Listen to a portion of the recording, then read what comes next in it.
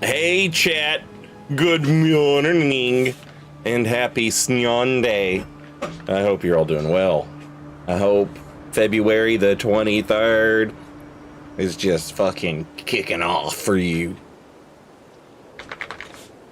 I got coffee, took a shower, took the dogs out, you know, moisturized with lotion.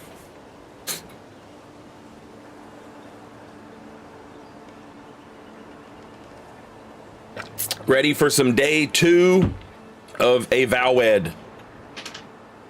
Welcome in, everyone. Whimsical, Sherze, Brett, Analyze, Frank, Miguel, Soup Spoon, David, Noxie, Dr. Megabytes, One Divided, Zwercassi, Excaliburn, HJ, Herfredo, Coco Nut, Finny, Cupin, Curly, Twitch account number 3, Azriel. Hello and howdy. All right, so if you missed yesterday's events, let me tell you something. They were popping off. We had some popping off events last night. Okay, we got fucking murdered. Yeah. But we came back. We talked to a god type thing, and it was like, hey, I'm stuck here too.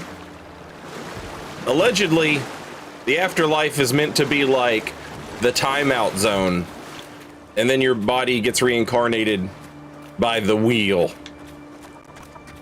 But the god thing we talked to made it sound like the wheel wasn't turning anymore. And they were also trapped in the weird spirit realm. But we got resurrected. And we went to go talk to a fortune teller. She had to realign our chakras. She had to do Reiki healing on us.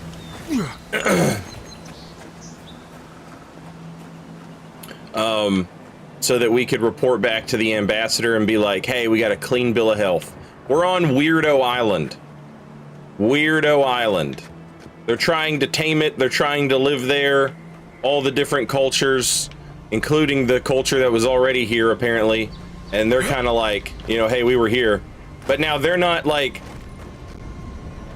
you know, they're not like some OG culture, right? There used to be some people here called godless. And, well, that's what the archaeologists and the historians can't find any record of them worshiping gods. And so they call them godless.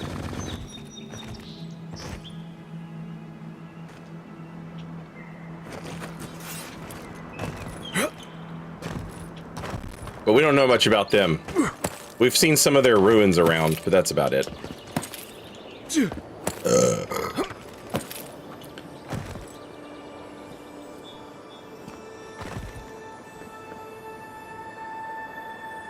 Huh.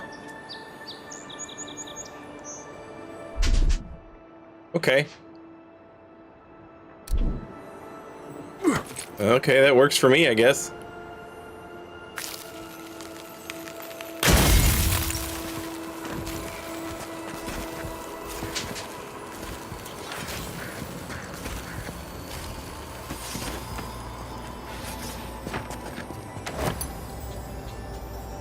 Common pistol. Also some thick gloves.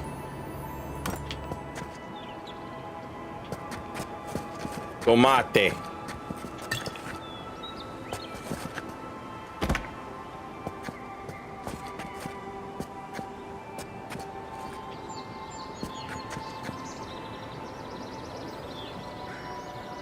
Drainel, hello.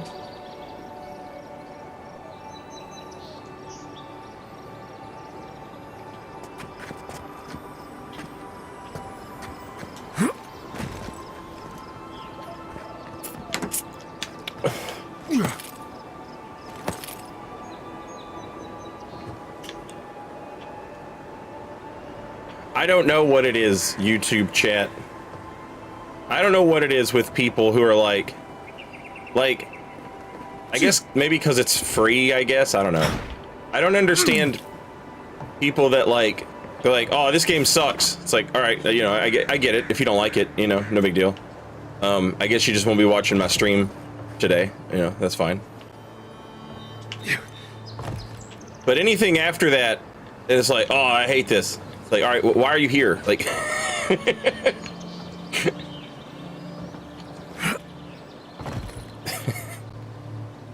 this train is obviously going somewhere you don't want to be.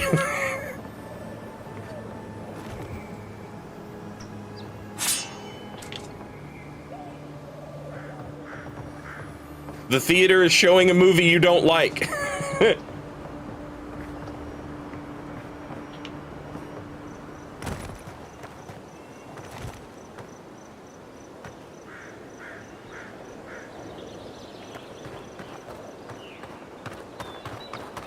Man, I thought this house was gonna be full of monsters and Scooby-Doo hijinks and fucking...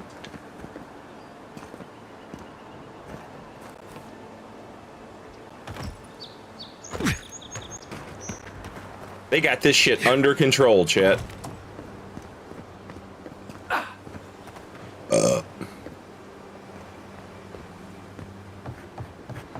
Big ass house, by the way. Is that a ghost?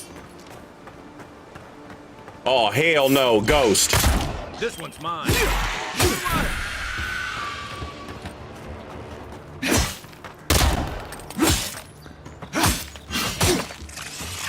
Oh, shit.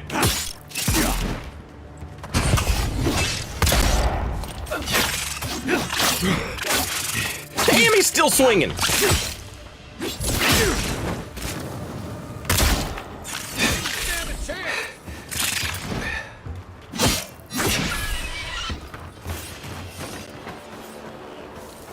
That's one for us.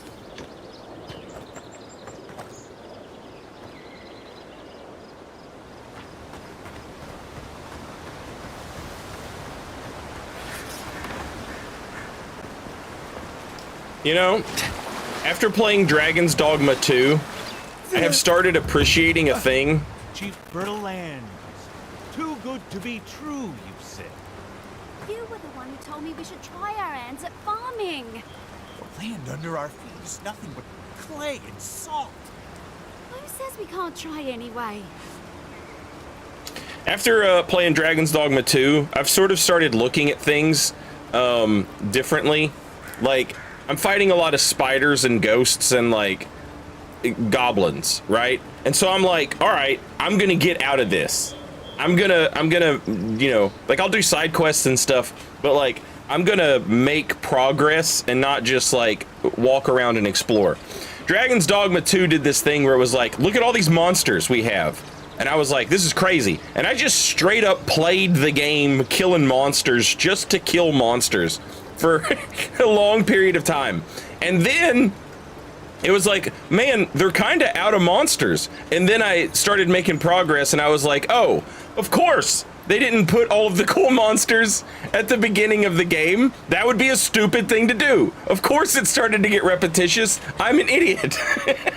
So anyway, I'm not about to just like land, roam back on your ship and leave. Did you think I was a farmer? Ha! Oh, you're not joking. Now that you mention it, you don't seem like the type to get your hands dirty. Maybe he can help us. We're not taking another stranger at their word. He's a godlike, not a stranger. What have we got to lose? A gentleman sold us his farm, sight unseen, of course. He boasted of making a fortune off the living lands. We risked everything for this opportunity. The place is in shambles and the earth is barren. The scoundrel took our coin and ran. It's a miracle the deed was legitimate. So do we find a way to squeeze life out of this dead farm? Or do we cut our losses?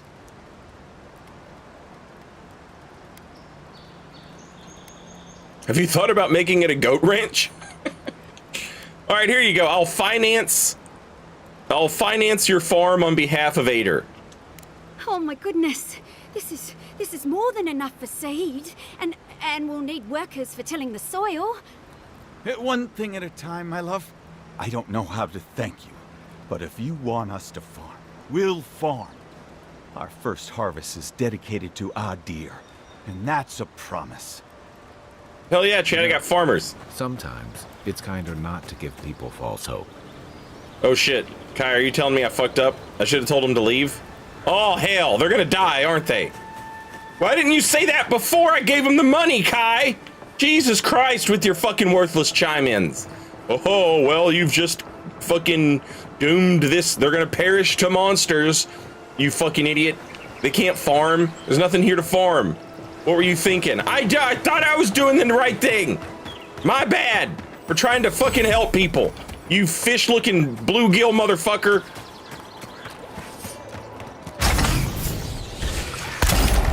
Next one's mine. On your right.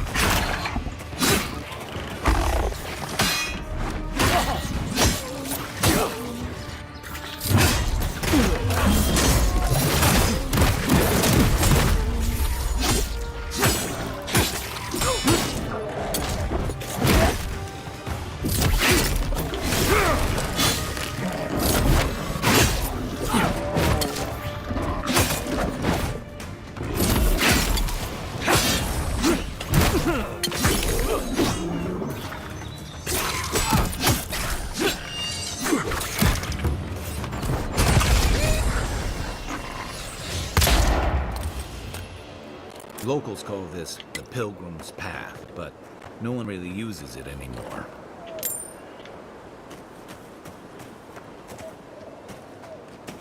That changes today. I am going to use the Pilgrim's Path.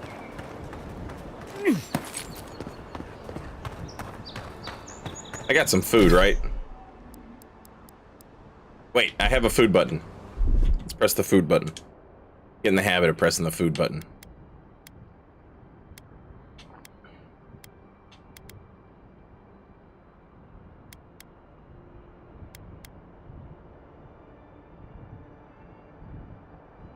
Now, wait a minute.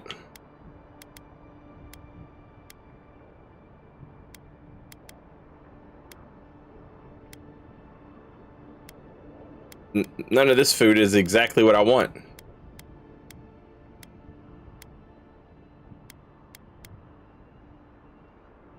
Oh, that's fine.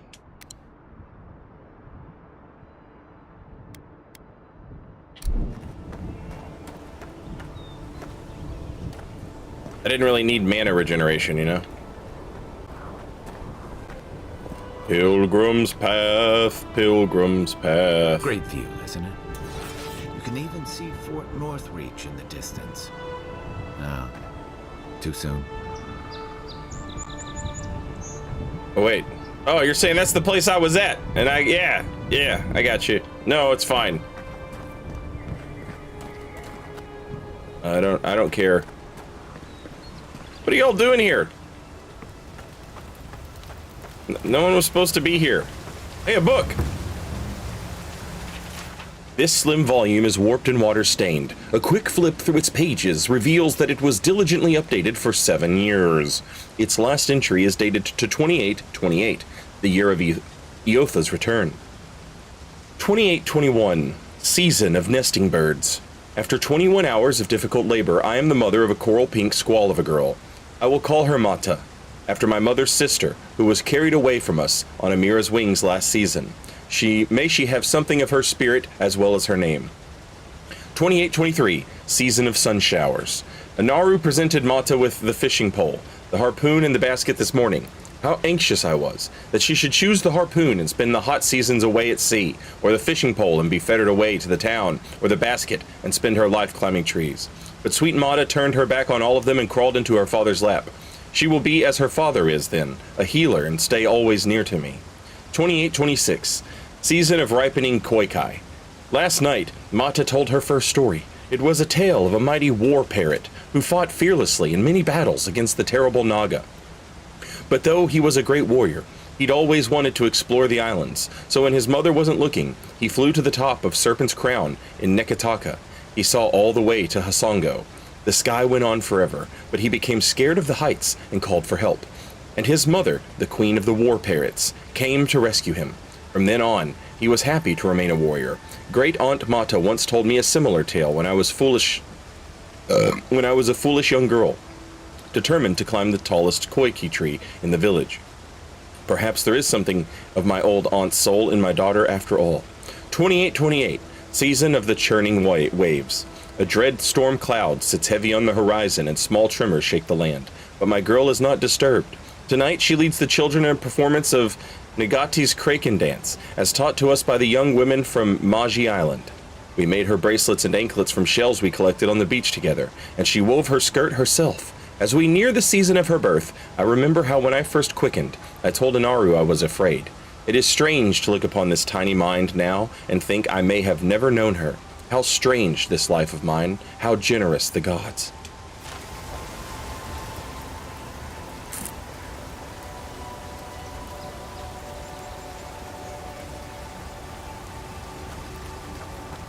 If you traveled weeks to see him, you can wait a few more days.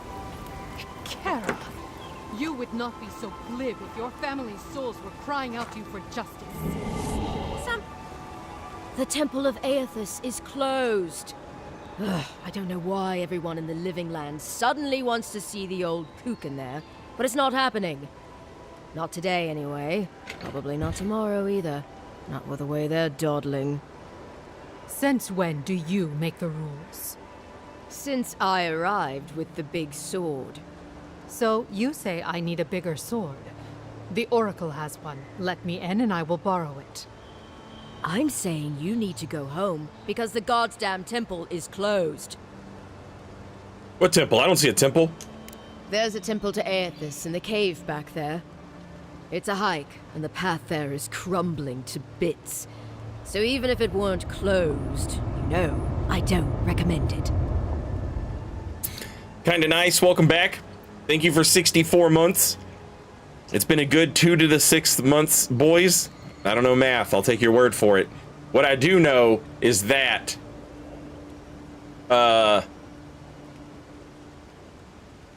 that's more than 5 years. Why can't she enter the temple? Kara, an excellent question. Mad Dog, hello. Holy One, please. I say you must make her see reason. As I've told Kalya here, there's a venture underway inside. The Free Expedition Corps is exploring a cave system that holds a temple of Aethys. There's an old man in there, calls himself the Oracle. I guess he's got something they want. And uncouth pilgrims will only get in the way. Your expedition has been gone 3 days, Sejuan. I say they are dead. Right, they're dead, and so you should go in there now. You will let him go and not me? I see. Who said I was letting him go? Shut up immediately! Yes, sir. Now speak! The expedition team entered through the cave just past here. They planned for a day's journey, but they've been gone for more than 3. Something must have held them up. Our freak mentioned traps and earthquakes and... The Oracle who maintains the temple is a godlike of Aethys, so there is no telling what he is capable of. They were carrying a lot of tools and weapons with them, so be on your guard. Excellent. I love a challenge. Well, you'll certainly be hip-deep in no time. Good luck.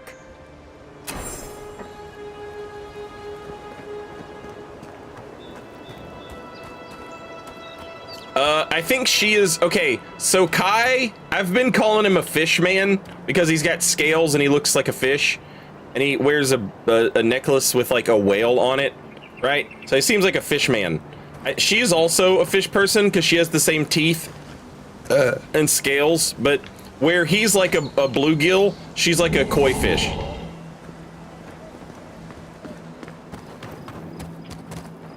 Also, bluegills aren't really blue like that, chat. They literally have blue gills.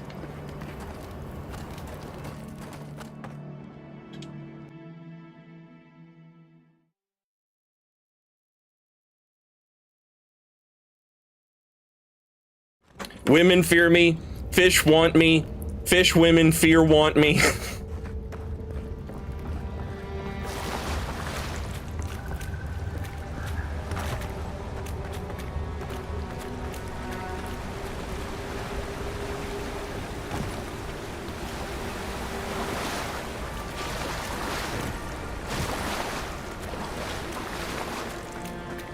That spear looks adherent, all right. Guess we're on the right track.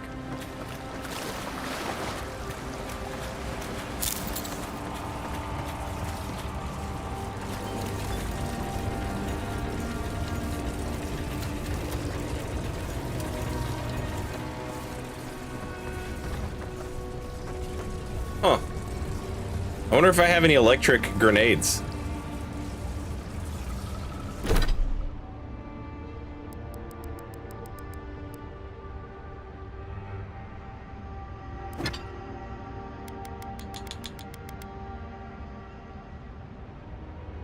Oh, yeah.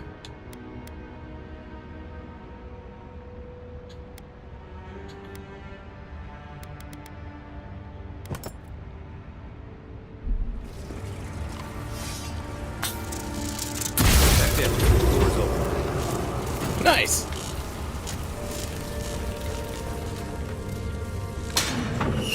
What the fuck was that? Was that a trap? It was a trap, but it missed us. Bad trap maker. But now I know to be on the lookout for traps.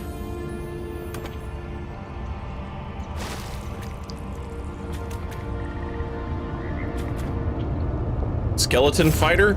Look alive. Oh, what the fuck?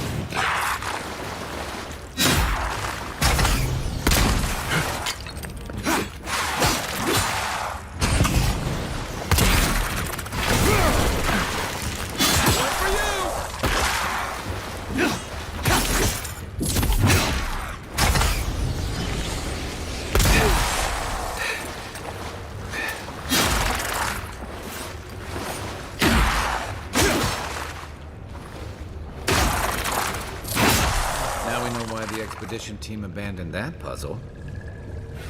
I was just getting warmed up.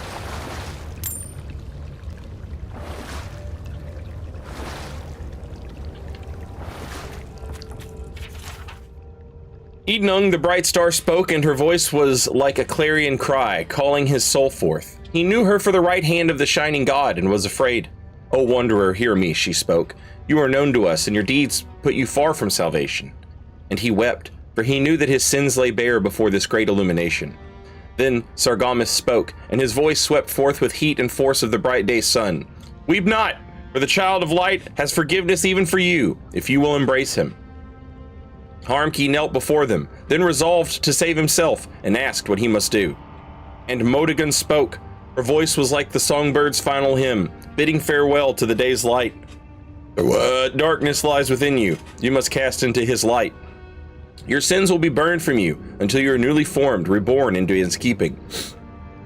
So spoke Modigan, but Ednung warned him, saying, "You have walked all these years into darkness and must now return. You will find the path like treading fire, and at every step you will be tempted to turn away, but no harm will come to you if you keep your faith."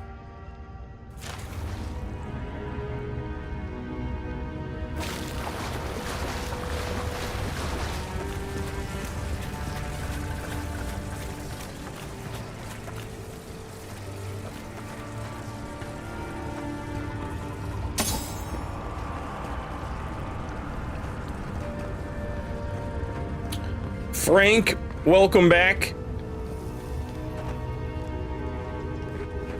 She whipple nut my nipple hut till I boson. Ooh, grenades.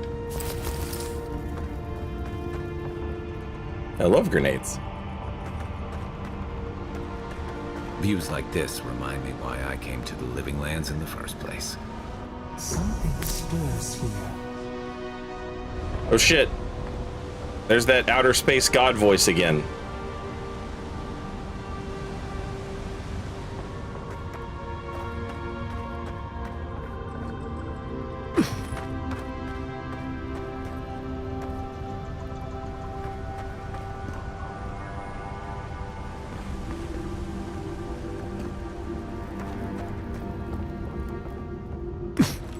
blood and a broken tripwire. Someone got clumsy.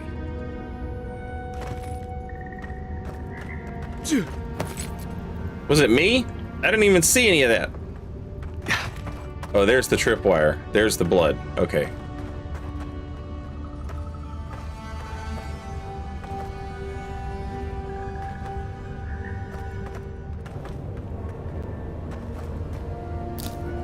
Paradisian ladder.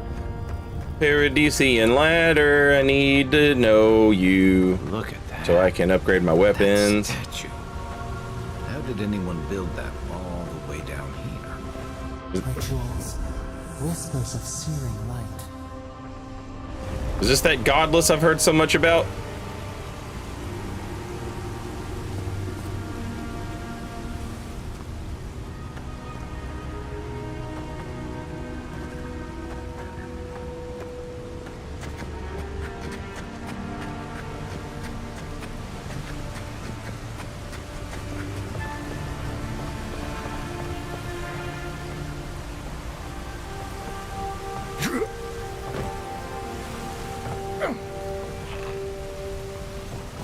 Zorps.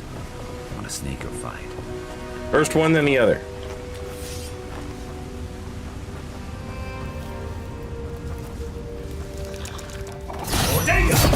Might not stick you. Oh, no, you don't.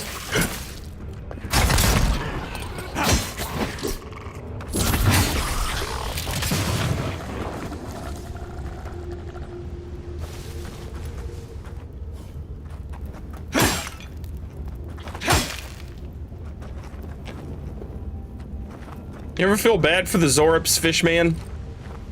You ever feel like maybe, you know, they're just doing their own thing? And then we show up and just fucking kill them in their house? Seems bad.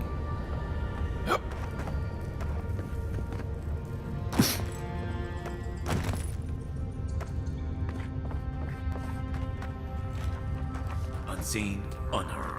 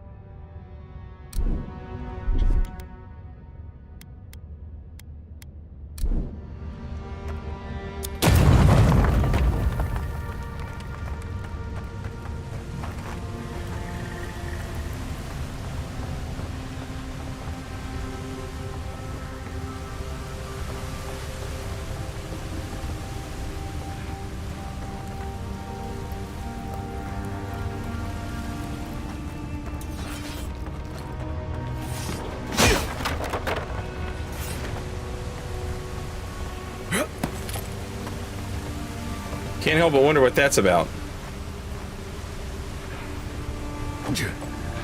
The little explodey wall.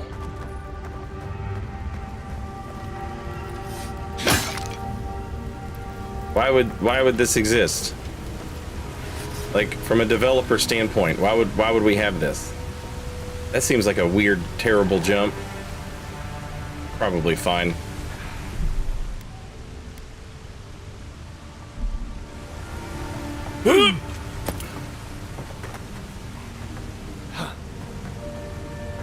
Oh, that's the same way we came. Ah. Ah. If we had came from the other direction, we could have used the explodey wall to avoid some of the fighting.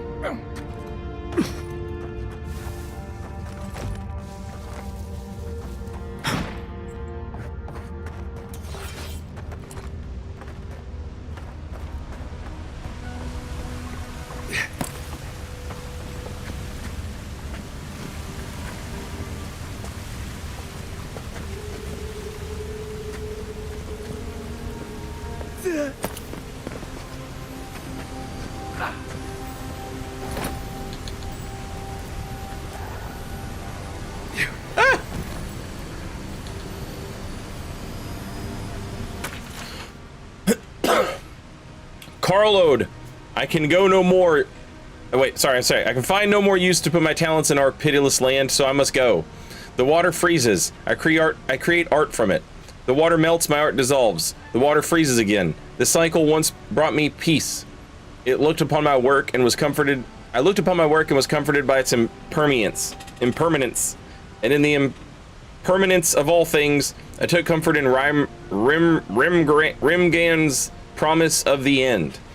But even the ice carver is not impervious to the cold, and the new wind that blows from the north, from Ukaizo, from the cracks in the in-between, chills me to my bones. There is something wrong in the world, Loda, and not even your bright smile can set this cycle to rights. I head to the living lands. The vitality that fled my art is gathering there, condensing. Now a new chill rises in the land. A great conflict is coming, and our master will need his harbingers at his side. If Vatnir returns, tell him to come, but my love, I beg you, do not follow us. To serve our god most faithfully, I must believe you're still alive. Also, Whimsical, welcome back, and thank you for 12 months. And Jay Skidmore, welcome as well. Please, thank you both. buy something. I'm hungry. Finally got Cathedral Knight rank. Glad to... Oh, the Cathedral Knight helmet, yeah. And thank you, Whimsical.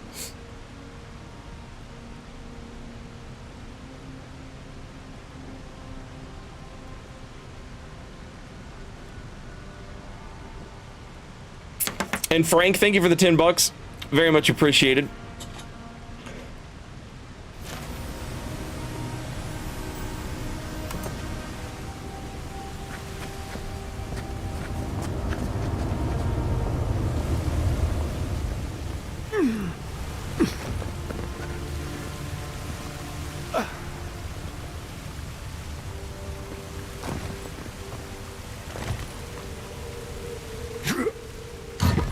Oh shit!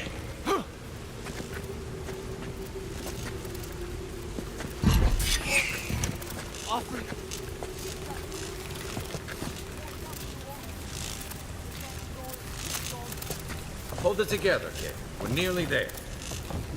Daily affirmations of focus and efficiency. All errors can be reforged into lessons. Abaddon rebuilt himself from ruin. No setback is insurmountable, not even death itself, so long as the soul is dedicated to the task. Work hard, work well. Abaddon demands only honest labor and a forthright service. All errors can be reforged if your first intentions are pure. All ignorance can be reforged into knowledge. Master your craft, excel at what you've been trusted to do. Do not offend your teacher by remaining a student forever. Each generation must forge its successor. Teach your trade to all who are willing to learn, and in doing so, multiply the fruits of your knowledge. All difficulties can be reforged into triumphs. Meet strife with humility and acceptance. Let adversity temper the ingot of your will, and you will never shatter. Embrace your station, fulfill the duties of your rank, and meddle not in the affairs of your betters. All guilds fail at their weakest link. All loss can be reforged into strength. Profitable work heals all emptiness. So long as you have the tools of your trade, you will always be able to forge wealth anew. Value the works of others, and they will value your works in return. Share the harvest with the hungry and your tools with the destitute. All souls can be reforged into whatever we will. Hard work is not exclusive to life. Death is no time for complacency. Commit yourself to excellence in this cycle and the next. That like a fucking self-help guru book for fucking... Let's not touch the electric water there, bud. That seems like a bad idea.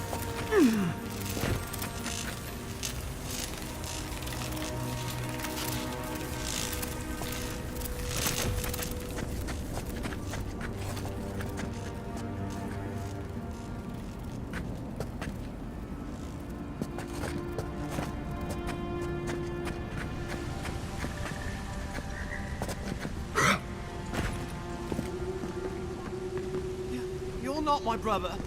I mean, I could be. I'm everybody's brother, maybe. Did you ever think about that? Of course you don't.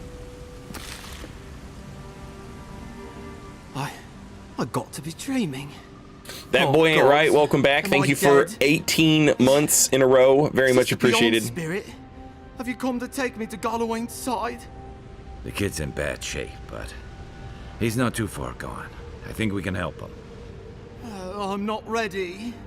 I've never even touched a girl. It's not fair. Kai, we can't let this kid die a virgin. Can you help him? Not with that. No. Oh, I mean, healing him. Sorry, I'm all out of potions. I don't know any healing magic either. Magic? I had to learn some magic, but only the kind that explodes. I don't want to explode. Please help me. Use Dream Touch to heal him. Oh, that's the creepiest sensation I ever felt in my life. Like vines were growing all through me. If it works, don't question it.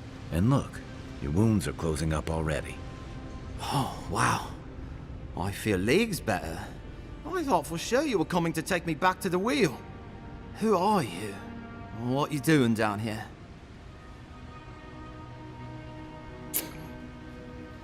Are you with the Expedition Corps? A free expedition corps out of High Crown. Yeah, that's us. Well, that's me anyway. The rest of those assholes went on without me after I got hurt. We'll come back for you once we've got the relic, Cadman, honest. Oh, shit. Yeda was probably hoping I'd croak so she wouldn't have to tell our freak how she abandoned me. All she cares about is that Oracle and his relic, which is probably just a big old dog bone if you ask me. He's probably still down there. Saint's British accent is better than his. You must have seen it on your way in. Hang on, let me try. Let me take a swing at it. For the Expedition Corps out of High Crown, yes, us. Well, it's me anyway. The rest of those arseholes, arseholes, went on without me after I got hurt. We'll come back for you once we get the relic, Cadmon, honest. Oh shit. Jedja was probably hoping I'd croak so she wouldn't have to tell Ulfric how she abandoned me. All she cares about is that Oracle and his relic, which is probably just a big old dog bone if you ask me. He's probably still down there fiddling with his statue. You must have seen it on your way in. Yeah, I nailed that. They should have hired me. Bunch of idiots. I doubt I know much more than you do. I mean, you're godlike, just like him. Come on, kid. Don't get starstruck now. Well, he's touched by Aethys, right? And he's supposed to be old, like hundreds of years old. And I don't mean elf old, he's extra old, like Aethys has been keeping him alive or something. Great. He's old. Anything else? They used to receive pilgrims, but only the ones who could make it in. This place, it's like a trial. Yeah, we've seen the same traps and crumbling buildings you have. Triangle said your character is like if the guy from Disco Elysium was non-binary and flourishing. I know what for. I mean, I said this last night. Did in the Dev Fire. I've got the biggest Wilford Brimley mustache you've ever seen in your entire life, and still somehow it's the most feminine mustache I've ever seen in my life. He's like the divine feminine grew a mustache. A yoni spirit with a mustache. Harry Dubois if he served cunt.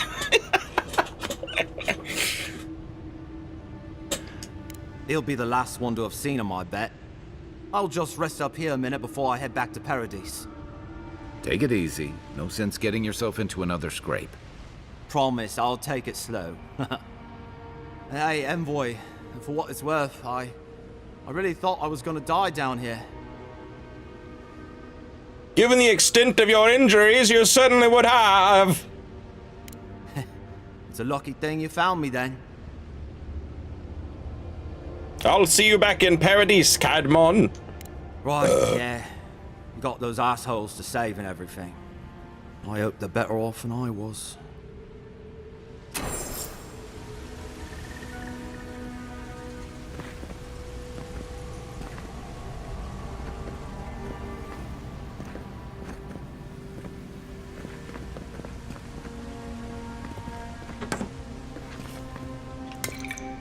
So is this godless civilization shit down here?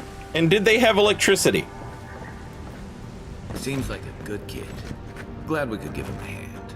Yeah, me Maybe too. One of Juliana's girls will too. So, big trip expedition team deep, looking for the Oracle. I knew we had after him.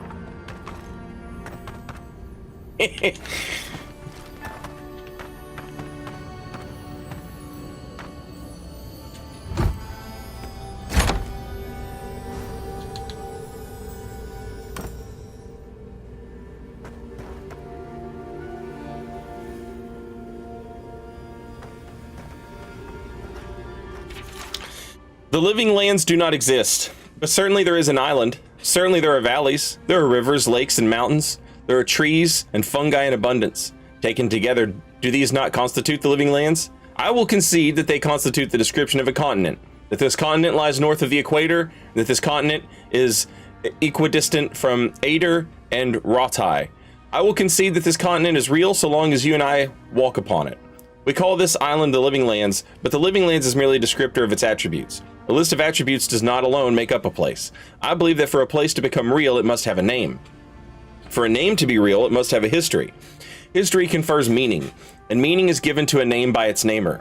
But the living lands cannot be this island's name because I have traveled its breadth, climbed its peaks, and delved its countless depths, and I have discovered that living lands has no namer at all.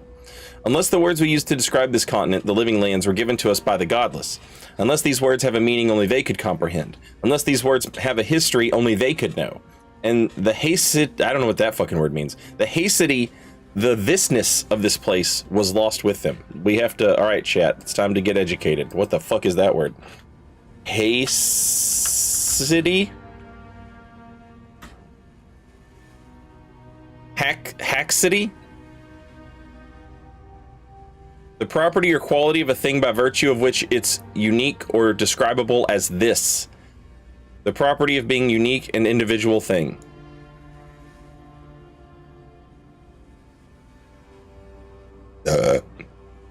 Haxity is a term from medieval scholastic philosophy first coined by followers of the Duns Scotus to denote a concept that he seems to have originated, the irreducible determination of a thing that makes it that particular thing.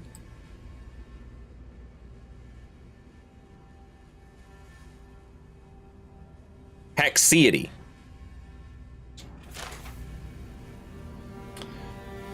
Neat.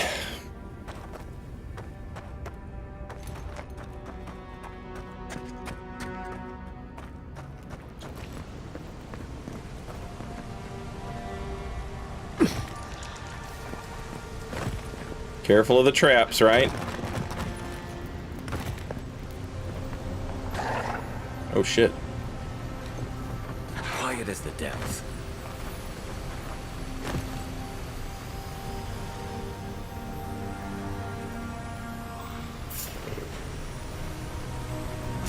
Oh hell! Take your best shot.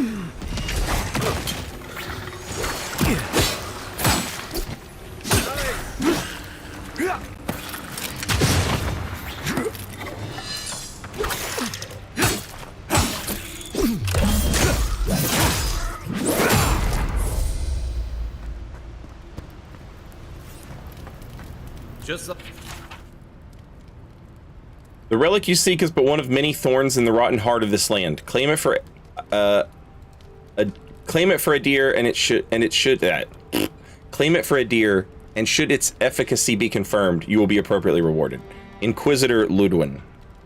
Didn't realize the head of the Steel Garrote was into antiques.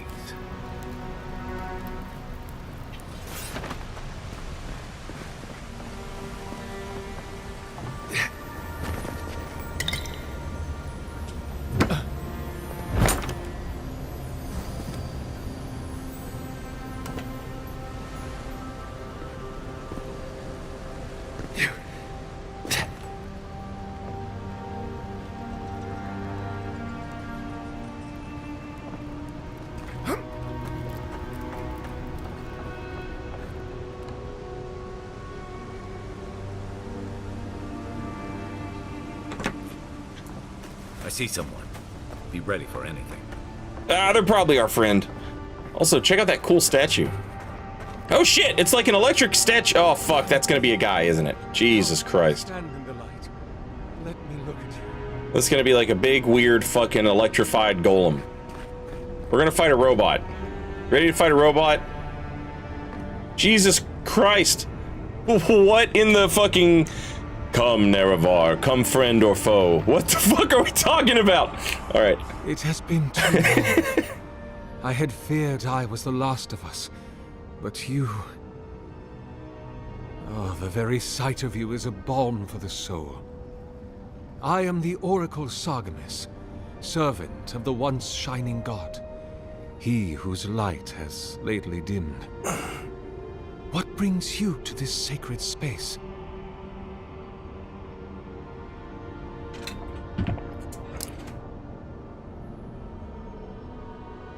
I heard there was a temple of Eothas in this cave.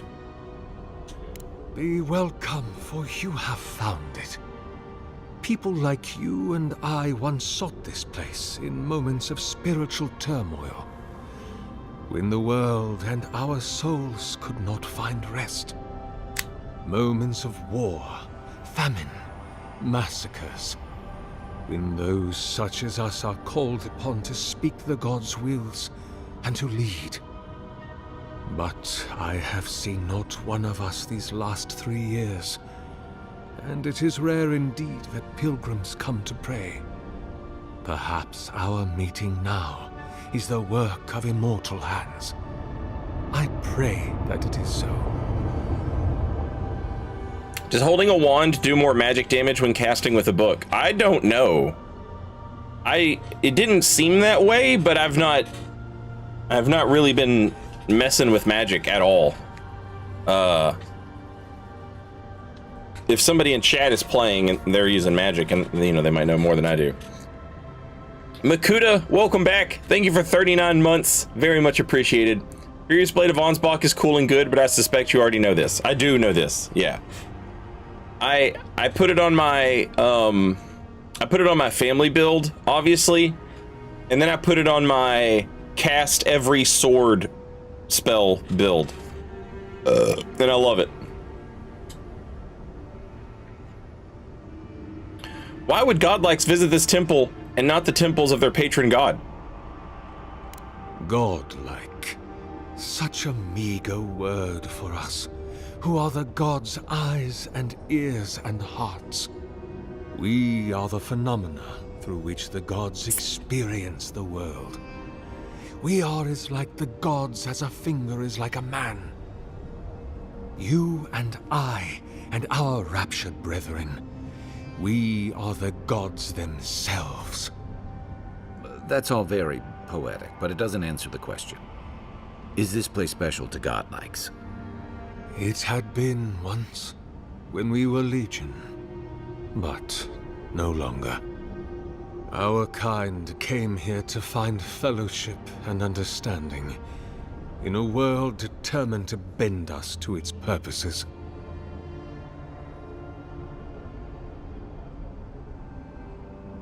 Why should we need fellowship? Consider a child of Rimagond. Yoked to the Oryx's will, they are born already in decay. They are divine lepers, revered and reviled both. Their burdens are immeasurable, but they have been touched by the divine, so their gifts are as well. Only those like us can truly understand that balance, its agonies and its ecstasies.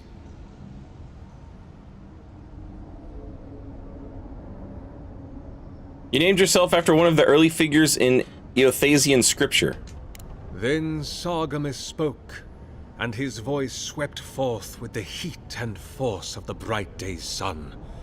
Weep not, for the child of light has forgiveness even for you, if you will embrace him. I am that same Sargamus. Though it has been some time since a man has knelt before me and begged absolution, as Hamka did.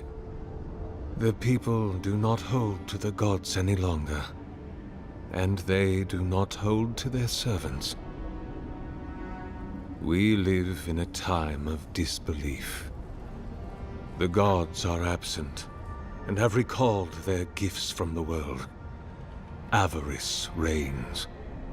acquisition is the faith to which all men bow.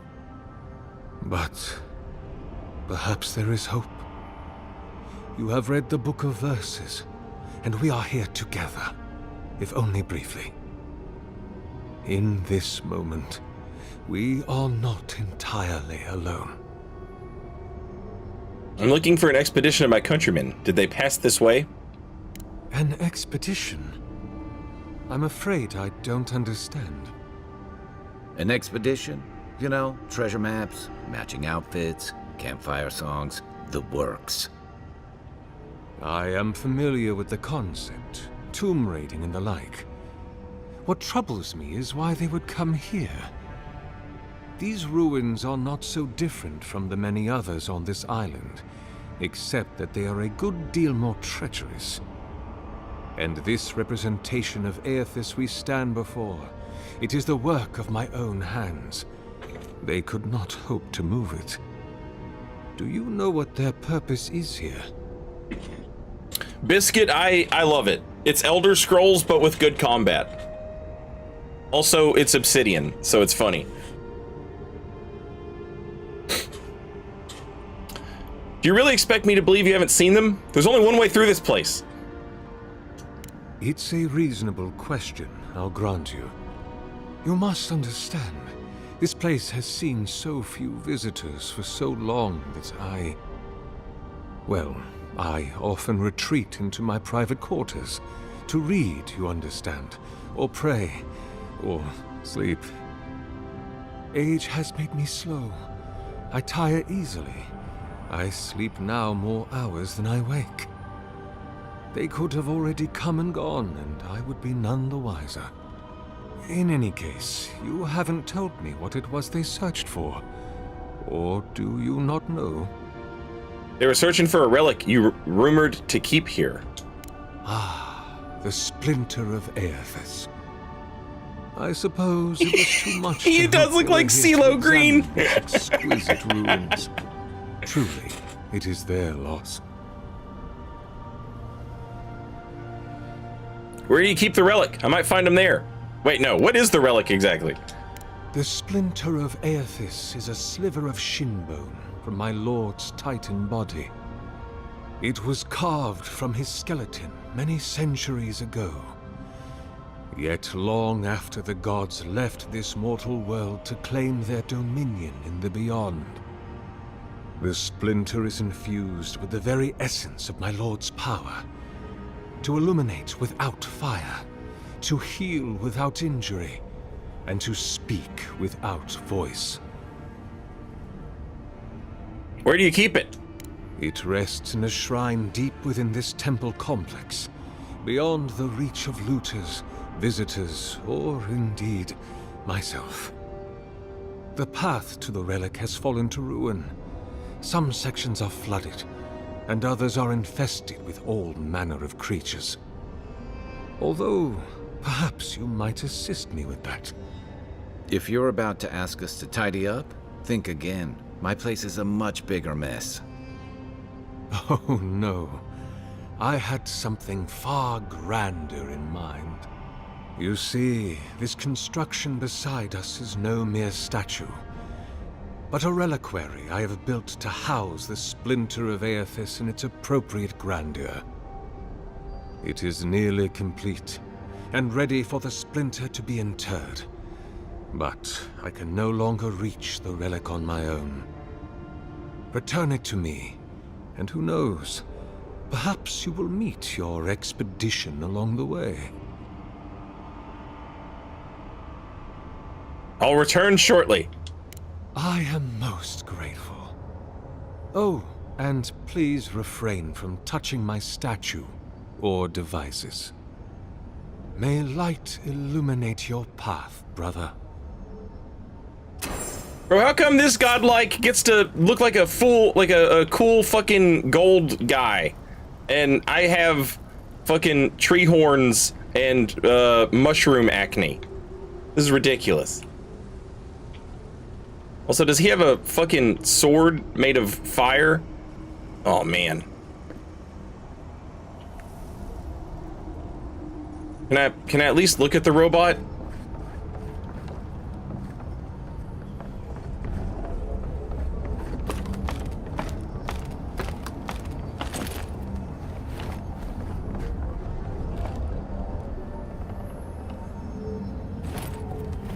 Damn, that's crazy.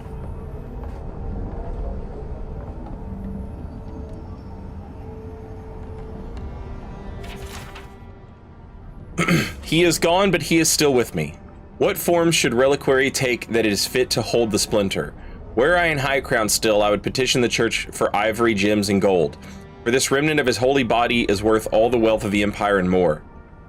Being as I am sequestered here, I will make do instead with the wealth of the land. Granite from the tallest peaks, clay from the fertile riverbeds, and trunks from the most aged trees. I must work without ceasing until it is done. The memory of my lord cannot endure delay. He is beginning to take shape. I thought at first a sanctuary would be appropriate, a temple within this temple of the godless. But when I prayed over my plans for the building's construction, I received a vision of Eothas Titan as it had existed in its time.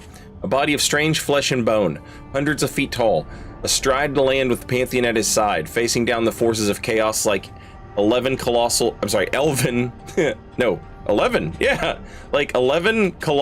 ships of the line. What crisis manifested them and inspired them to act?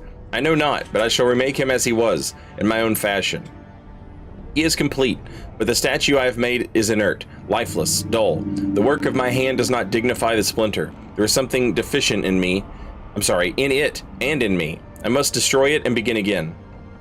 He is made anew. His effigy is formed from granite, clay, and wood still, but they shelter now a precious Adra core. It glimmers even in the low light of this cavern's ceaseless evenings. He brings the dawn to this penumbral place, as the light of his attention once brought to my soul.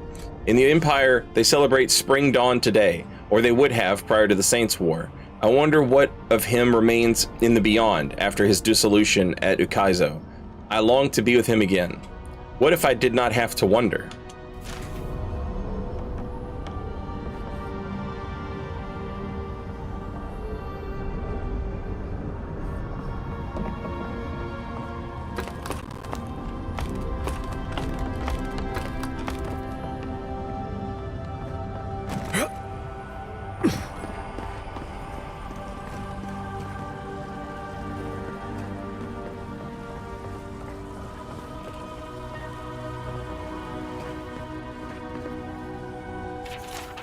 It has been some time since your last correspondence, and I do hope that you are still well.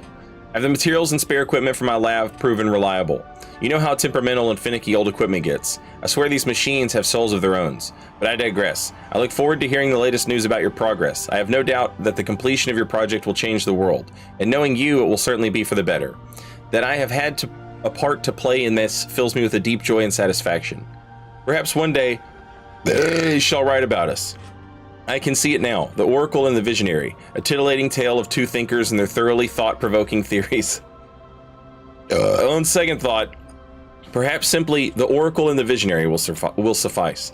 Eagerly awaiting your response, your friend Vitor. It is good that I forgot to send this after it dried.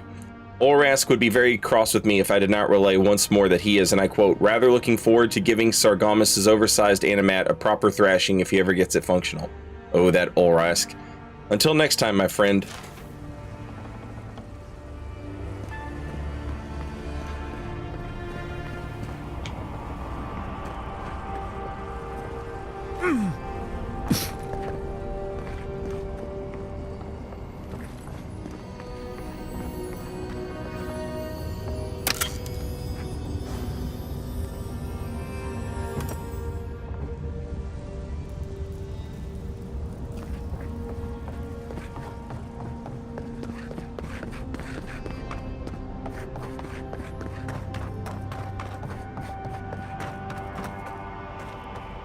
Okay, so I take it we're supposed to go down the elevator.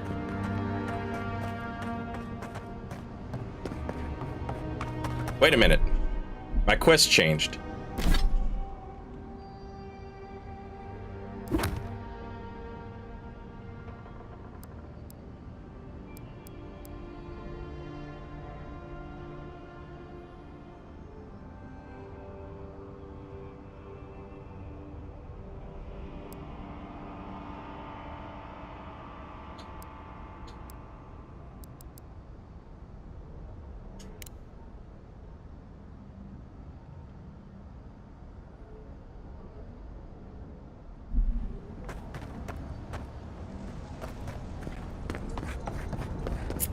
Okay, so I guess the elevator would have taken me out.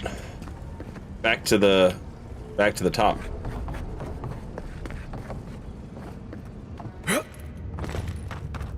Yeah.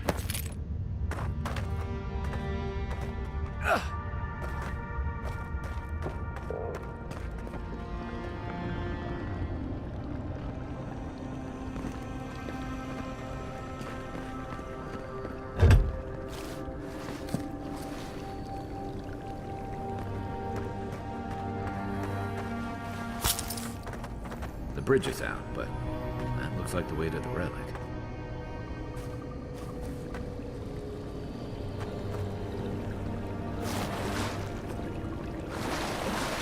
I have a ring that gives me HP regen if I'm in water, which is fucking awesome. This reminds me of the Strangle. But how is anything this big growing? Oh.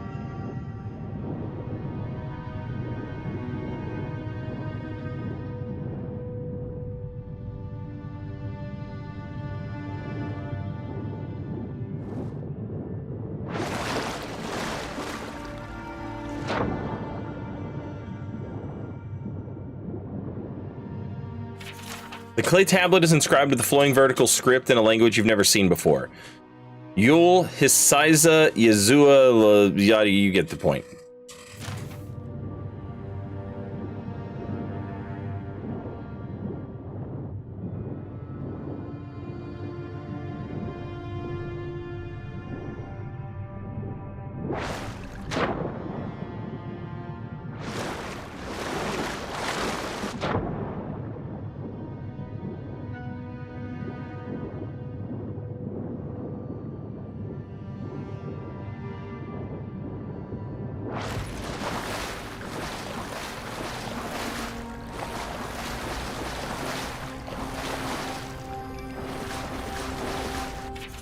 The writing in this tome is dense and spidery, and it advances across the page as a sprint, as if its author's pen had been enchanted with a spell for celerity. Whatever muse whatever muse ensorcelled it will never be revealed, however, for the book's fragile pages swiftly disintegrate in your hands. Jesus Christ.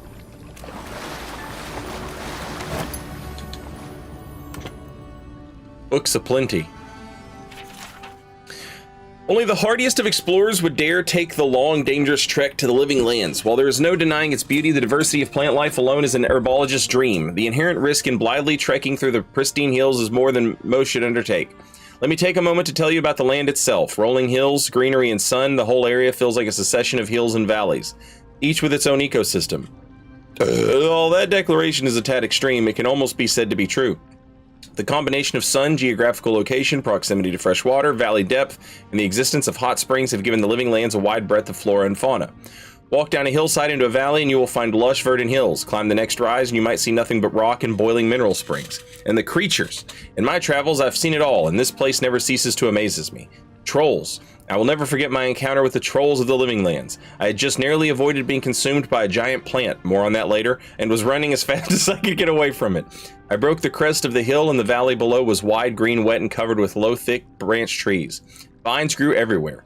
Between the trees, across the tops of them, down to the ground, it as a mess of vine and green. Cautiously, I worked my way down toward the basin, keeping an eye out for anything suspicious. It's a good thing I did.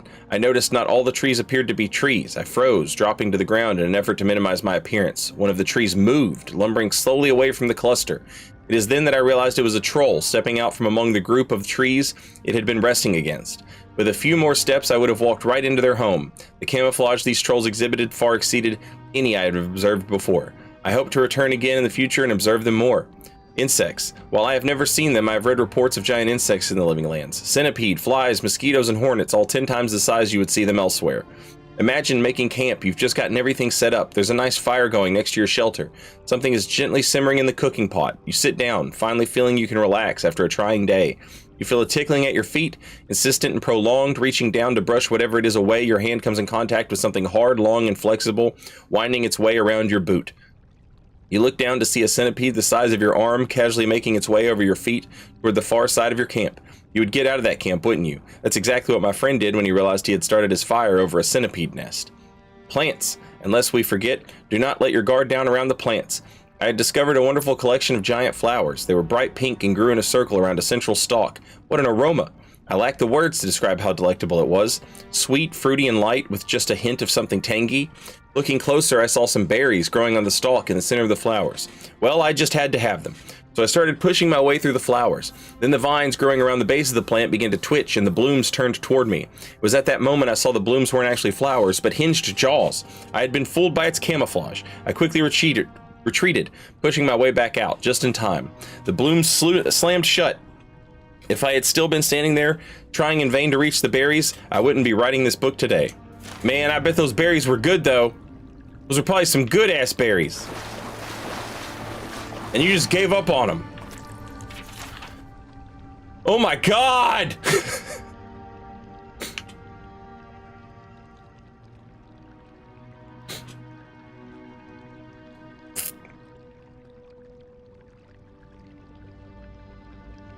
One day, Eothas was sitting on a wall, watching a cat play in the sun. A crystal hung in a nearby tree, had fragmented a sunbeam and scattered small motes of light on the ground. They danced around the cat, sliding over him as he frantically batted at them. He spun in place, following one as it rushed past him, and leaped on it, trying to pin it down. Eothas smiled, amused at the animal's tenacity. The cat landed on a spot, placing his paws over it, only to watch it flit away again. Eothas watched the cat's tail twitch and slap the ground, annoyed that his prey could not be pinned. Why must you tease him? A voice said from behind him, accompanied by the crunch of sandals on gravel. I merely bring the dawn, Eothas responded. I don't stoke the hunter's heart. That's your responsibility, isn't it? True, a second voice said, but neither do you quell it. If the hunter could not see his prey, would he still hunt? So philosophical, Hylia, Eothas said and turned to greet the two gods that approached him. Have you come to debate the parallel between sight and desire? He gestured to the wall, inviting Hylia and Galwain to join him. They sat in silence, watching the cat who continued to hunt the sun, fruitlessly, swatting at another mote and then rolling onto his back. I have created the ultimate prey, Eothas said finally, breaking the silence. It can be tracked, it can be followed, it can be seen, but it can never be caught. Galwain laughed lightly. You don't agree, Galwain? Eothas asked. While it's true that your creation is elusive, it hardly can be considered the ultimate prey because it never can be caught. He paused, his brow furrowed in thought. If that mote of light had substance, the hunter could subdue it. Otherwise, it is merely a dream, truly a fruitless endeavor. All creatures spend their lives chasing fruitless endeavors, said Hylia. It is the way of mortality, Galwain laughed again. I could create a creature, a living creature of flesh and blood that can never be caught. I make your dream a reality. Now it was Eothas' turn to laugh. You propose turning a fruitless dream into a fruitless reality. How is this any better? A life spent in the pursuit of attainable goal far exceeds any other. But you just said no one could catch this creature. This is not attainable. Galwain smiled. Humanity has surprised us before. Indeed, it could surprise us again. I will create a great white stag and I will set it free in the world. It will have grace, resilience, and tenacity. It will exist solely to be pursued for all its days and it will never be caught. It will serve to inspire the hunt for generations to come. All those who wish for glory will invoke my name. All those who hear its story will ask for my blessing in finding it. Hylia shook her head and threw Galwain a bemused look. I do not believe this is possible, so I too make an offer. To the person who catches this stag, and they will catch the stag, I will bestow upon them its grace, resilience, and tenacity. Thrice blessed they will be. They will ask for my blessing on the hunt so they can obtain my boon. Galwain and Hylia took up arguing whose name would be invoked more when the hunt was on. Eothas sighed, a small smile playing at the edges of his mouth. He stood and looked to the sky. The sun had already started to hide itself behind the mountains. The cat, long ago tired of the stalking and the motes, had fallen asleep beneath a tree. He turned and looked at the other gods, deep in debate, and sighed again. I merely bring the dawn, he repeated, as he made his way down the path. It is up to you to see what I reveal. So you're telling me there's going to be a great white stag side quest, hidden monster type thing, and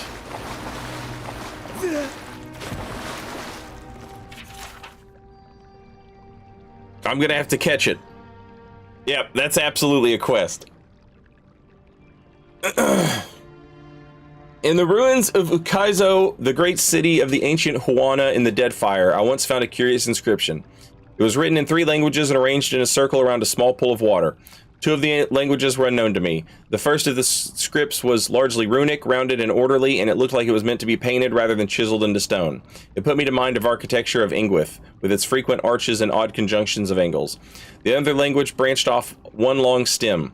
This one was curious. At first I thought it was meant to read I thought I was meant to read it left to right, but the character shapes didn't have a flow that felt intentional. It wasn't until I tilted my head that I understood I was attempting to read it on its side, that I was instead meant to read it from top to bottom and likely right to left. Fascinating. I've seen nothing like it in all of Eora. The third of the scripts I recognized, it was near ancient Huana, a language I studied idly in my youth. I'd been obsessed with its more logographic predecessor, far ancient Huana, for many years. What a pleasure at last to see something I knew. After a few hours of meditation, I recall enough of the alphabet to take a stab at the transcription. The King of Kings. It has the cadence. There's a whole bunch of words there, but I'm not reading them. Wingaro Owaturi, King of Ukezo, the King of Kings. It has the cadence of a dedication. Could this last inscription be the key to deciphering the two other unknown languages?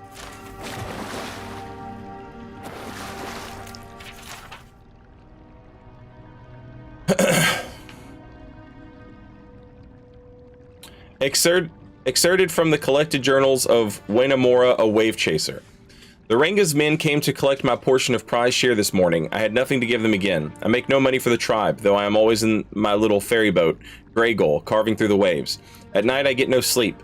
Waitaro asked me to conserve the lamp oil to come to bed, but I can't, not until I find it. I know it's out there, the lost city of Ukezo.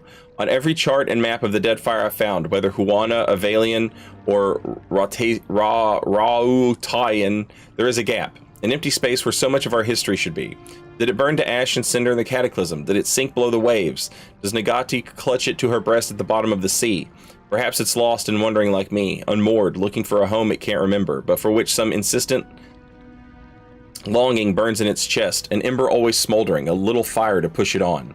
Waitaro wants me to give it up, but how can I? On mornings when the sun is so clear I can hardly catch my breath for the beauty of it, I think I see it out there, shimmering in the brightening blue light.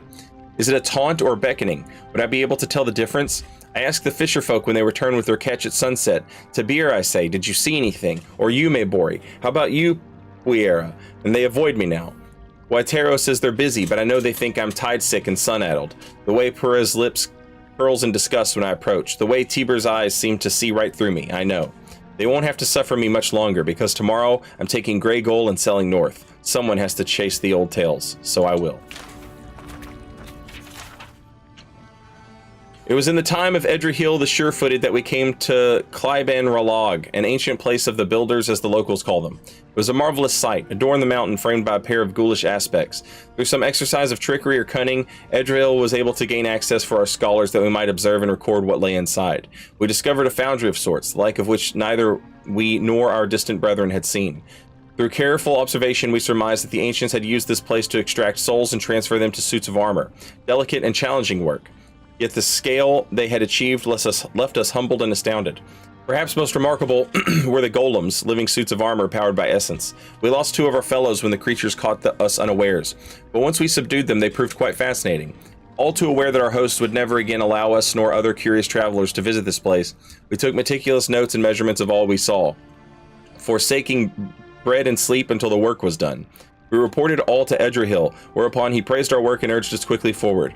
For if such a place lay abandoned in the forest, who can say what other mysteries gods and kith have left in this strange and wild land?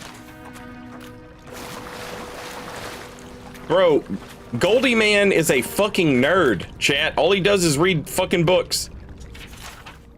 He's got so many fucking books!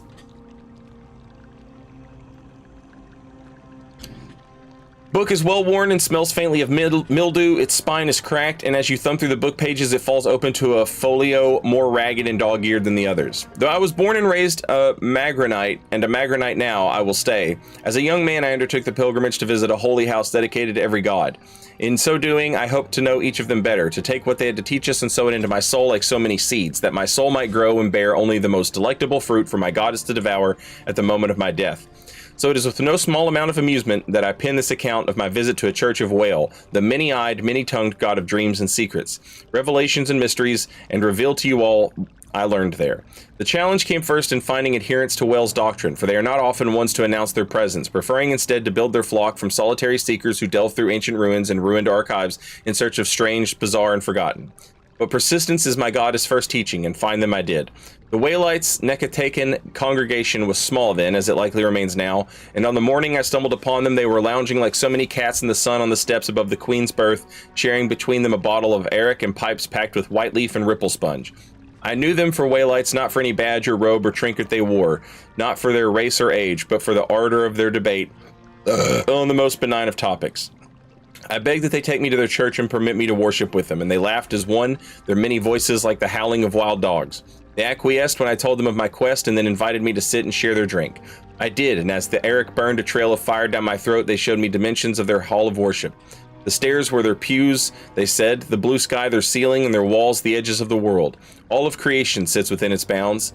As morning neared midday, they stood as one and began to climb the mountain. Where do you go now? I asked. To worship, they replied. A great wave of relief washed over me, for at last I would have my lesson from them. We climbed the many steps of the Nekataka and arrived at last in the sacred stair. Where is your temple? I asked, and in response they whooped like children, rushing past me in a squall of smoke and laughter. I followed as best I could, though I wet my good slippers in a stream and could hardly keep my feet on the moss-slick stones. We surged soggy-footed and hollering into the temple of Gaun. To worship, they cried. We shoved past downstairs, bent in praise of their macabre god, laughing all the while, and came to stand before a leafless tree whose boughs were hung in lanterns too numerous to count. I had nary a moment to catch my breath before the Waylights were clambering into the great tree's branches. A young man pulled me up with one hand and handed me a pipe with the other. The priests of Gaun screeched and wailed, and all the while we squawked like birds, our smiles wide and eyes alight with Arak and lantern fire. The Mataru came soon after to chase us away, but not before we'd done our share of singing to the many-eyed, many-tongued god of dreams. Would that I could have stayed with them a while longer, but alas, I could not deny my soul its journey, nor the whispers of my goddess in my ear. I took again to the road in search of churches, but I must admit, ever after, I longed always for that tree.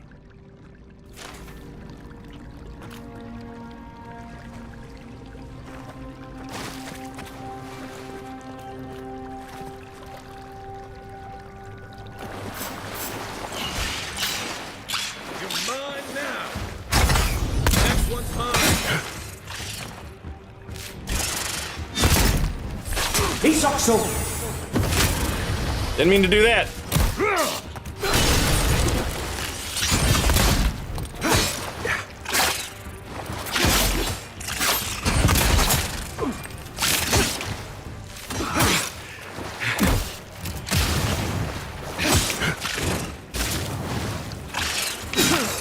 Shit.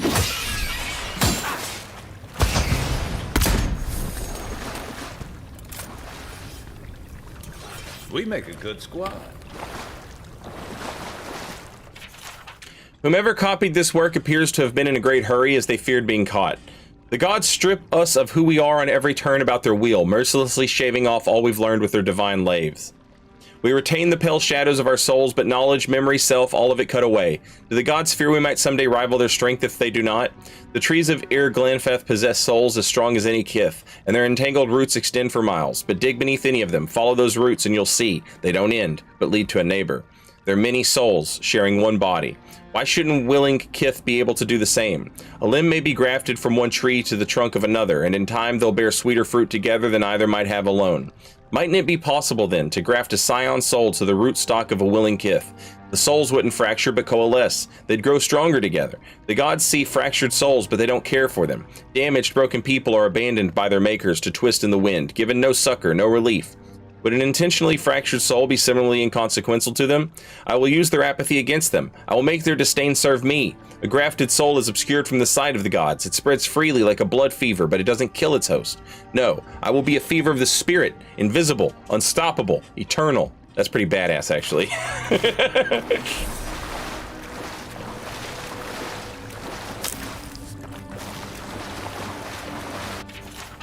Mention the name Pandagram to anyone with even a passing knowledge of animancy and you could find yourself in for a very long discussion. Publicly reviled but privately lauded as a hero and a genius, Pandagram's history is it turns revolutionary, horrific, and mysterious.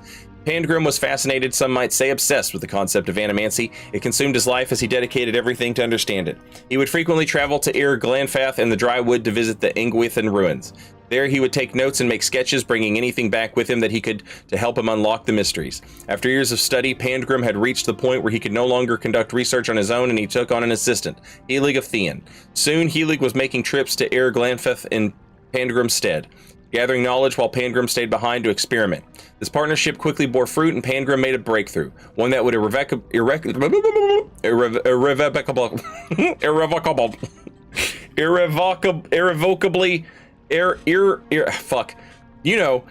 it changed his fucking life, man, and the general attitude about animancy forever, dude. While the specifics of his experimentation will never truly be known, the rumors and stories that still circulate tell that he had sent out inquiries asking for lab subjects for help with dangerous experiment that might change their life, or might end it. Those who were already dying were especially encouraged to apply. Response was overwhelming, and Pandgrim had his pick of numerous willing bodies. That is when he had his breakthrough. He discovered a way to fix his soul, anchoring it to its body so it couldn't leave at death. He had discovered eternal life. His research and life's work had resulted in the greatest single discovery that animancy could hope for. His findings were published and quickly spread through Valia and beyond. While some groups, the Wodekin Church for example, decried his work as nothing more than blasphemy and heresy, many put it to practice. Everyone wanted the chance at immortality, but everything comes at a cost. It quickly became apparent that simply restraining the soul while keeping the person technically alive was doing nothing for the body, which continued to decay, devolving and warping the soul now trapped inside it. The creatures it created were dangerous, carnivorous beasts that killed brutally and indiscriminately. The backlash was ruthless. The practice of Pandgrim's discoveries were outlawed. His works were collected and burned. He and Helig were branded heretics and hunted, chased from town to town until Pandgrim simply vanished. Helig was tracked down, captured, and brought to trial for the atrocities committed against Valia and its people. The trial was barely more than a formality to bring charges against him, as everyone knew what hand he had played in the disaster. He was sent to prison for years, but eventually released once public outrage died down. Not long after his parole, he disappeared as well. Occasionally, talk surfaces that a copy of Pandgrim's theories had been found. Untouched by the purging flames that destroyed its brothers, these rumors seldom end up being more than that. Many groups and wealthy individuals have formed, sending out a call to anyone who will listen. Find us a copy of the theorems. They offer gold, jewel status, anything they can to entice adventurers to help them achieve their goals. For there are those who would give anything a chance at immortality, even become a monster.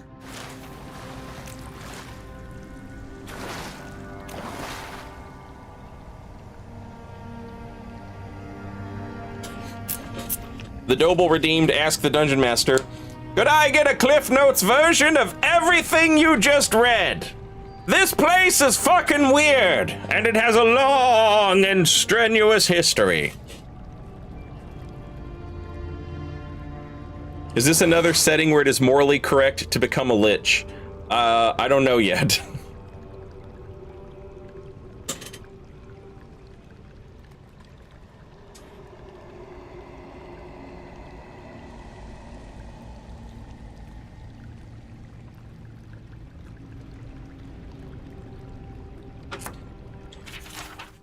This drawing details plans for the creation of a large statue powered by essence. The essence is intended to be injected into the statue by an array of animatic devices. Where such a vast store of essence might come from and what a statue could do with it is unclear.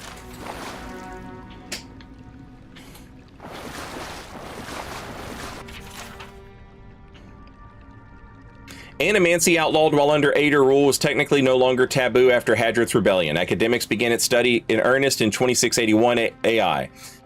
By 2697 AI, there were almost 40 academics actively researching the field, both in the Drywood and the Valayan republics, even though no significant results had been discovered. A tragic breakthrough of sorts happened in 2704 AI. An animancer working in Bellreach accidentally shattered the souls of about a dozen volunteers who had been helping him. In retaliation for the deaths, the citizens of the area stormed his house and killed him. The Earl of the region, not wanting to waste resources or anger the locals any more than they already were, did nothing to find the head of the vigilante mob, but neither did he outlaw the animancy. To ensure their own safety, most animancers moved from the rural areas where they were studying and settled in Defiance Bay, many of them choosing the emerging and wealthy district of Brackenbury as their new home of operations. While there were still a few breakthroughs and the study of animancy continued for the next 24 years, it quickly slowed as it became cost prohibitive and complicated the more people learned about it. Most animancers couldn't afford to continue research without the support of donations or gifts from wealthy individuals and organizations. In 2737 AI, some animancers desperate to continue their studies, seeing no other means of furthering their research, entered the forbidden ruins of Ir Glenfath to further their research. They discovered some such sites had strange artifacts that seemed to bear affinity to soul essence and began to prod at the devices for further insight. Even with continued research, they are unable to tell quite what they have discovered. Eventually, they were found out by the Glenfathans, who captured some of them, demanding they be punished for their crimes. The Drywooden authorities, in order to maintain their treaties and keep the peace, had no choice. They allowed the animancers to be executed according to Glenfathan tradition. This led the Duke to make an additional proclamation. The study and practice of animancy on or even near the sacred Glenfathan sites would be punishable by death. In 2780 AI, in order to solidify relations again with the Glenfathans, the Drywooden government allowed some animancers to begin training and experiments in conjunction with the Glenfathan mind hunters, their native ciphers. This was an exchange of information. The animancers documented the secrets of the mind hunters' powers. The mind hunters learned new techniques for concentration, which assisted them in taking their powers to a level no Glenfathan had seen before. The ciphers, no longer wary of the animancers' intentions, trusted them to such a level that they convinced the Glenfathans to give some animancers limited access to some of the training sites where the Glenfathans practice. The Animfaths of the Glenfathan tribes opened the training grounds to the animancers. They were not allowed inside, as this was still strictly forbidden, but the general allowance by the Glenfathans were seen as a breakthrough in relations between the Drywood and Ir Glenfath. Over the next 8 years, the animancers' research would continue unimpeded. With the exception of some minor squabbles, there has been no major strife between the two groups for almost 120 years since.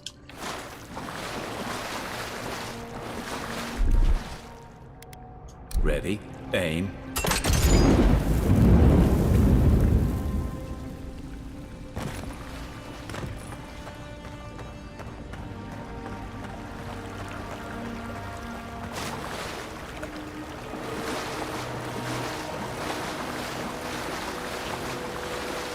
Six years in Dawn Shore, and I never knew something this big was under our feet the whole time.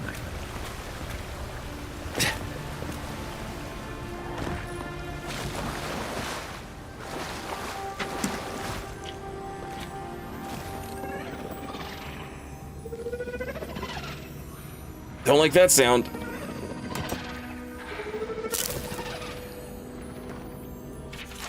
I hope that in coming to this place, standing before the splinter and turning my mind to a prayer, that I would feel something, that I would experience the solace the other godlike speak of, this state that they all call grace. But my dream remains silent as the eerie godless tomb, and I am ashamed to feel so lonesome and bereft. To truly love the gods is to be faithful to the void. That is what the oracle tells me. If I look outside of myself to the here and now for that which I desire, that I will always remain unsatisfied. I must go down into myself, into the still, wide emptiness, to discover that I already have everything I need. The many voices of wail I wish would whisper in my ear, even had I heard them. They would not be evidence of their love. That evidence persists already in my soul, in the void to which I have not been true, and it is from the moment they plucked my soul from the wheel and gave it unto my body to be born. It is the chime. The chime is the evidence of their love, and if it is all that I ever have of them, then I should fall to my knees in gratitude, for it is more than most kith will get. But to know this solace that I seek, then I must give up any desire for their love and learn to love the void. That sounds like transcendental meditation shit.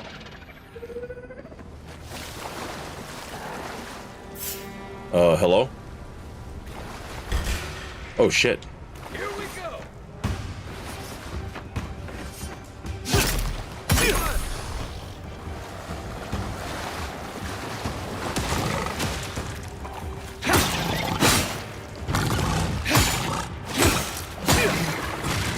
Left leg.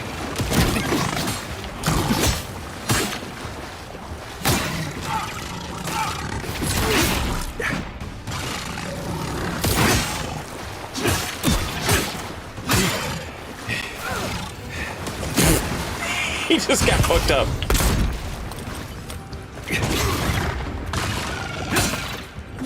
He's also.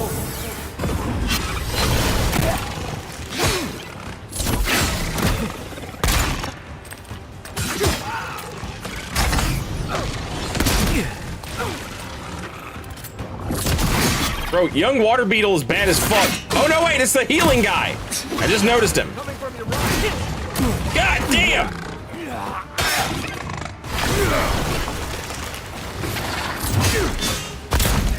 One for you.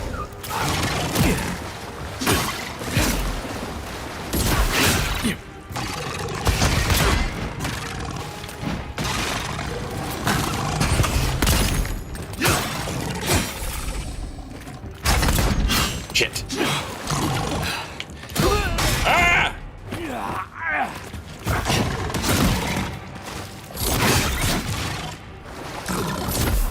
Right flank.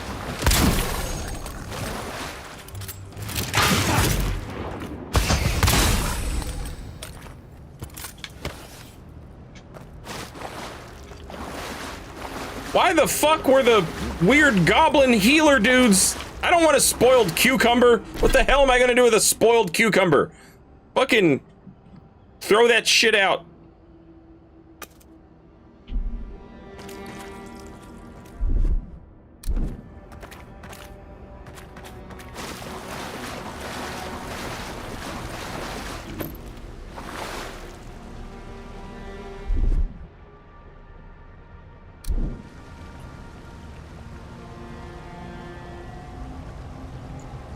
Where's my food button?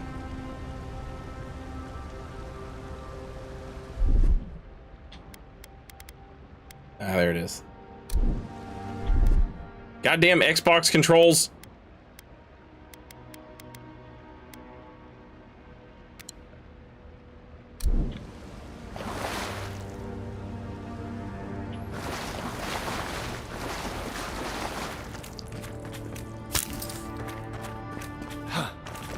Anyway, he did say... Dreamscorch ahead. I hate to think it reaches all the way down here. Thorns beside violets. Essence twisted out of shape. The homie did say that all manner of creatures was down here.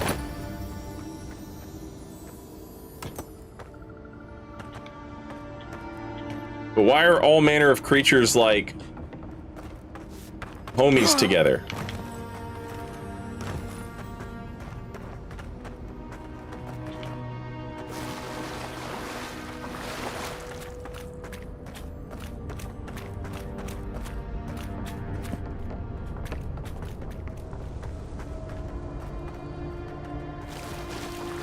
How on earth do you get up there?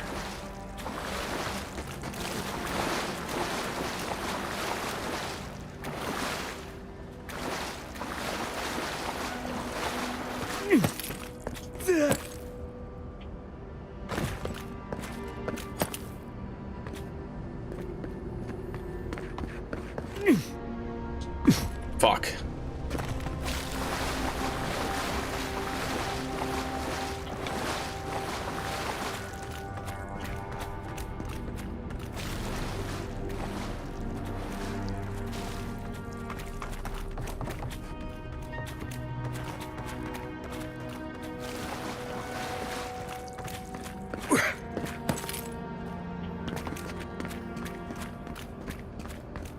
That looks like one of those electric things.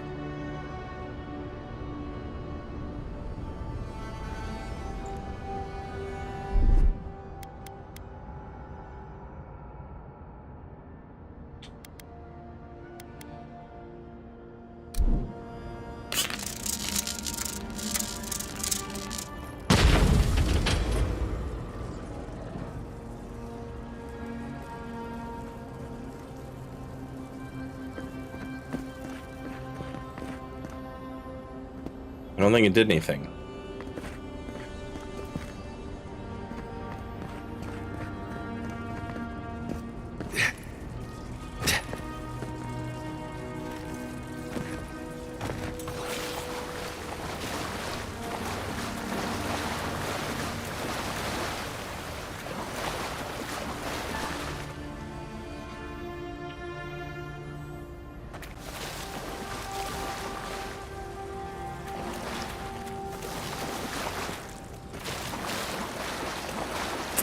This is a side quest thing. I came across a pilgrim lady who wanted to go to church, and somebody was like, you can't go there. There's a expedition down there at the moment. And so we go down and we're like, well, where, you know, where we asked the lady, like, where's the expedition? Like, what's taking so long? She's like, I don't know. They should be back by now, actually. So we came down here, we found a member of the expedition who had been injured, and they were like, okay, we'll just chill and we'll be back. But then they never came back.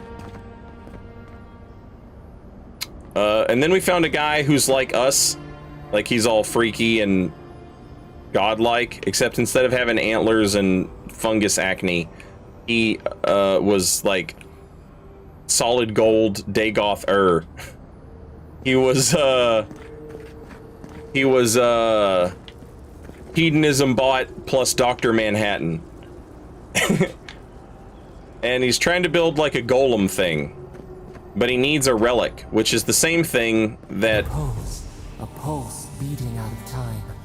Should it be disturbed? that relic is the same thing that the pilgrims came looking for. With this leaving of his precious body, we commemorate our most glorious God with all his saints. Let us commend ourselves, one another, and our whole life to Eothas the Dawn Treader. For this holy house, and for those who enter it with faith, reverence, and the fear of our God, we consecrate this temple in his name. Eothas, have mercy on our souls.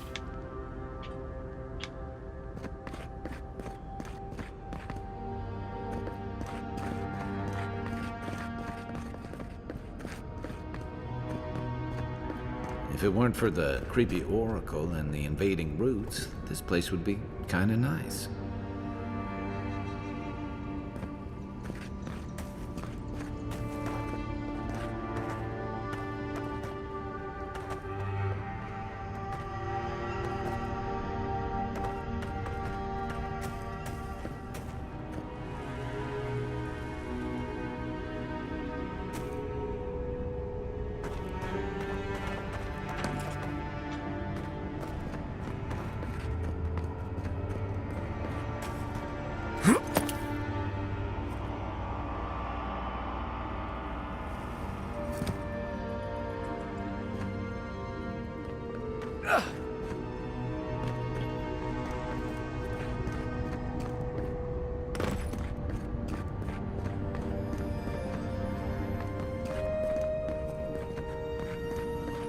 There's the relic. It can't be as easy as just grabbing it, can it?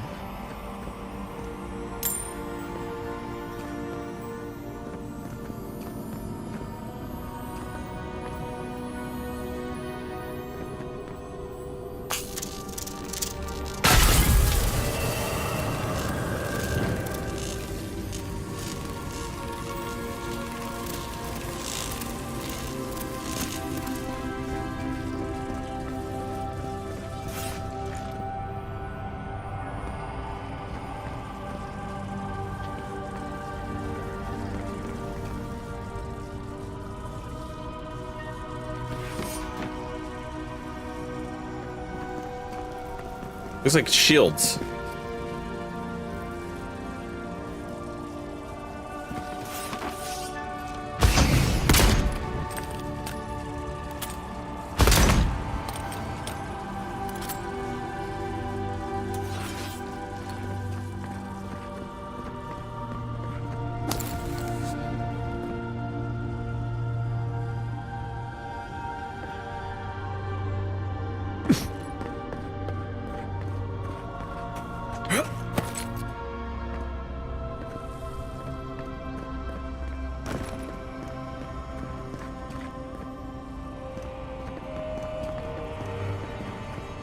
There's two doors.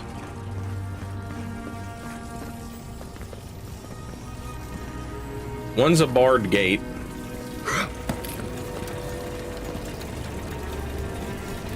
Okay, that's blue.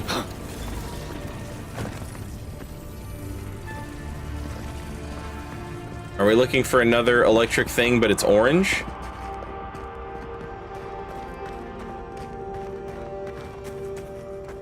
Aha!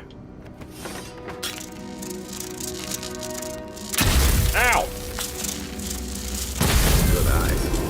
That must have looked at something.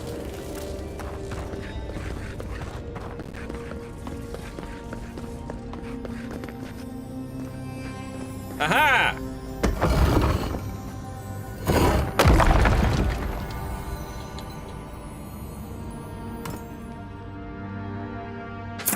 Upgrade materials.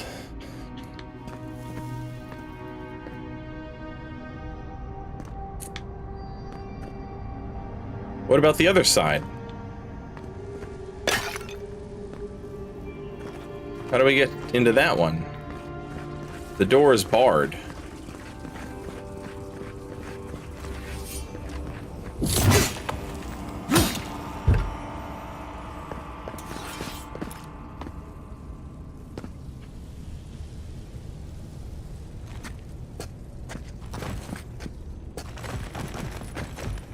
Right behind you.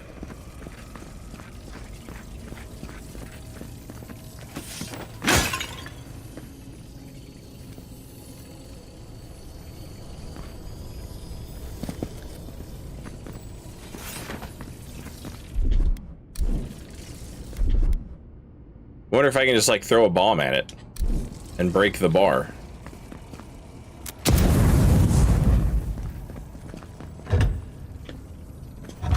Nope.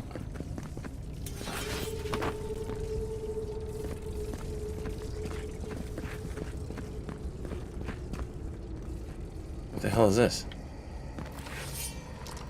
I don't like this.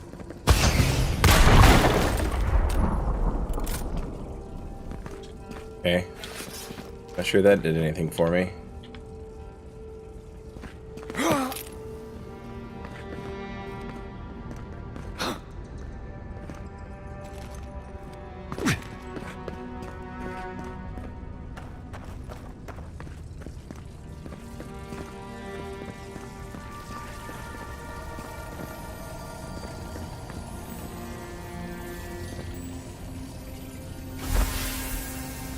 False idol.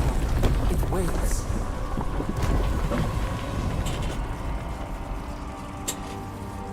Something's moving in the main chamber.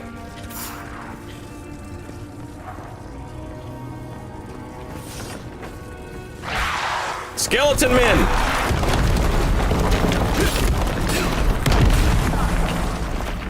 What the hell?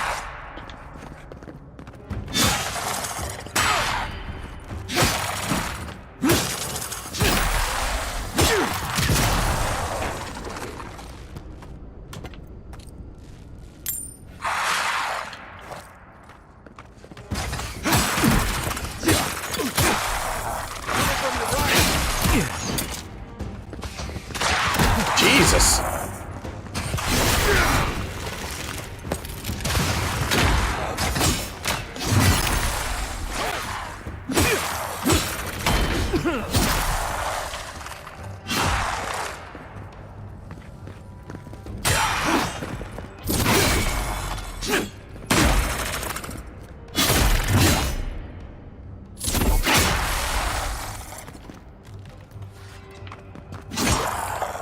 Whoa.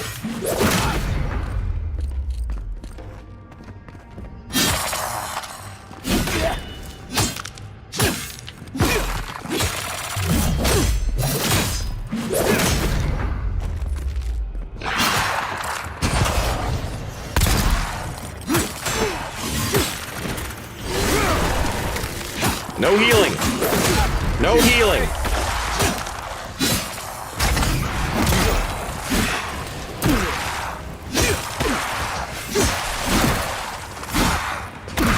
Jesus Christ.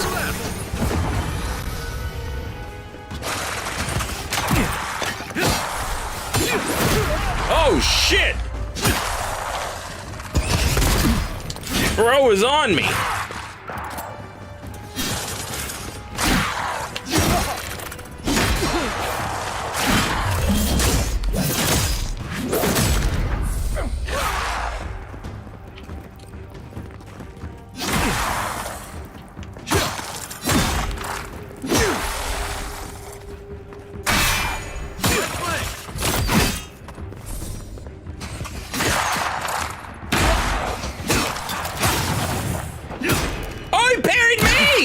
Whoa!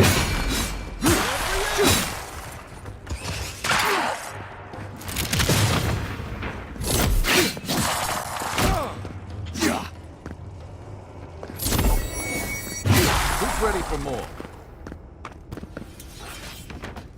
Another win, but who's counting? My experience points are counting.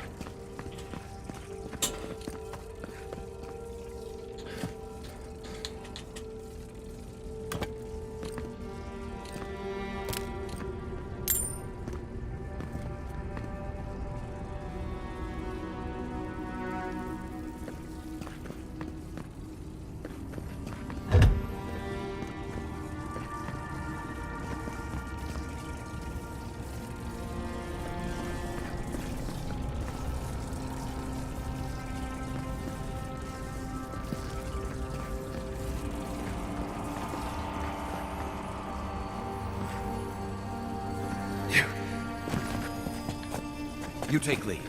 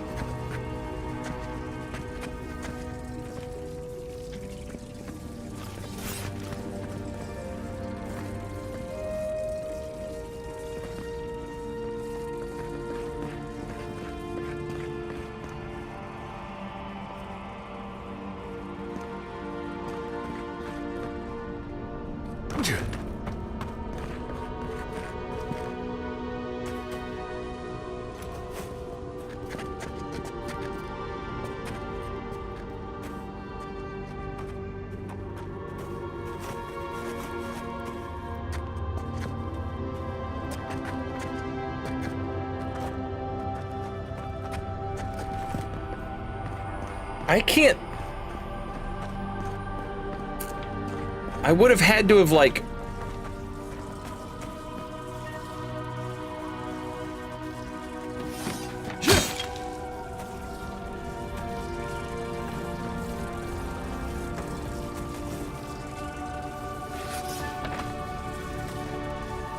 missed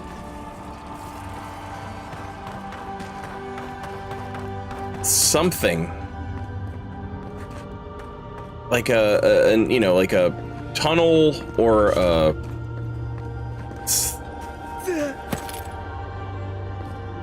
something that can get me into that room from another angle.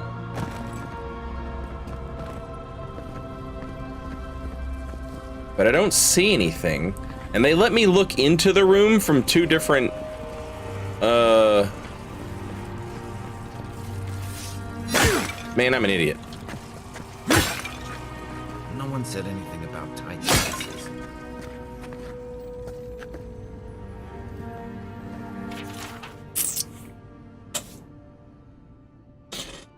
Every page of this book has been painted black except for the very last, which features a large drawing of an unusually ornate key, a note written in the runes of an unknown language. Beneath them, someone has scribbled. How do their agents keep finding my work? They've already defaced 3 versions of this volume alone. I don't know what they do. I don't know what they find so objectionable about my theories on the meaning of the godless language, but I'm done rewriting it. You bastards win, no more. The note above has been amended by a more measured hand, likely sometime after the first was written. I've compared my notes regarding the inscription from the Ukezo with the script on the intact clay tablet in my lab and realized they share several shapes in common. I may be able to make some headway in translating this if I can find an expert in the godless. Another amendment follows, but that too has been hastily blacked out. Near the end of the redaction, the paint suddenly runs off the edge of the page, and a splash of blood stains the margins. All you can make out is a pair of shaky sentences, circled several times. Yiz, could that mean God?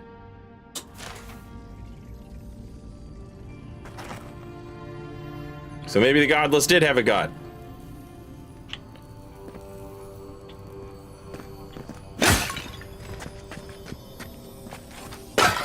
Take your best shot.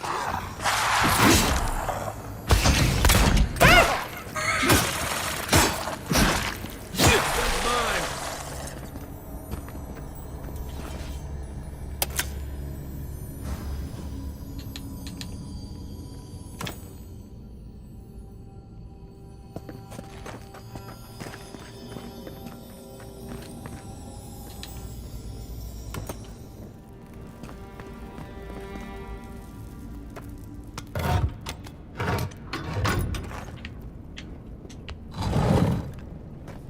Nice.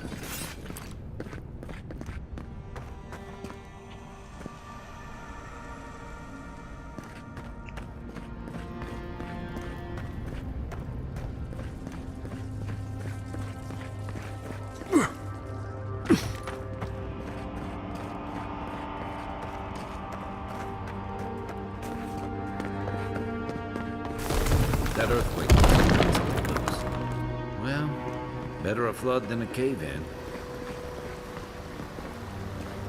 Hey! Okay. Alright. So remember there was a... Yeah, buddy! Let's go, chat.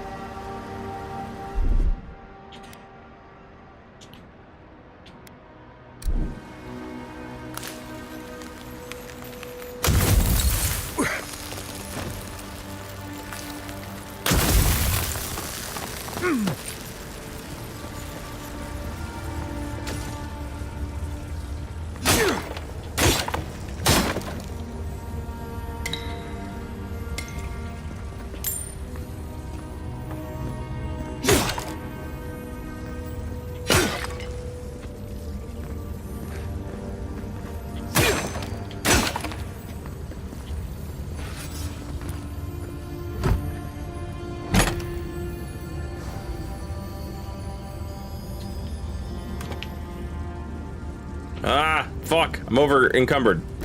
Gotta send some shit back to our stash. Thank God for magic stash.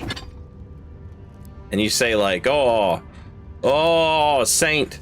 No, not magic stash. What about my immersion? You know?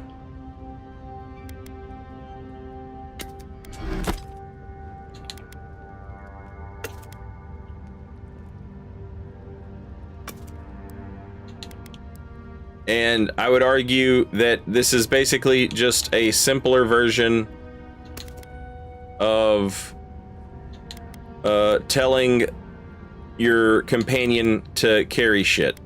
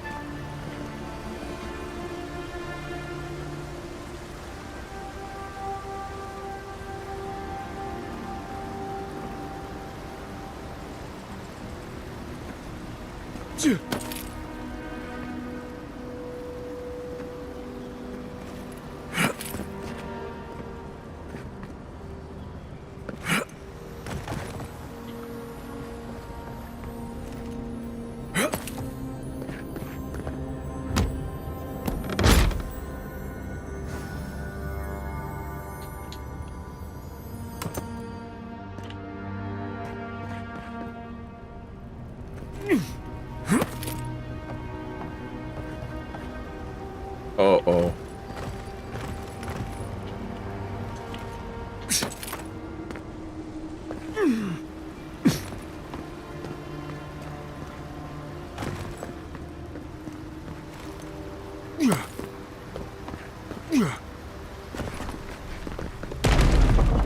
Continue searching for the expedition or return to the Oracle. I feel like we gotta find the expedition, right, chat?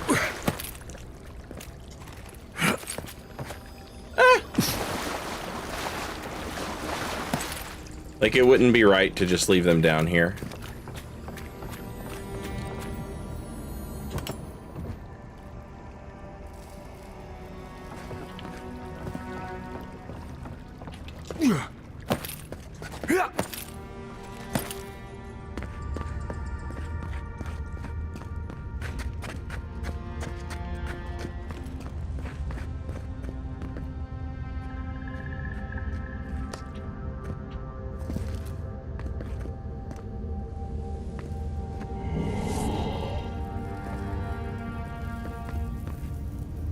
Something's not right here. Take a look around. Oh, shit.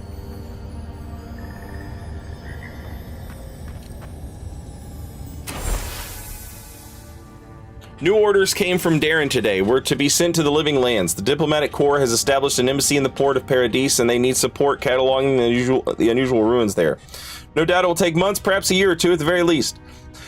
I'd promised Redwin I'd be in High Crown to celebrate Inestu with him and the children, especially since it'll be Miri's coming of age, but how often are you given the opportunity to lay the foundation of a study for a previously undiscovered ancient culture?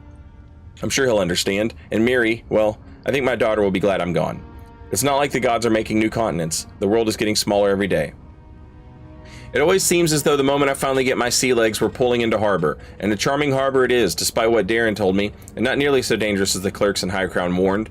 I swear on the Queen's, half my countrymen resent any city that isn't imperious purely on principle. There was a letter waiting for me when I arrived at the embassy. I suppose Rudwin sent it before I left. The cowards filed for dissolution of our marriage, but he couldn't muster the stones to tell me to my face. Let him assume it never arrived, for I certainly won't dignify it with a reply. This whole episode has given me a blinding headache, a horrible pinching sensation right behind the eyes.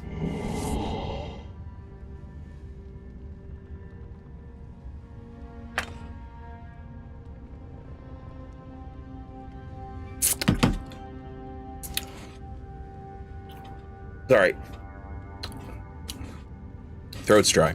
We've had a few days to settle into life at the embassy while the powers that be argue about how to best make use of us. While I was resting, the ambassador's clerk took the scouts to some dreadful little swill house in a rough part of town. Naturally, the couple of the younger lads poisoned themselves with alcohol. The mother in me wants to be furious, but I can hardly muster the energy. As long as Ofric's voiding his stomach in the canals instead of the bunkhouse, it's not my business after all. I think I'll take the team to Fort Northreach, see if we can't help the archivist identify the purpose of the godless ruins there. Blessed New Year, the team acquitted themselves well at the fort. With Caedmon's help, I was able to get down into the basement of the ruins there and take a good look at the construction. Naturally, I left the notes I took at the fort. I feel like I can hardly even think these days. But I believe I remember enough of what I learned to write a satisfactory report for the ambassador. Could those ruins have been the site of a fertility temple? I mean, goodness, look at the shape of their buildings. The still-grown inquisitor attached to the embassy has uncovered rumor of a holy relic in a cave here in Dawnshore. She suggested we might want to investigate. I know I should be eager to get down there to explore, but I've hardly been able to get out of my bedroll since we've returned to Paradise. I'll bet there's a cursed tablet with my name on it and that Rudwin's installed at the Temple of Skane back in High Crown. Nothing else could explain the hideous nightmares I've been having. Mushrooms erupting from my skin, my eyes replaced by quivering stalks, Miri turning into a tree, Rudwin splitting in hair and opening like a flower. No matter what drug I take or which god I pray to, they refuse to go away. I collapsed while we were gearing up in the market and none of the merchants would help me off the ground. One of them muttered something about a soul plague and ran off to tell his mates. I tried to tell the man I wasn't sick, just going through a divorce.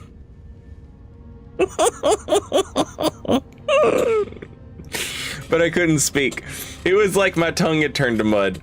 The Inquisitor pulled me aside when the boys got me back to the embassy. She was able to press the locals for more about the relic.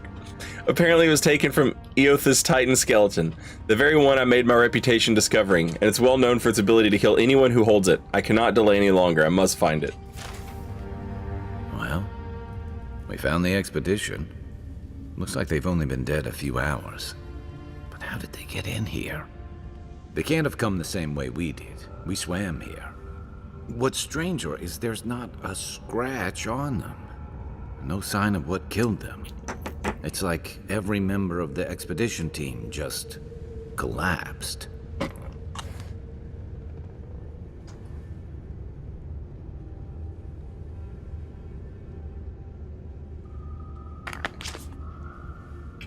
The plans in the Oracle's workshop were too complicated to be for a simple statue. You think he's building a what? Giant animat? I've heard of those, but I've never seen one. They're suits of armor brought to life by bound souls, right? The Oracle couldn't have put the expedition's souls in the statue of Aethys, right? Let's go ask him. Whatever the Oracle has planned for that relic, and for us, it can't be good, Envoy. Aethys is a dangerous god associated with Eora's bloodiest wars, and he recently killed thousands of people in Deadfire. Now we have a piece of him, and we're about to face a maniac who wants it desperately. Tread carefully.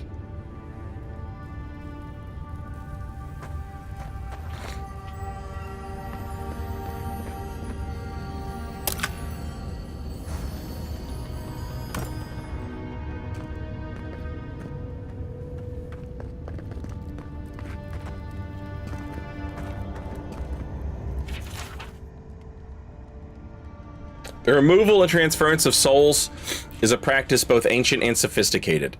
There is evidence that the Ingwithans were particularly adept at this, yet few details have survived them. What is known is that the removal of a soul is a difficult process, and one that requires an expert hand and precise tool for any chance of success. Early attempts on a test pool of 138 goats left most of the subjects with maimed or fractured souls. In all but 2 of the 11 instances where the soul was successfully removed, the essence dissipated before scholars could capture it. The words "transfer to holding vessel" are written and underlined in the margin. The process requires conductive materials, copper and adra specifically. Immersion in water is important to ensure the soul is drawn in a steady, uniform manner, with no distortions or breakages. A warped soul is at best useless and at worst unpredictable. An arrow points from this paragraph to a scrunched note: extraction pool in CR 18 feet wide by 3 feet deep.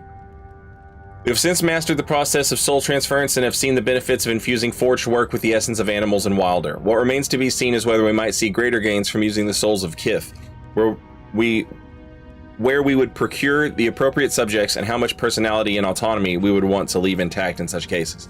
A string of notes winds around and below this paragraph, beginning with criminals, prisoners of war, volunteers, and ending with forged guardians in block letters. These notes are crossed out, and below them is written, "But what of the divine soul?"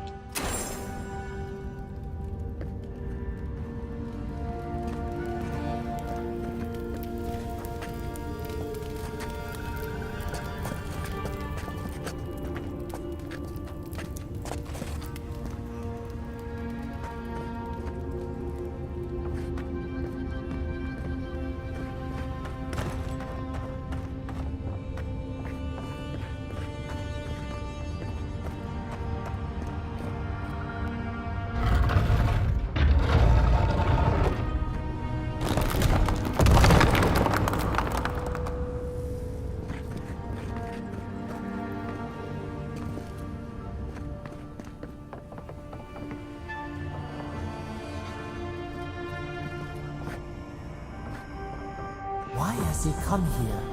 Why does he build the idol in this place? Man, I don't know. Voice in my head.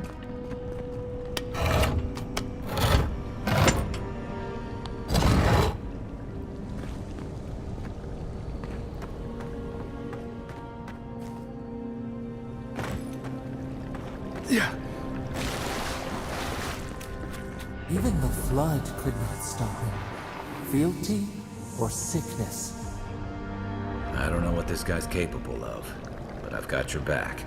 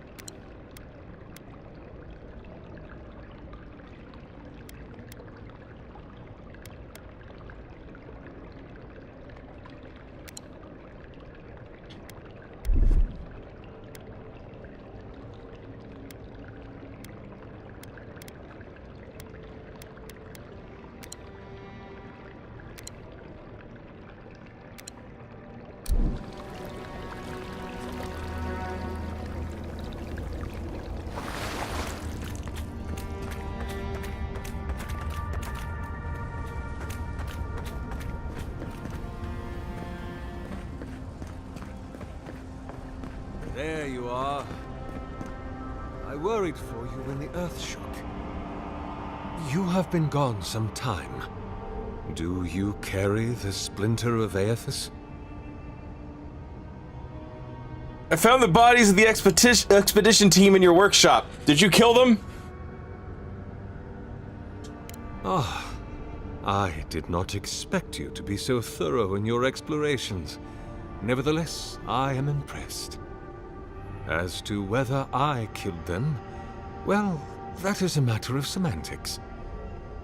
Does death occur the moment the heart ceases beating, or when the soul is broken upon the wheel? In one sense, then they are quite dead.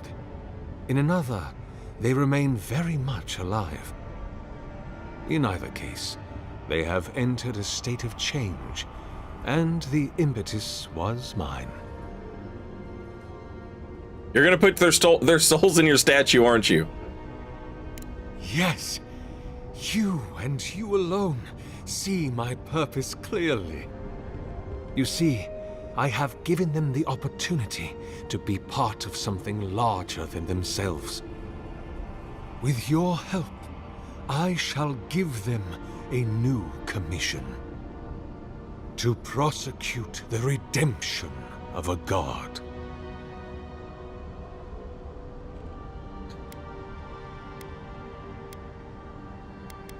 It's a godlike's responsibility to hold their god accountable. You understand me. What is the source of all suffering? Our division from God. Not our division from them, no, but their division from us. It is a wound the size of the soul, yet it gapes as large as the world. If we are to alleviate suffering, if the gods, if Aethys is to atone, we must give him a mortal consciousness. We must give him a mortal conscience. Or the atrocities of the Deadfire and the Saints' War will be but preludes to the horrors he will sow across Aora. Even the Redeemer needs redemption. Even the gods must be held to account. Aethys must be stopped. How do you expect to redeem Aethys? Do you carry the relic I asked you to collect? I do carry it. Excellent. The relic you have retrieved was stolen from Aethys' body. He is bound to it, or it to him. And before the events at Ukaizo, he would speak to me through it. He speaks to me no longer, but I believe he resonates with the splinter yet, as I do. If I am correct, when it is placed in the statue, the magnifying power of the Ardra will draw him into it, and he will be trapped. Locked into the reliquary with a chorus of furious souls acting as his conscience. He will finally begin the work of making right all the wrong he has done. All that is left is for you to place the splinter into the statue's chest. Will you do it?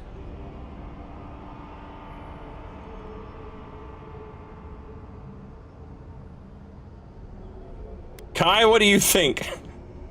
I think it sounds pretty cool to put a god on trial, but I'm willing to hear counter arguments. Look, I'm all for second chances, but restoring the god who started the Saints' War and left a trail of corpses in Deadfire? Even I can see that's a bad idea. And I can't imagine a worse fate than spending an eternity as one of those poor souls stuck with him. I've heard I can change him before. Okay, I'm with Kai. I say no. I see. Why?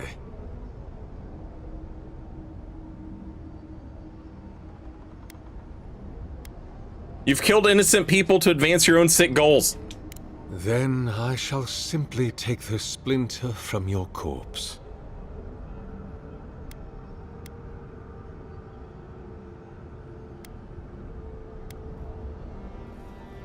Hold on, let's not be hasty.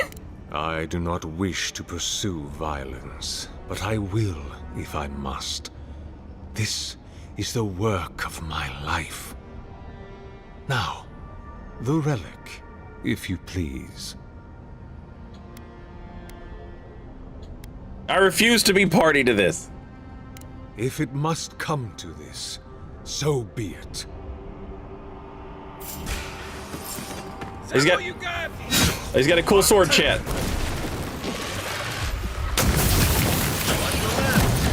What the fuck?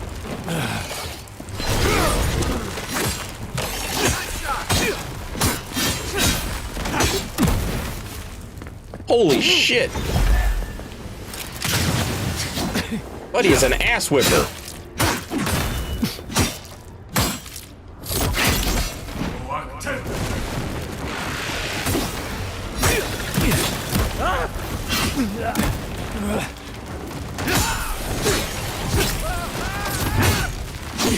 Isakso!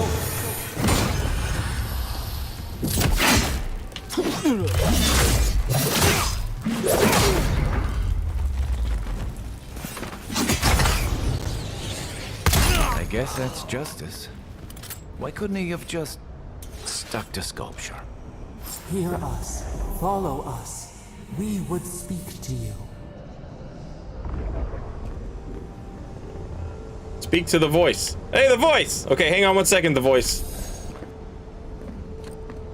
Last light of day +2. A unique sword. Let's fucking go.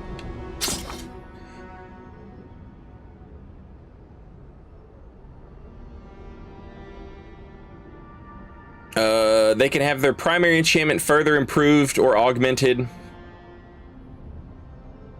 It's permanent, and it requires material. Upgrading a unique item across quality tiers requires the use of Aedra and its variants, which you get from breaking down your lesser used unique items.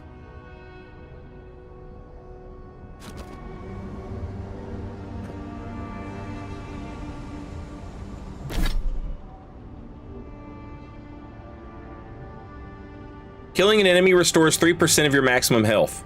Hit still plus 10% bonus fire damage.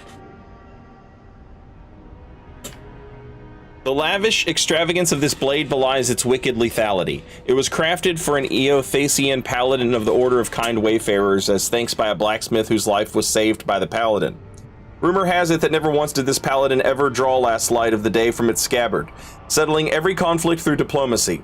When they finally reached the end of their long life, they were buried along with his sword, which had yet to draw blood. How and when the weapon made its way to Sargemus's hands is unknown, but from the notches on the blade, it had almost certainly seen use well before that happened. Okay, since it has HP return on it, we'll pair that up with our Bloodborne gun. It's only right. It has rally, chat. All right, we're gonna speak to the voice, but first, Twitch is gonna play commercials, and I'm gonna refill my coffee. So give me a moment, and I will be right back.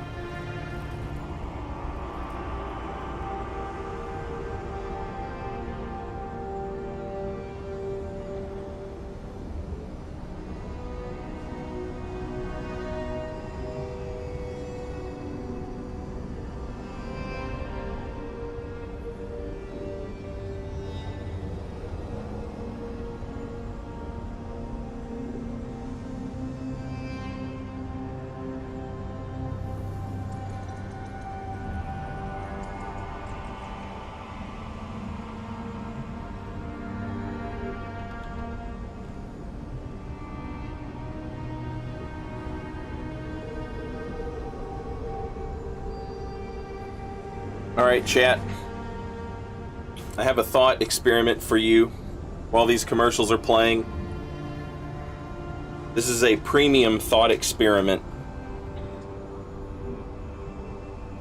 Can there ever be a thing so terrible, a trick so awful, as blowing your nose so hard that you fart, and now your nasal passages are wide open, and you've farted?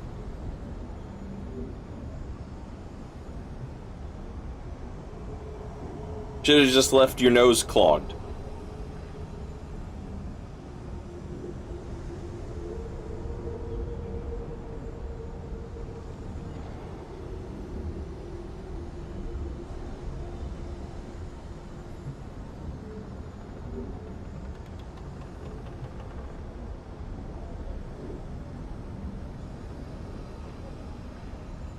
Stunlock yourself into a debuff.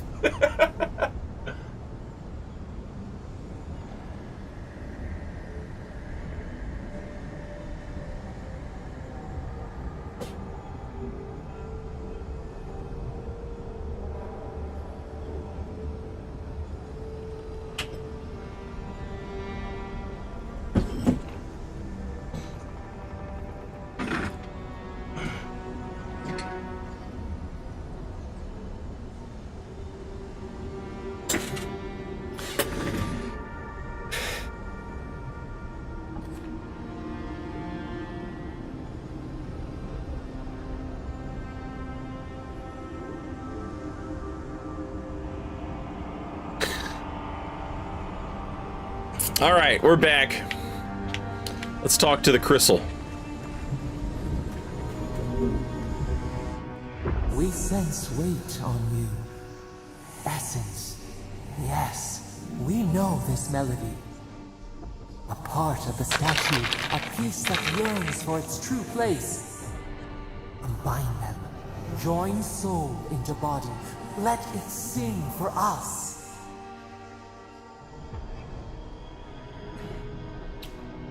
Why do you want to finish the statue?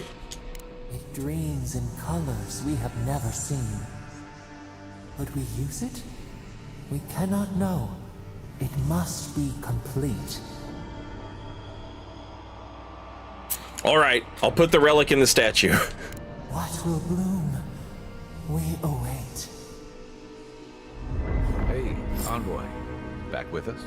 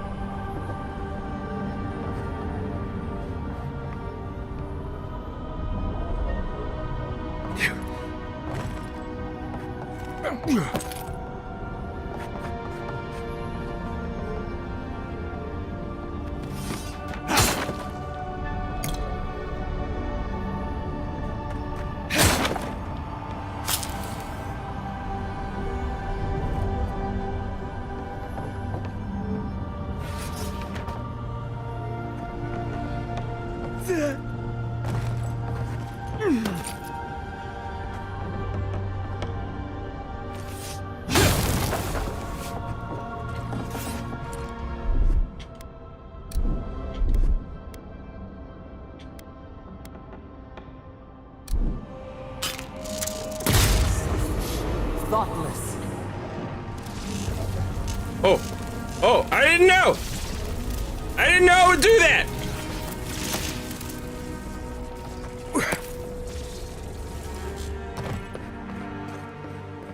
Don't be mad at me, weird voice.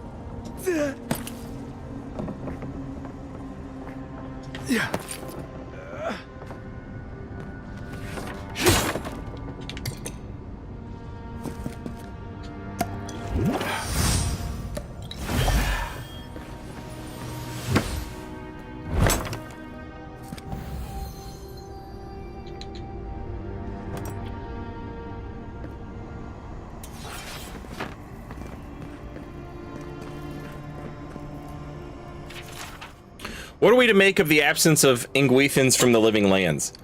I think often of the hundreds of years I spent in the Eastern Reach. In all my time there, ever once were the ruins of Ingwith out of my sight. A trio of their standing stones loomed from the peak of a nearby hill through my bedroom window, and the long shadows of their machines fell every day over my church. The roads we trod were their roads, and the walls that divided up our lands were their walls. Their temples became our markets, our fields were littered with their tools. No mountain, nor river, nor forest could stop their building, and with their technology they mastered the world. The Ingwithians laid the foundation of Aora. We, the living, are merely the skin atop their bones, but they never made it to the living lands. How can that be so?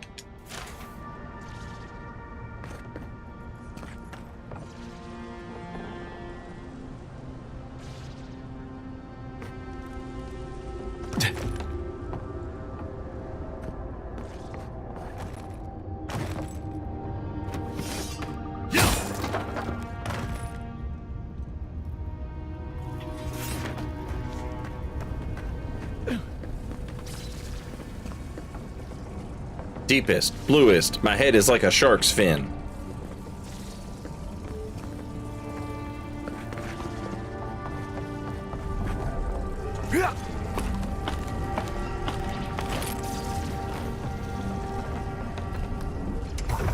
For a heart, we will speak to you.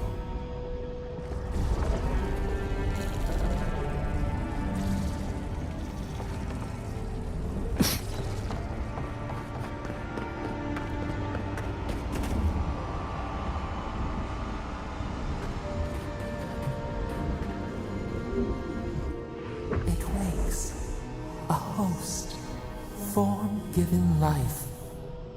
One day when we are free, we could return here, dwell in this body, feel the earth again. But it is a sprout, fragile.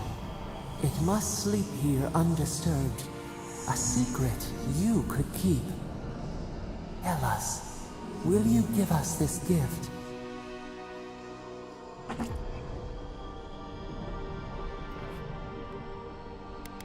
I don't even know what you are. Why should I trust you with it? This prison holds us, silences us. The years fade like leaves. We have no memory of summer, warm fire, soothing rain. We could walk gently in this body, tend, grow, learn anew. But we must claim it. How will you claim it? A shard of Adra tethers it to us. Yet it is weak. A quagmire of essence occludes its veins. If we had time to tend it, perhaps we could find a way.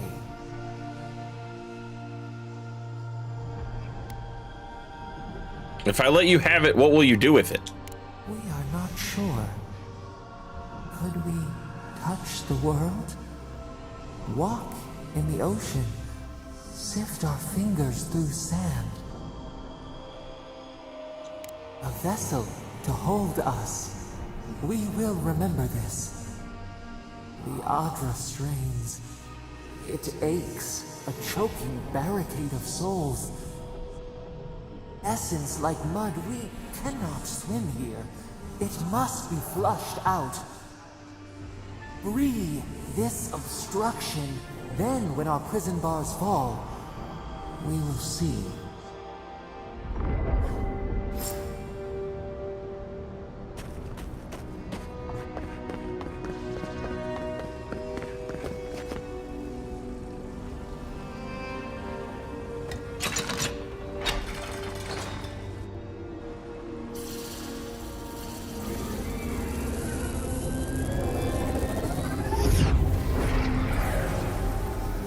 earth to kill, we flower.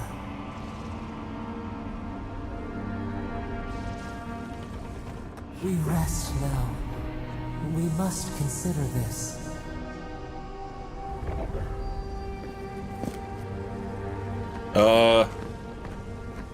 Okay. Surely this won't come back to bite me in the ass.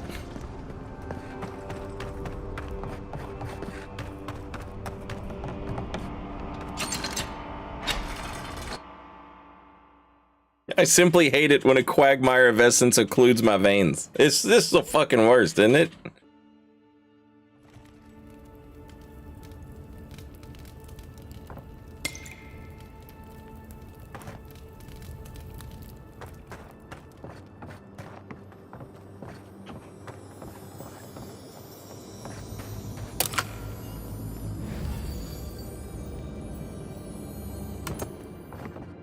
Guess his work on that statue didn't leave much time for renovations.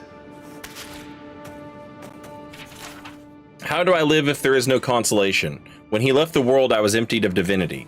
I am a slave now to desire for it. I am unmoored from space and time. I am a body persisting until it is gone. Nothing. Is that what he wanted me to become?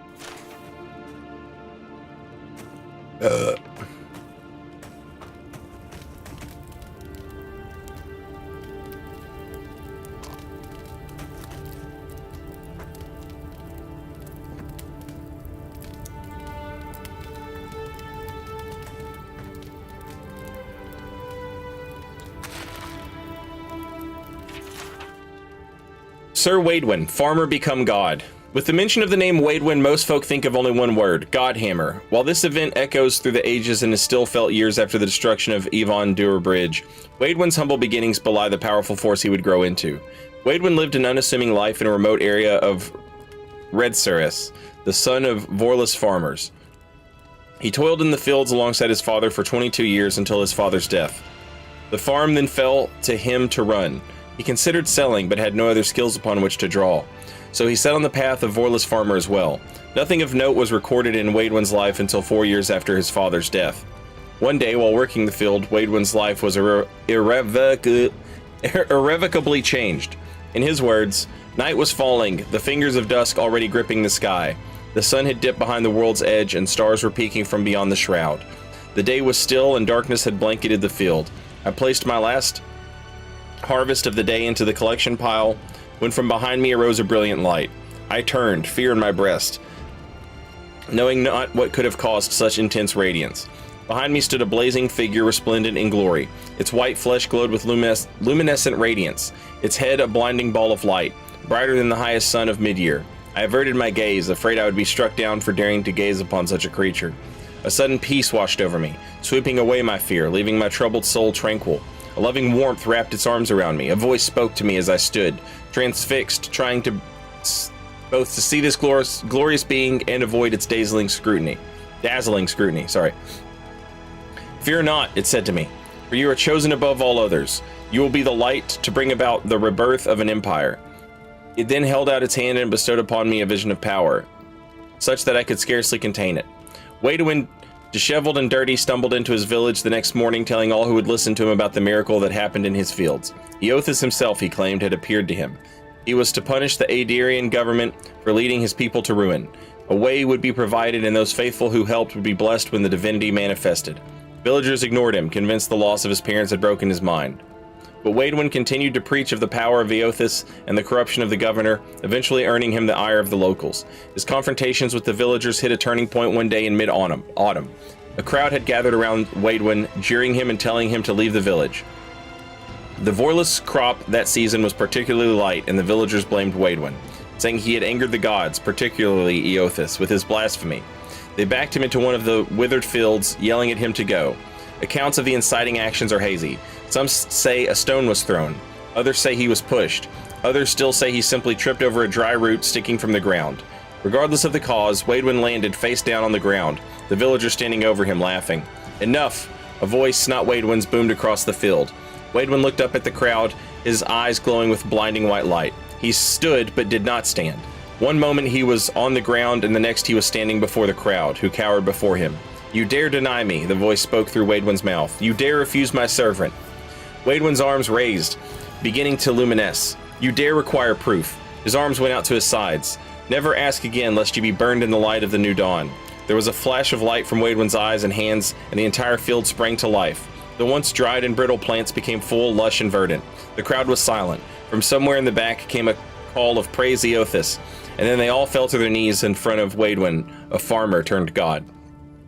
Everyone clapped.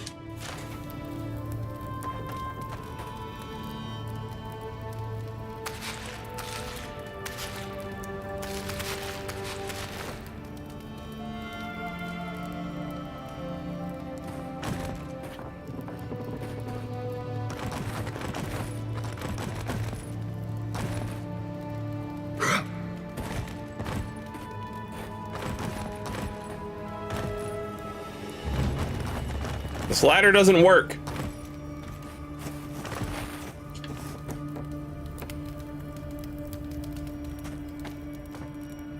Jank-ass ladder.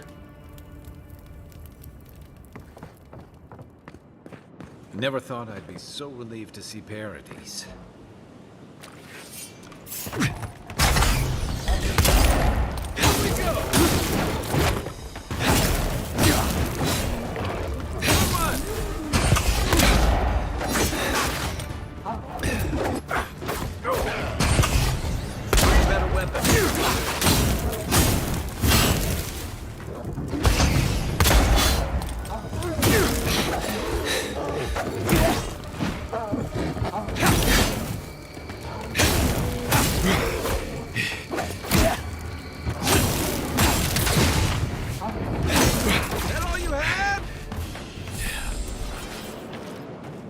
Nothing like a win with a good team.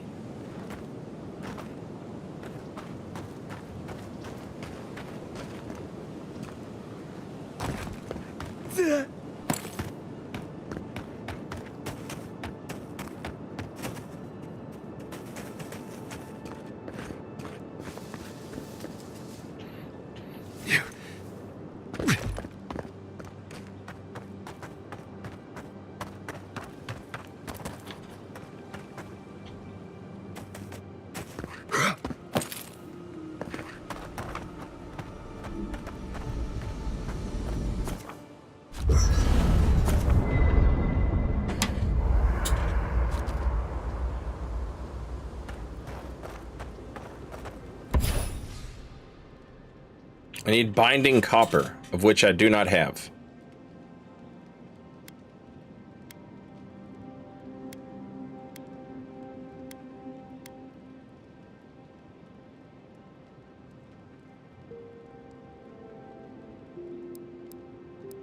Can I see what these things are? Oh, okay. Killing an enemy restores 3% of your maximum health. Killing an enemy restores 10% of your maximum health. Successful parry deals high stun to the attacking enemy.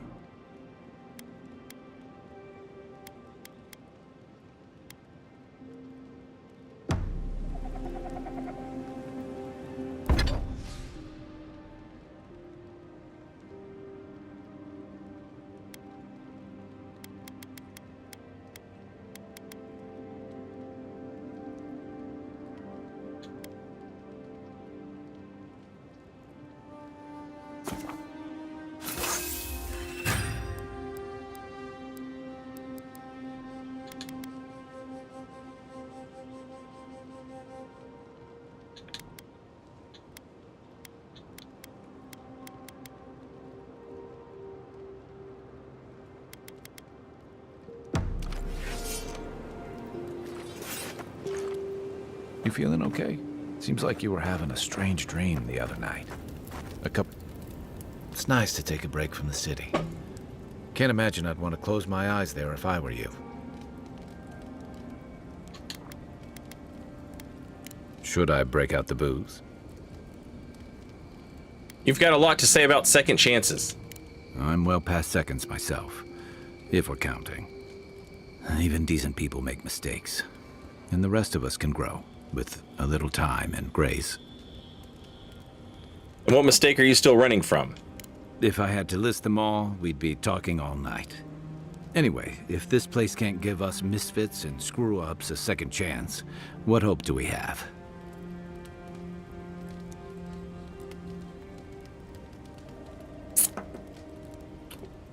When did you come to Paradise?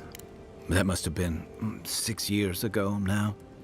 I guess I was drifting, looking for a change. Where were you before?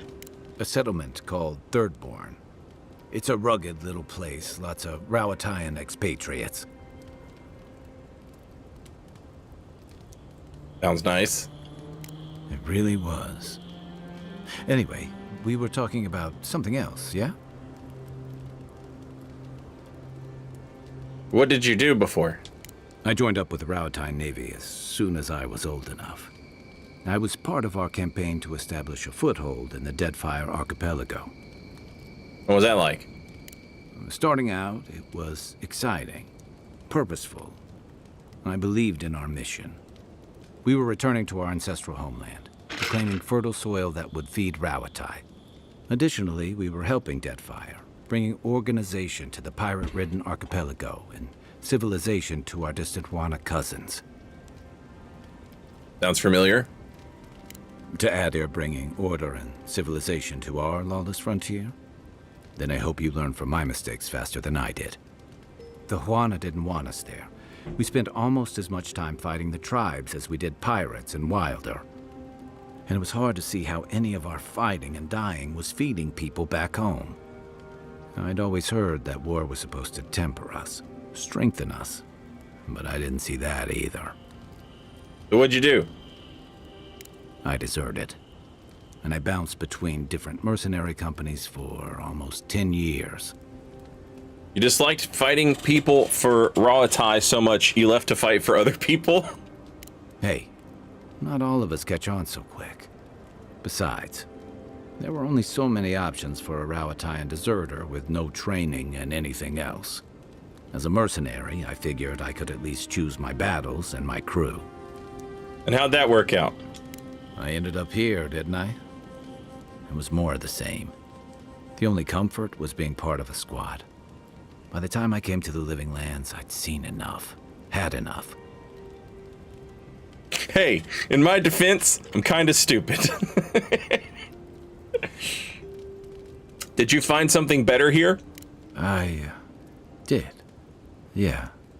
For a while. Look, if I can give you some hard-won advice, stay on your toes. You're in a difficult position. Whatever your role asks of you, make sure it's something you're willing to give. Because you're the one who has to live with the consequences. Thanks for the advice. Hey, advice is easy. The hard part's all you. By the way, now that we've gotten to know each other, let me know if you want to train together. I've been watching your form, and I think we could learn from one another. Hell yeah! Yeah, I've watched your form as I've gotten to know you, and it's excellent. You're smaller than I am, but I picked up a few tricks from seeing the way you move on the battlefield. I'm happy to return the favor if there's anything I can teach you.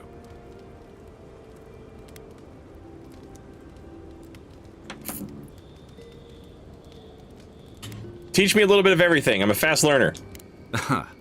I've noticed. That's it. You got the hang of it. I look forward to seeing what you can do when we get back out there tomorrow. In the meantime, get some rest. Hell yeah! +1 might and +1 constitution. I'll be honest, after seeing your murder, it's still strange to see you walking around like it never happened. I'll get used to it. I'm glad you're okay. Hell yeah. That's what you get for hanging out and listening to your homies chat.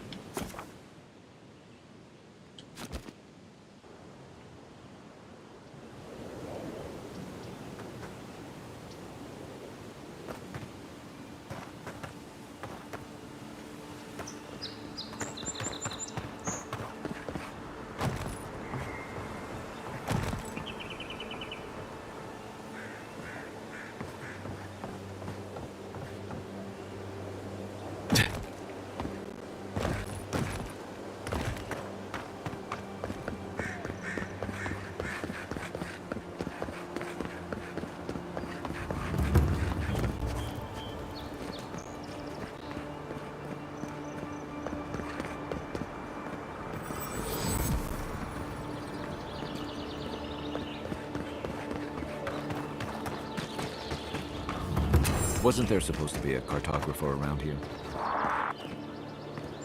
Oh, hell yeah. Let's find that fucking cartographer, dude. I forgot all about that shit.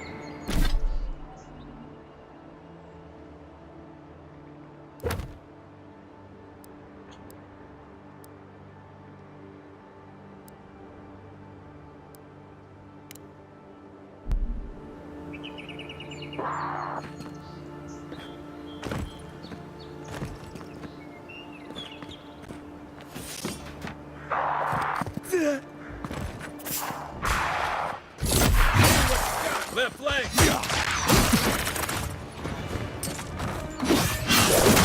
Jesus Christ!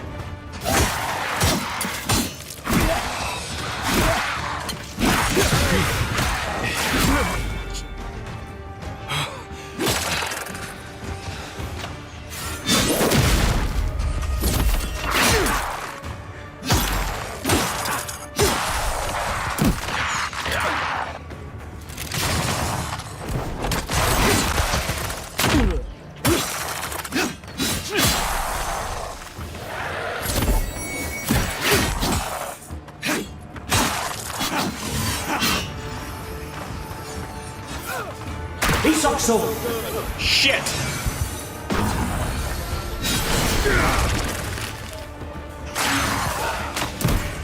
Oh, fucking healing guy.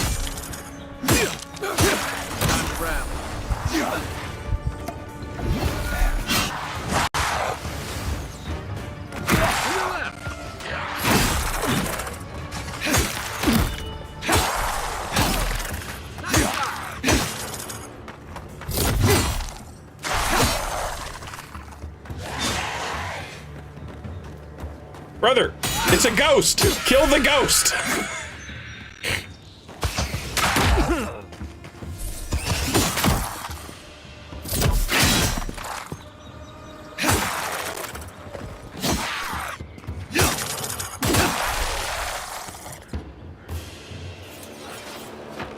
Good fight. Also, holy shit, it just occurred to me. I have not leveled up in a minute.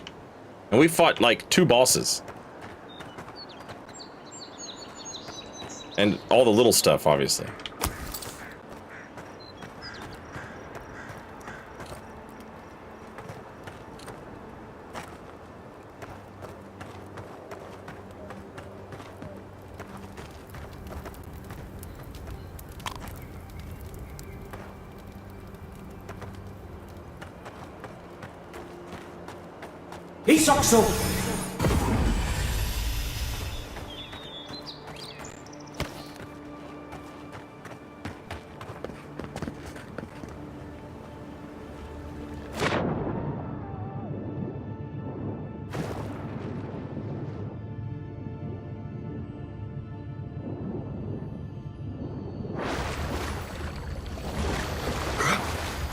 Looks like another piece of that Woda Katono.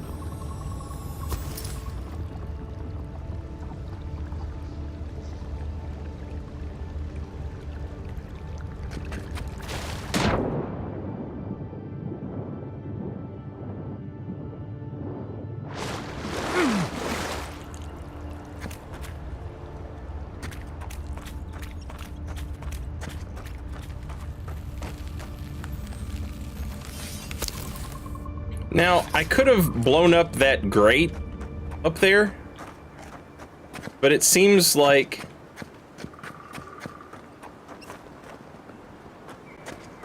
maybe the grate would have been a drop down, you know?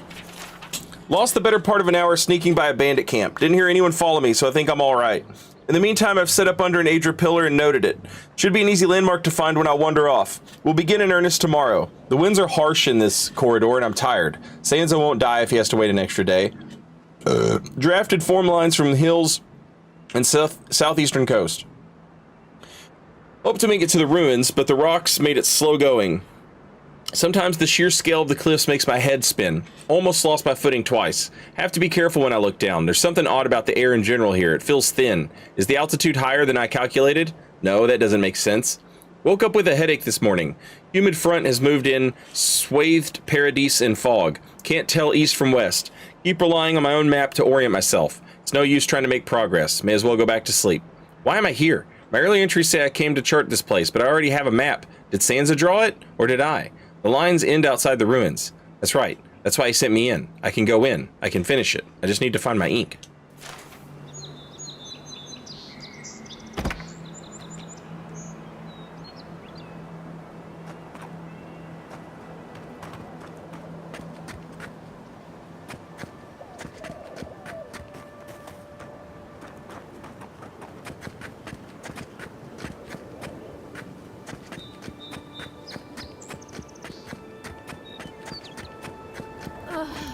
I've always hated spiders. Ow! Hush. Not the best time, envoy. Do you know how badly spider bites hurt? I killed a big spider. Be careful. You think she'd have listened to the veterans?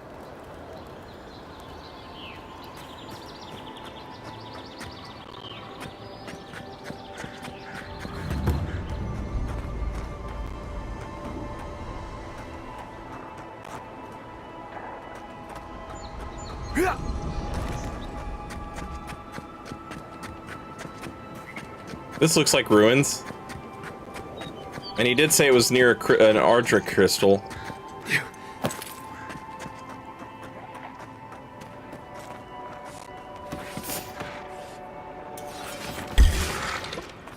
You're mine now. Right foot.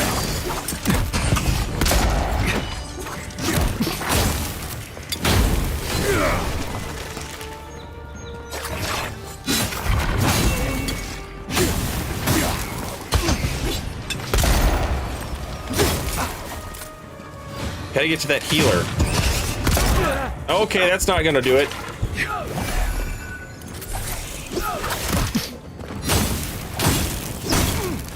He sucks over.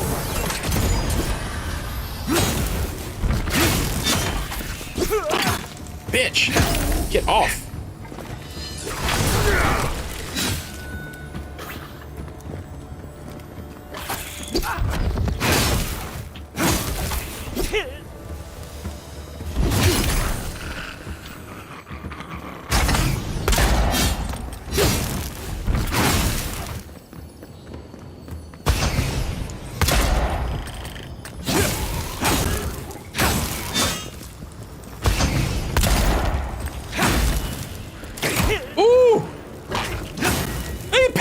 Fuck! Okay. No, I'm not okay. I'm fucked up.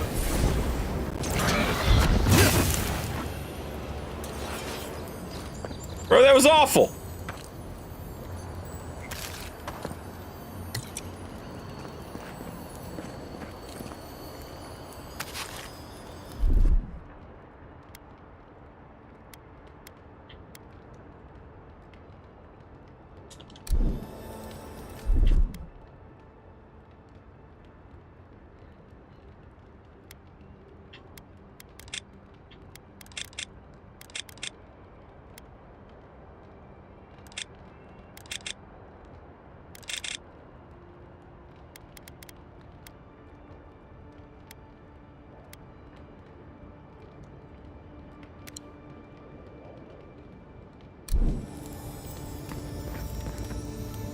Fragment of star metal. I've seen metal like that, usually behind a very high price tag at a blacksmith. We're looking for a goddamn cartographer, though. The so-called godless people. Disappeared centuries ago, but left plenty of ruins to remember them by.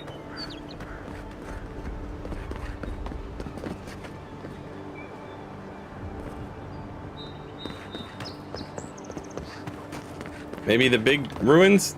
Wait, what is that arrow pointing at?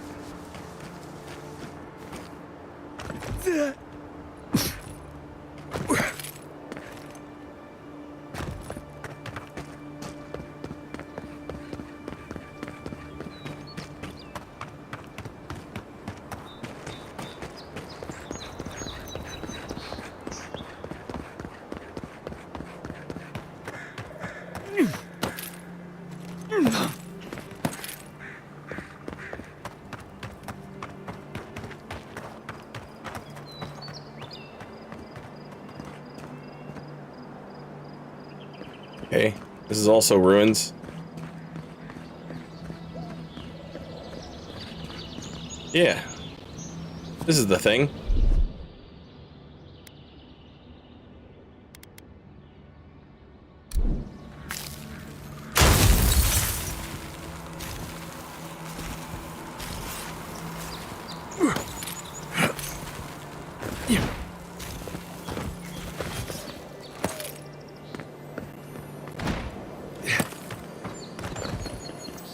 Ah! Reminds me of the Rawatine Navy's punishment for desertion. God damn! Jesus Christ!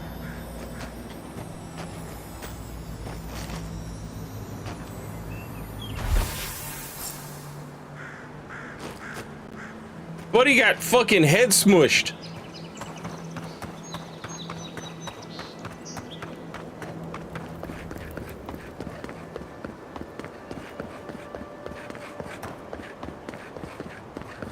What is it?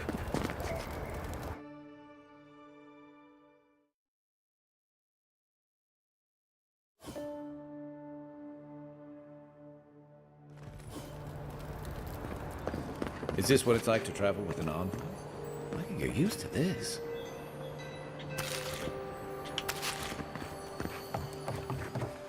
Murderers! How awful. Welcome to our shrine, envoy. Who's murderers? Not to worry, envoy. You got bastards. We caught this one trying to break into the embassy. My friends and countrymen, the envoy is alive and hunting us. Our position in the city is compromised. Use the final hours of this life gathering intelligence on the Adirian embassy and deliver it to us. Trust no one. Pray that the gods know what they're doing, for I no longer understand their motives. Eagwolf. This one of the motherfuckers that shot me? Oh, hell no. You Adirans are vile! Bro shot me with a fucking arrow. I died and saw God and shit, man. Fuck off. Yeah, kill his ass. Kill his ass. Kill his ass. Persistent little rats, aren't they? That's what I'm talking about. Fucking murderers.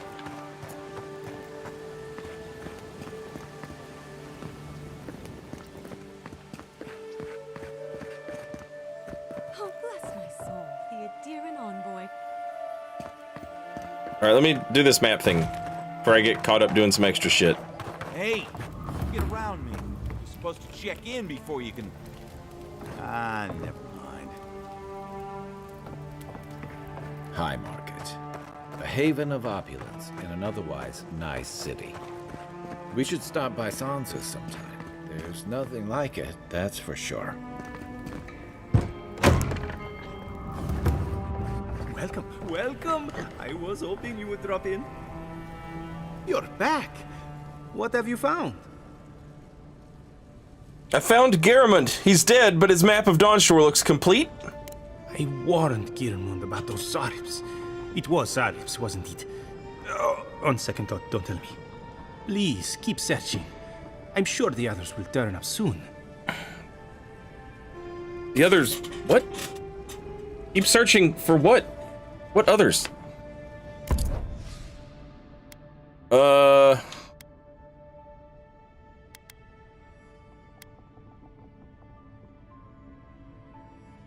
He's got a pretty good shield. Plus 20% resistance to fire accumulation. While below 75% maximum health, a successful parry summons a beetle to fight with you.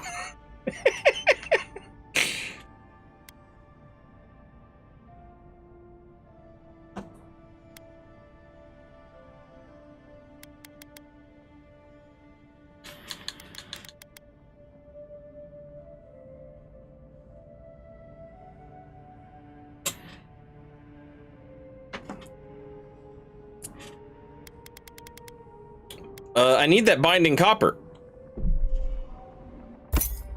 Nice.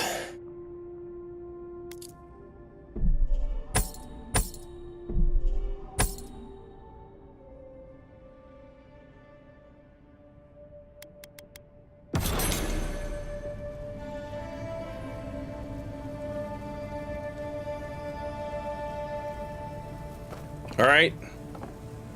We are quest solving, knocking these fucking quests out, chat. You know what I'm talking about. Shit.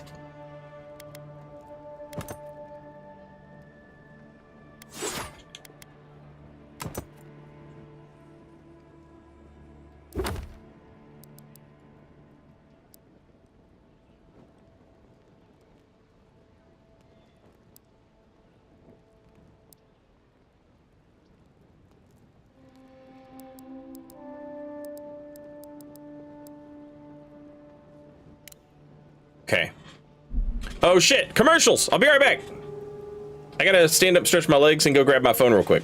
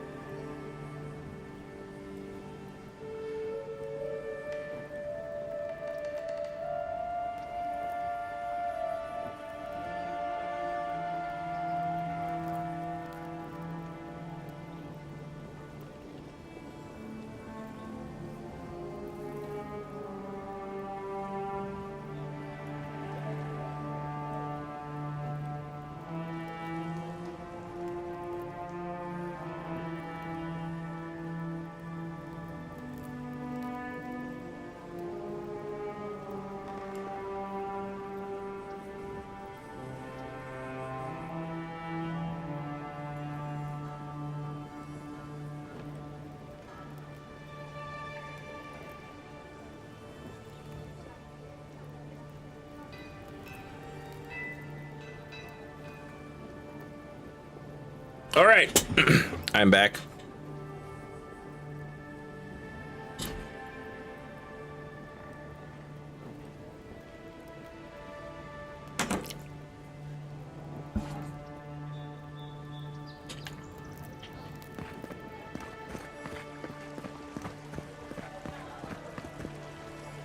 If you have to ask, you can't afford it.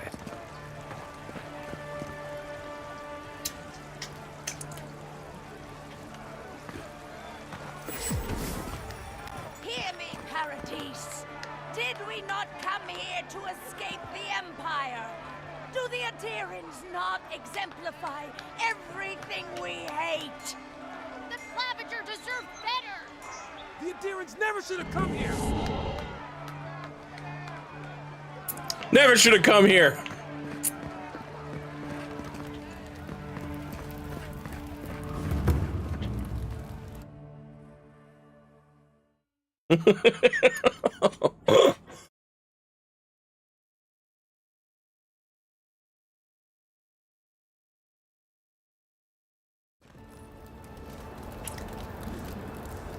Oh, hey, look who it is. Oh, I thought this was the grave robber. My bad, dog. You know, yeah, it's just racism. You know, that's on me. All right, hand up. That's on me, dog. My bad. I'm sorry. Walk in, give her the letter, and go. You can do this. Tragedy. Recently arrived envoy from Adir was assassinated just inside the foot. Killer.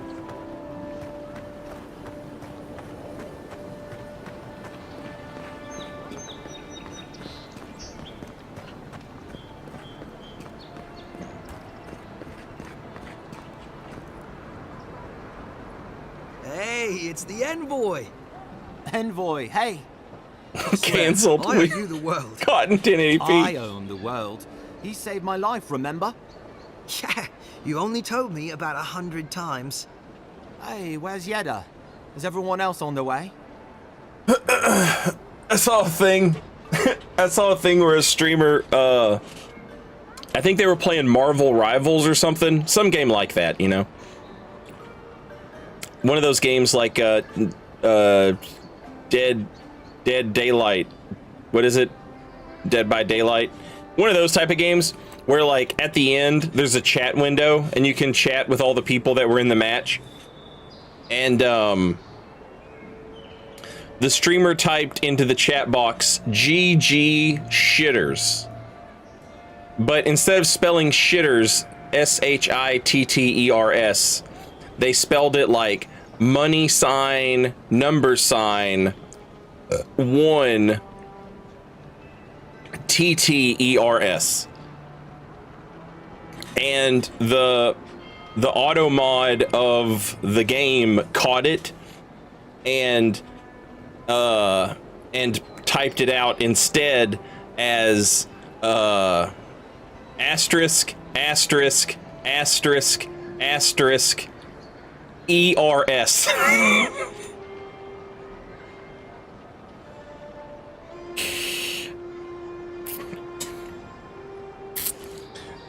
And it was one of those things where, like,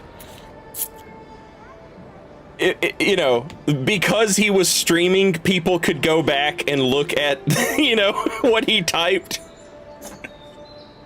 But people in the lobby were like, yo, what the fuck?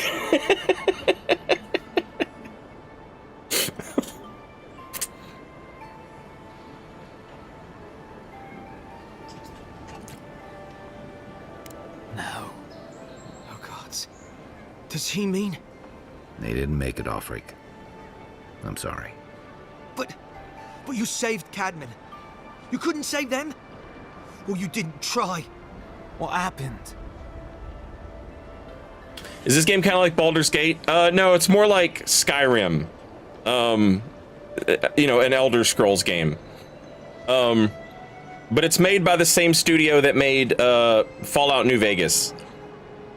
And like Knights of the Old Republic 2. The Outer Worlds. And it's set in the world of another franchise that they own, called Pillars of Eternity.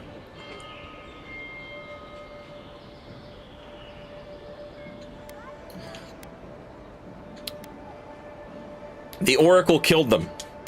That godless scum. What? They probably went quickly, if that helps. I can't understand this. Hey, Offric, hey, listen. We always knew that was a risk, right? And we told ourselves.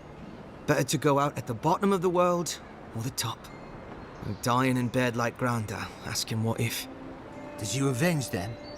Is the Oracle dead? Yes, he's gone.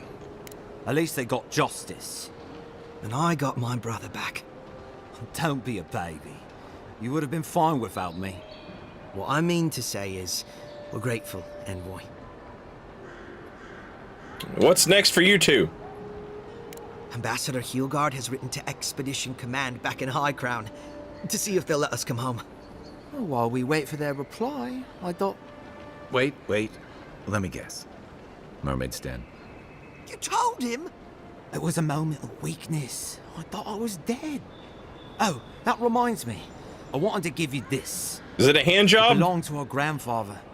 He'd always wanted to join the Corps, but life got in the way.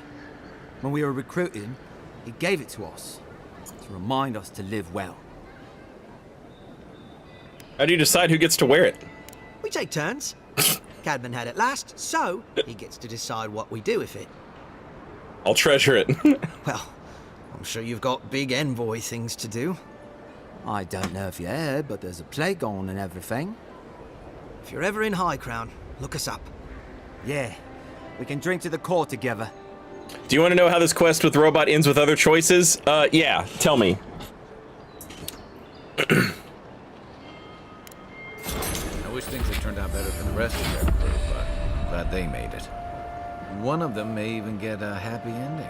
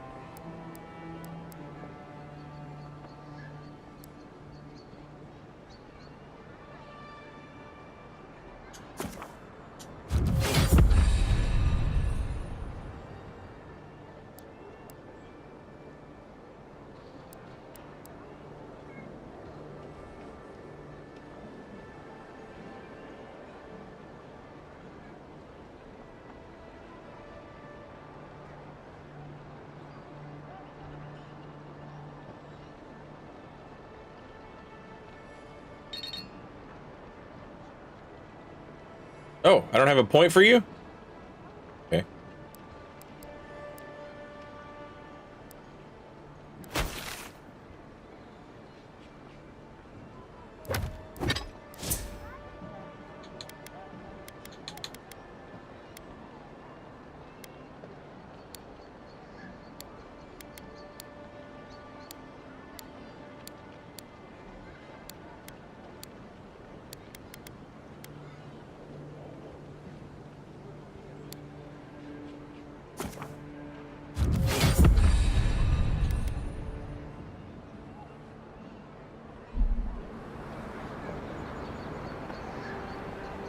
And did apply the ability point, right?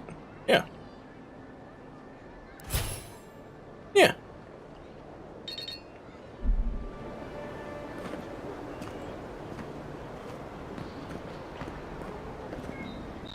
Okay, so now we can report to the ambassador. Alternatively, somebody around here probably wants me to kill that big spider that I killed. Envoy, got a situation over here. Hey, what's up? Oh, good. You came over. Glad to see you're up and about. For fuck's sake, can we move this along? I don't have all day. You can convince the Oracle to kill himself and absorb his essence into the robot. Also, it doesn't work and the god doesn't get called. There's another bit to that line that might be spoilers. Okay, yeah, hold off on that. What are we dealing with? The same thing we deal with every day. Most of us are off searching for the ones who attacked you. That leaves us short-handed, so people like her try to sneak in. I caught this one, but I have to check her cart for contraband. There's a lot to dig through.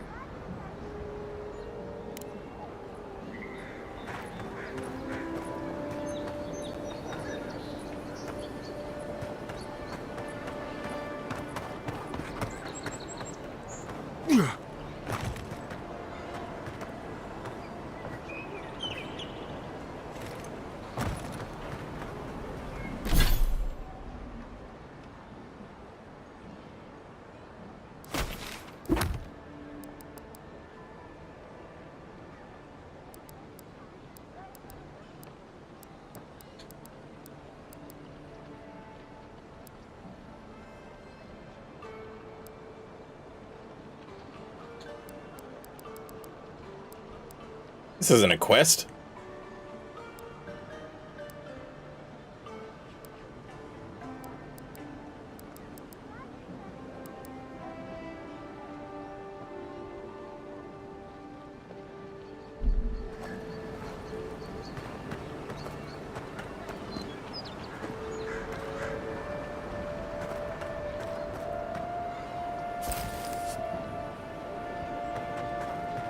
Found a grenade.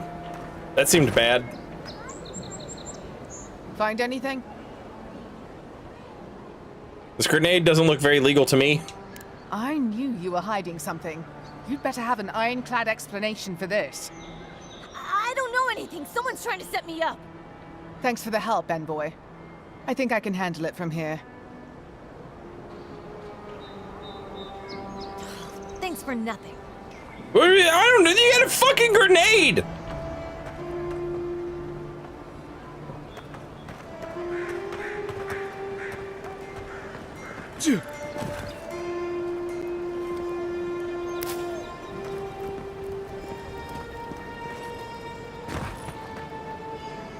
Couldn't let a grenade slide this one time. Could you imagine? Well, I'll be chopped by a Zarep queen. You're that godlike from the docks. I am. I can't believe my luck. Nothing all year, and then boom, interesting strangers just falling out of the sky.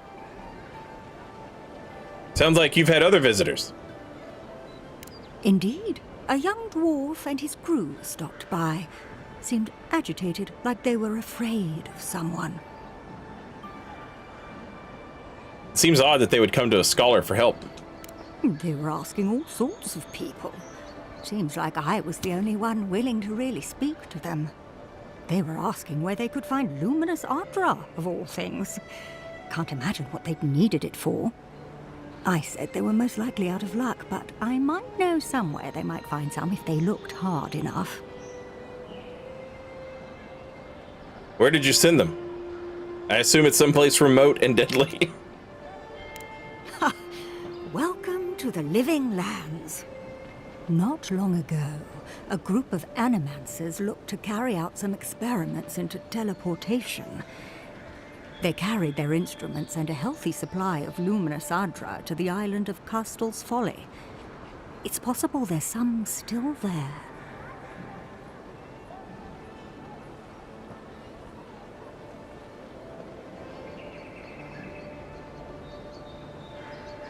Then we need to go to Castel's Folly. Castel's Folly is the small island not far from here to the east. It's a difficult place to traverse, but those folks might be desperate enough to try. Question, why are you looking for those sailors? Did the Valian captain send you?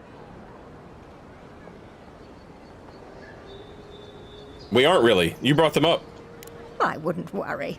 The smugglers are probably getting themselves killed searching for something that isn't there.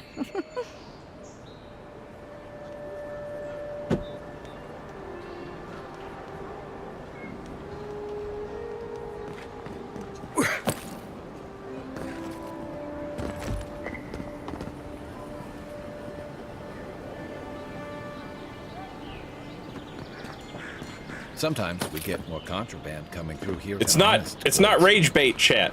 You are witnessing in real time what happens when wouldn't want their diplomats going hungry. Discourse is driven by YouTubers who make more money off of they make more money off of saying things are bad, right? They manufacture outrage so that people get mad at things. Because if you're mad at something, YouTube has found that you will watch more of it. Content is associated with negative feelings. It does better if it invokes negative feelings. And so... neat. People make videos that are designed to make you angry or sad, etc., etc. Because it's better for their wallet. And then people are... this is not new. People don't know how to formulate opinions, right? So they just watch a YouTube video and then that becomes their opinion. It wasn't always YouTube videos. It could be, you know, shit your dad said. What your older brother thought. Things kids said at school.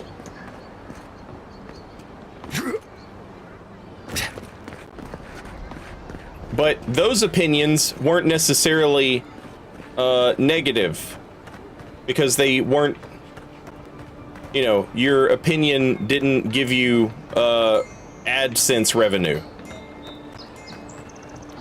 It's not rage bait. It's just, you know, an increasingly isolated world where the only real connection, well, it's not a real connection, but the closest thing to a real connection you can make with another person without, you know, putting yourself out there and actually having to meet someone and talk to a human being This one's mine. is watching a YouTube video that tells you how to feel about a thing. This one's mine.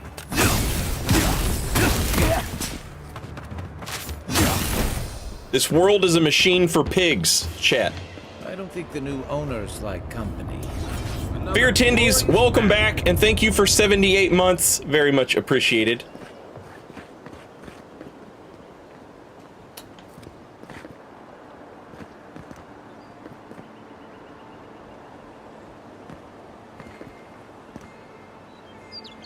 Not sure why people are upset about a game. They're upset about everything. Because, again, new media, YouTube, things like this, it's all, it's more profitable. It's more profitable to be angry at things. To make people feel like they should be angry at things. I mean, it is not hard, you know? This is not a philosophical fucking quandary for the ages. It is literally just negative opinions sell online, and that's where everybody makes their money now.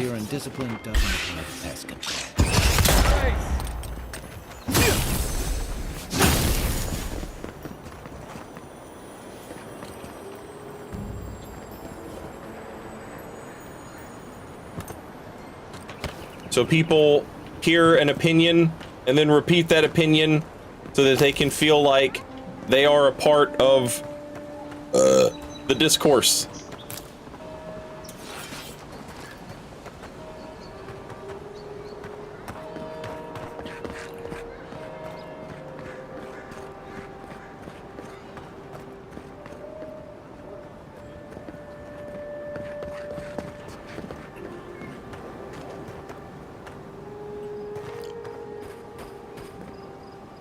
Somebody in YouTube chat called it AI slop, despite the fact that the developers of the game have been outspoken about their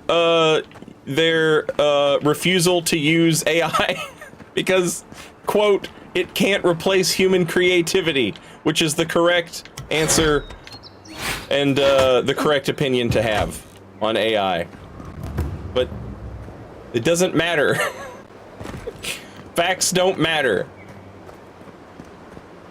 Someone said AI, and so now it's an AI slop game.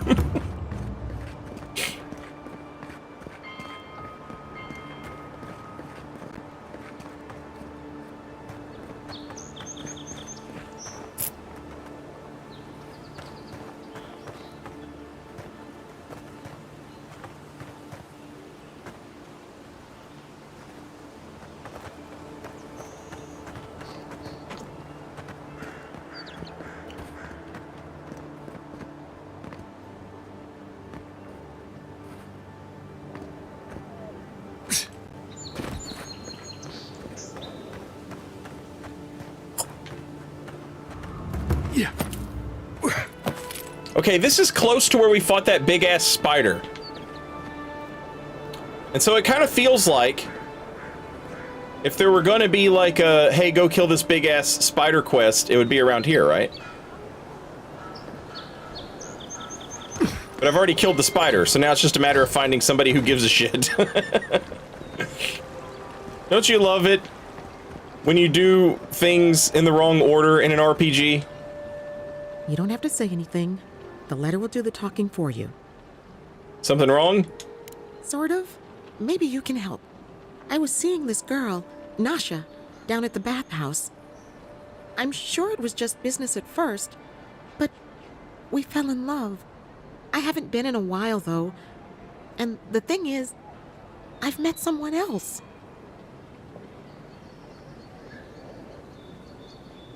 The heart wants what it wants. I suppose. Still, I can't just abandon her. I wrote her a letter, but I'm too cowardly to deliver it. If you're headed that way, would you mind giving it to her?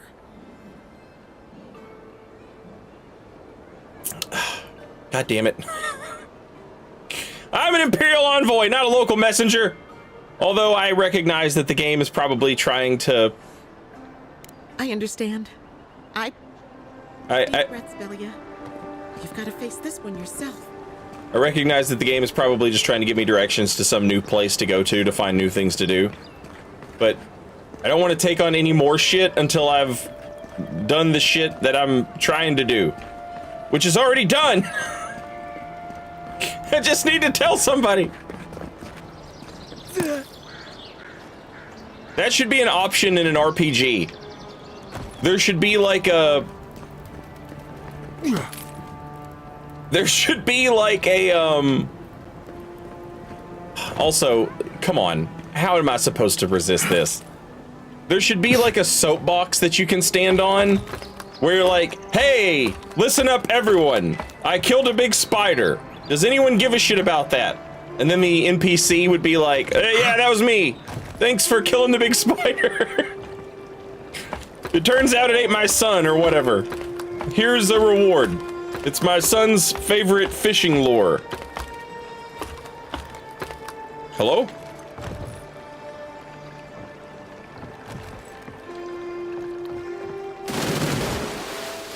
The fuck was that?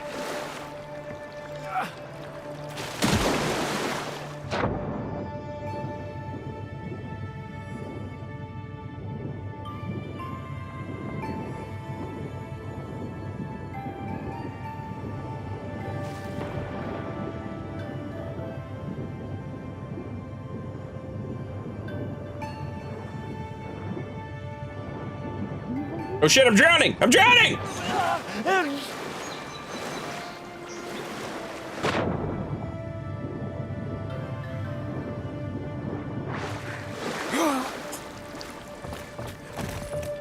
Isakso!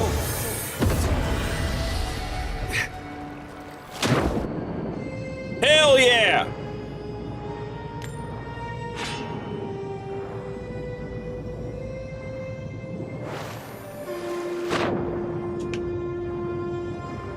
Treasure! Treasure!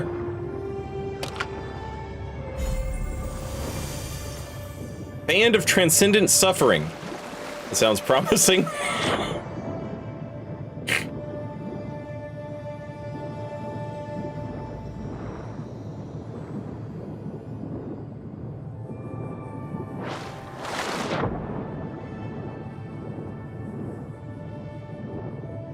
Do stream chats boost the algorithm on YouTube or just viewer likes?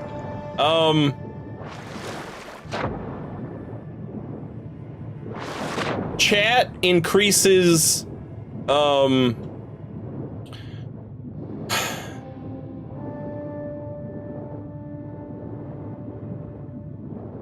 fuck. Words.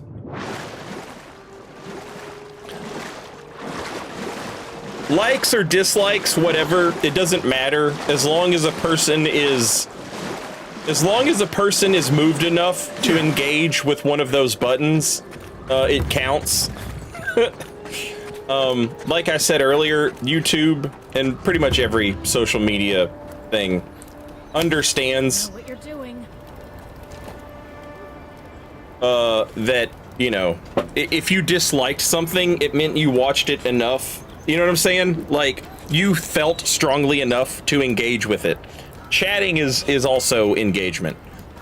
But I don't know how that works in a live stream in regards to, like, it probably ties into ad revenue, like how much they're willing to pay to run ads on a particular channel, because it shows that the audience is actively watching and engaged with the stream.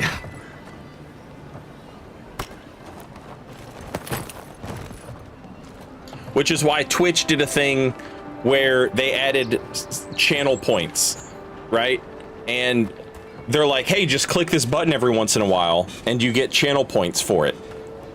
And you clicking that button says to advertisers, people are actively watching this and interacting with it, even if they don't chat. Ugh.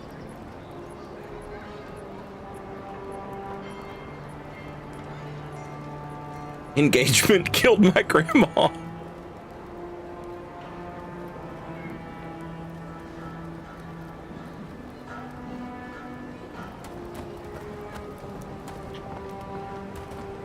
What is that fragrance? It's intoxicating. If I didn't have work to do, I'd love to sit and talk.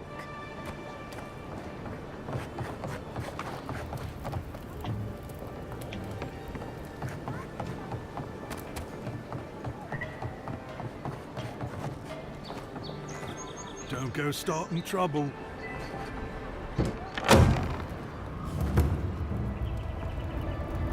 Just stand there. Come in. Valorok's always open. What's up, Flint? Sit down. What do you want? Let's see what you got. Ooh, a fine pistol.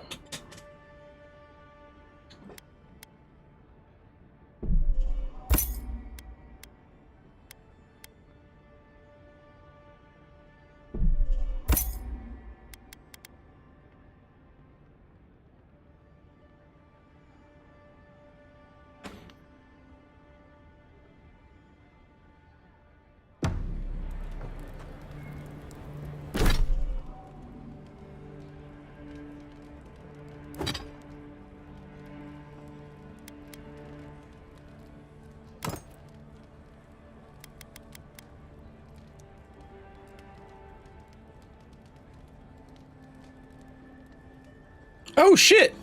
I get Paradisian Ladder for breaking down a weapon that I've upgraded. Cool, cool, cool.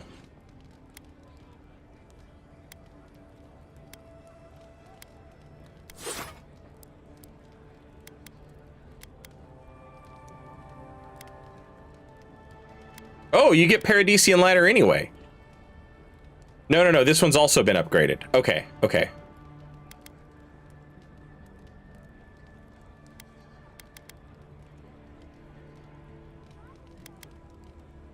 Neat. Okay, so it's not, like, it's probably not, you know, the exact same amount that you put into it. But you do get some of it back. So it's not like a total loss if you decide to, you know.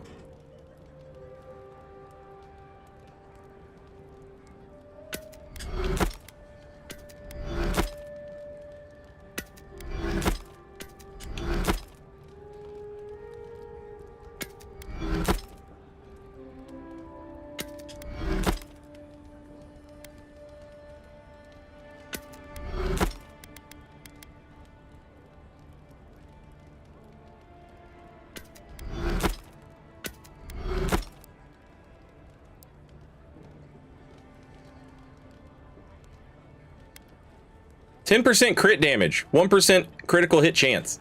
Fuck yeah. Well, let's go.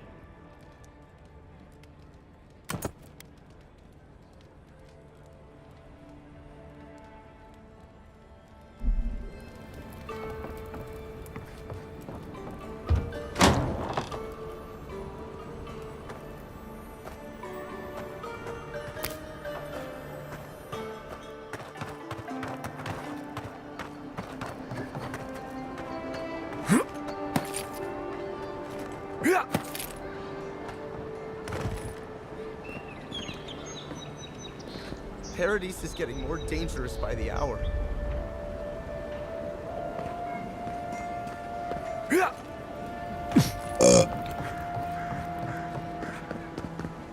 All right. I don't know who the hell wants this spider. Hey, what's up with your exclamation point? Close. But what's the point? It's useless without that Adra. Oh, you're a special one, you are. I thought all the godlikes were taken back, wherever they came from. don't mean a thing by it. Hobo, I have so much shit I have to do. I need to make that video that you're talking about. I need to make a video that's like, hey, here's what I thought about Night Rain. And then I need to take all of my fucking playthroughs on Twitch and shoot them over to a second YouTube channel. Ugh.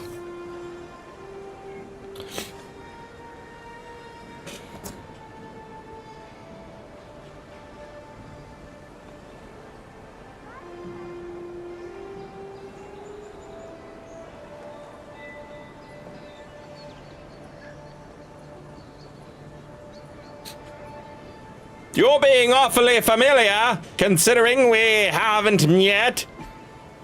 Of course. Just making small talk. Not trying to offend your adherent sensibilities. My apologies.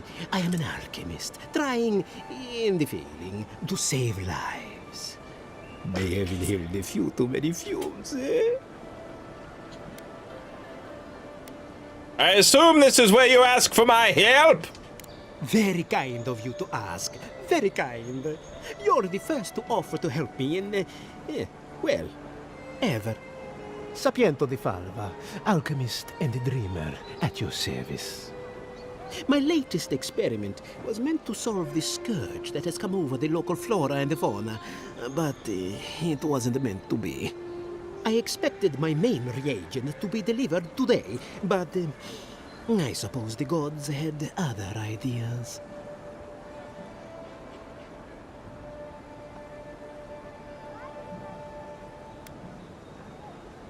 Do I want to know what your main reagent is?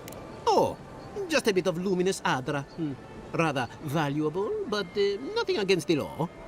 You may have noticed, or perhaps not, since no doubt you've been busy, that wildlife here has gone a bit wrong. No one knows how best to describe it, but we can all see it. Something is distorting the life around here, and I hoped to stop it.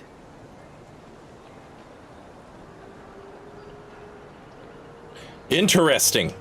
As you no doubt know, luminous Adra is a more powerful form of the Adra we see out there from time to time. Very, very rare.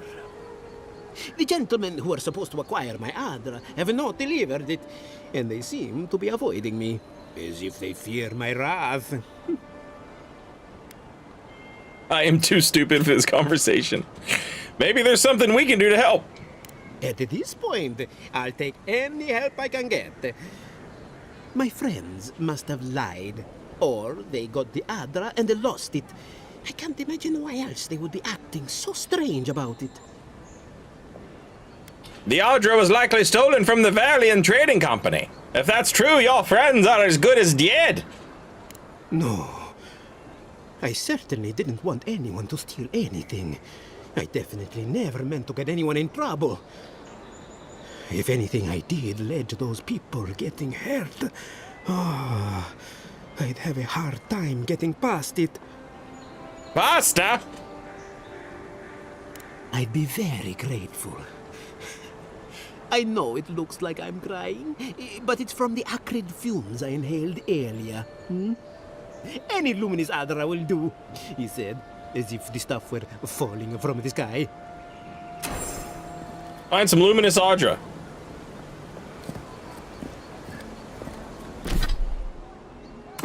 Ah!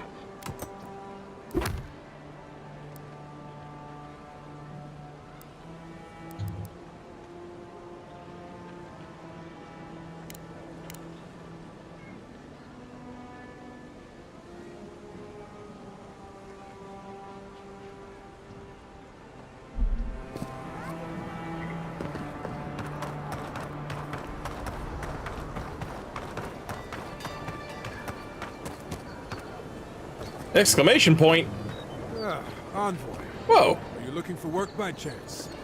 What do you got? Hey, that's the spider I killed! Let's fucking go! You're a brave soul, Envoy. A pleasure, Envoy. I'm Aldrich. The Bounty Master of Paradise. Also, you eat gods. If it suits your fancy, check the board for work. The dangerous kind. Some more than others. Speak to me when you've got something to turn in. I'm ready to collect.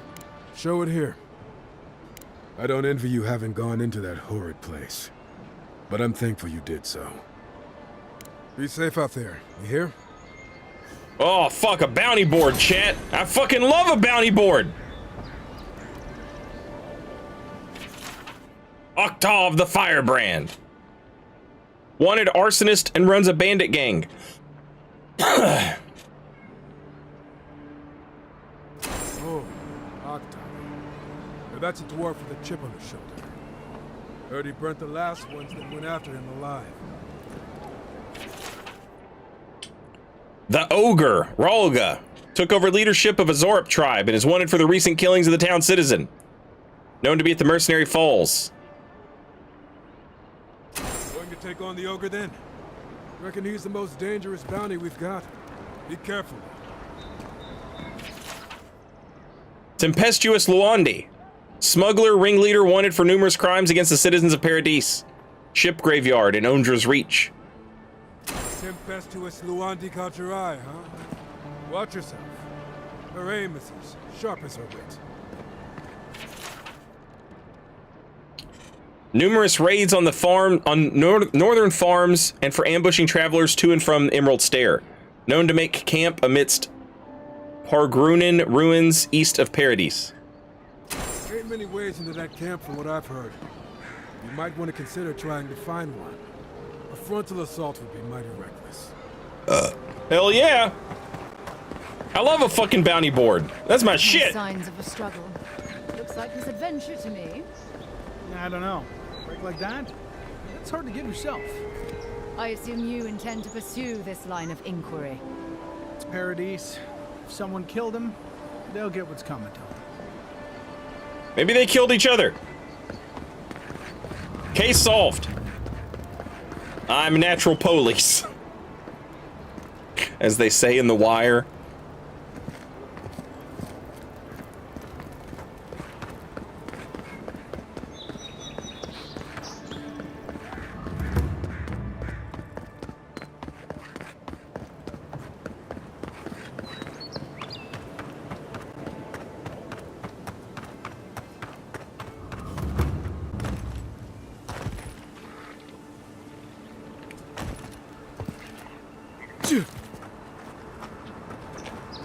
Can't tell you how many ships have come to a bad end on those rocks.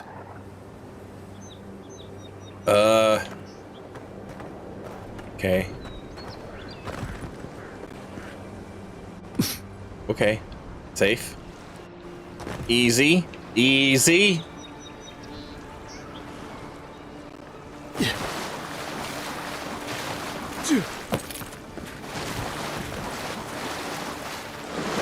Damn. All these shipwrecks. You know there's probably like a badass treasure.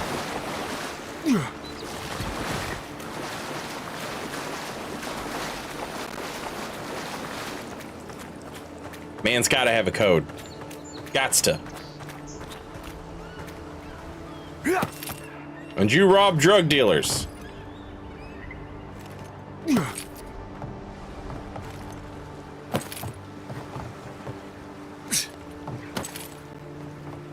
How do you live like that?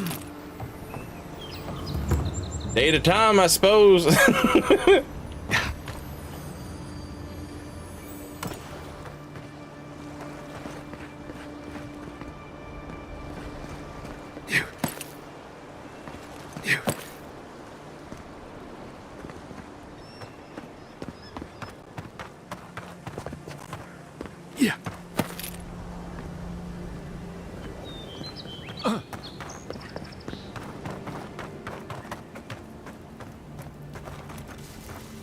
Not seeing any sign of some magical experiment.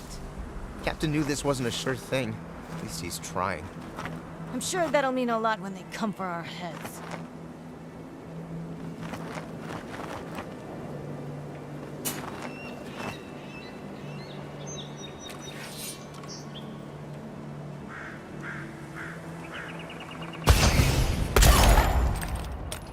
Let's show them. One for you. The weapon's not doing the job. Oh, God!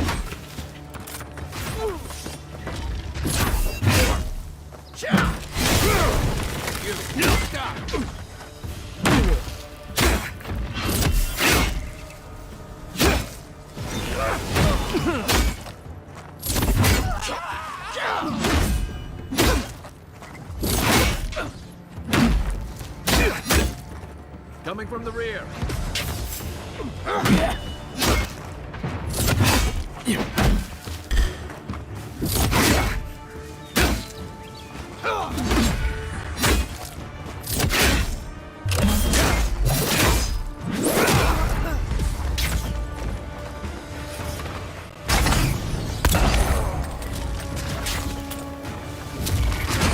Shit! Whoa! Fast as hell.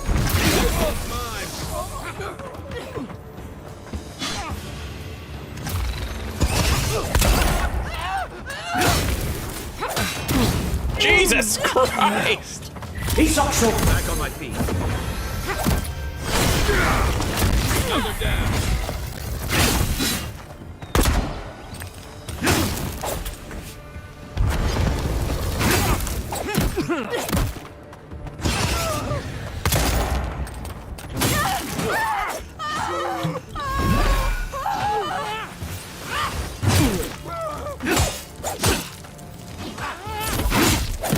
Shit!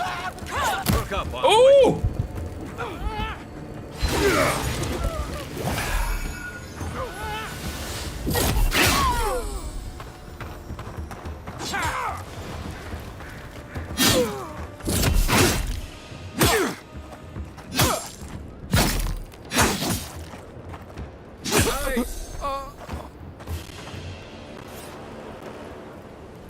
Who's ready for more?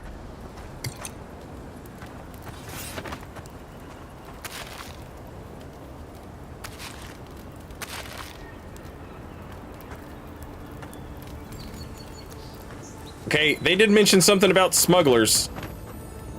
And, the Audra.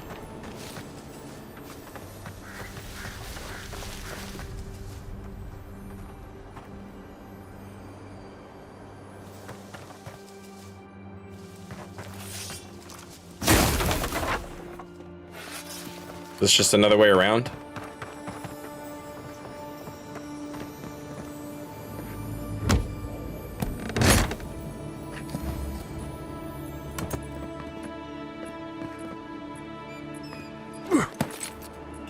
We've opened up the map a little bit. The mini map is pretty good to go on. Unseen, but the map is, you know.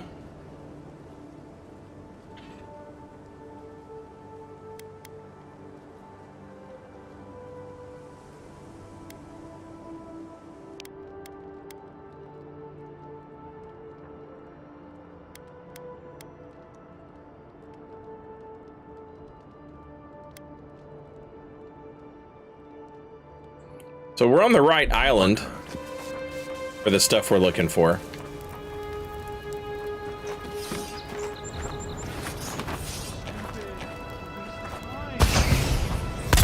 They hit me. Make the boss proud. This is for you. Nice shot.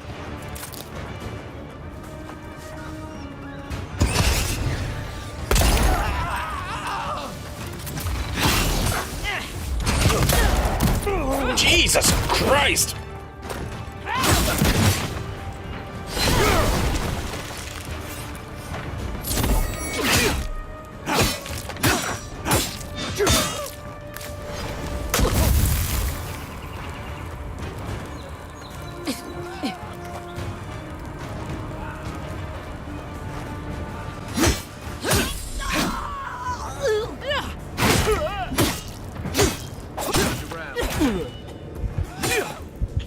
No!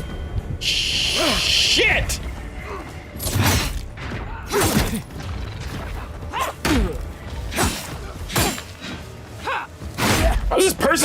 fucking tough! Jesus Christ!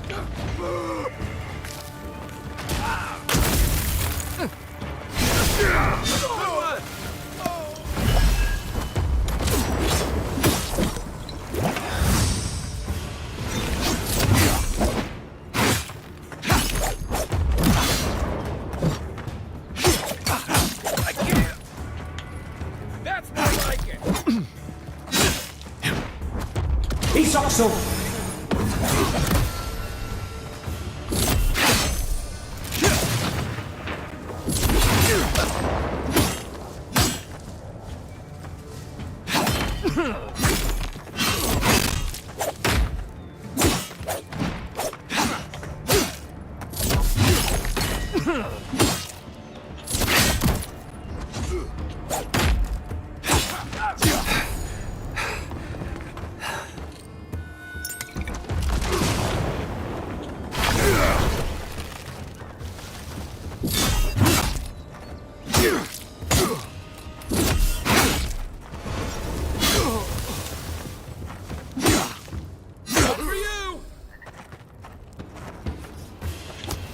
My word.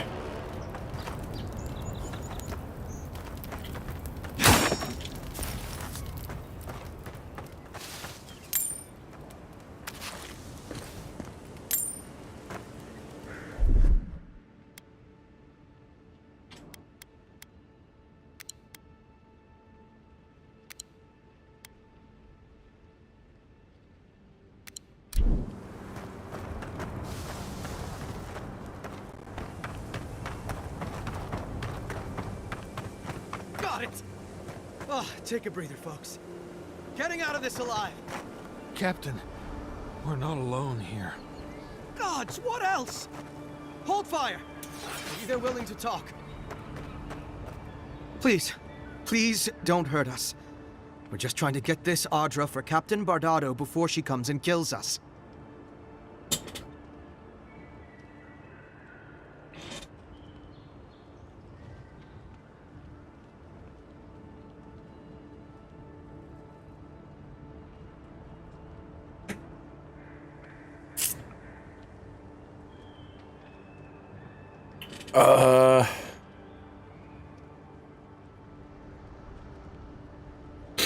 So, did they allegedly say that they were going to give it to Sapiento's men?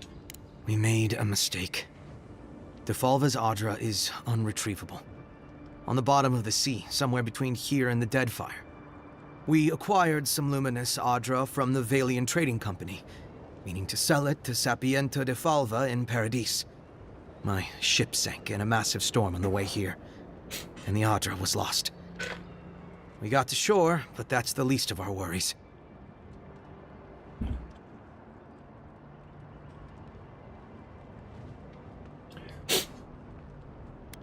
So this Captain Bardado is here to take back the Aedra, but you don't have the Aedra to give them. You got it. But the Valians won't accept that as an excuse. They want Audra to replace what we took. Our plan was to tell the client we couldn't get the Audra and hide out in Paradis until we knew we were out of trouble. The Valians weren't far behind us. Bardado gave us one last chance. If we could find enough Audra to replace what we lost.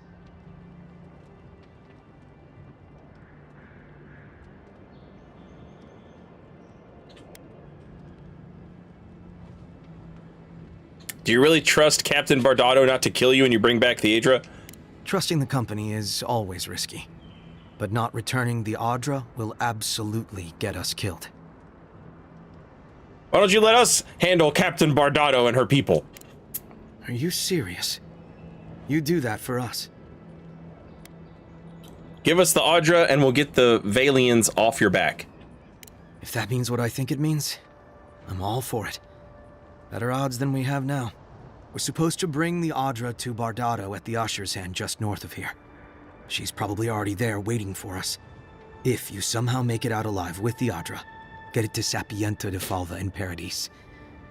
Maybe he'll do some good with it.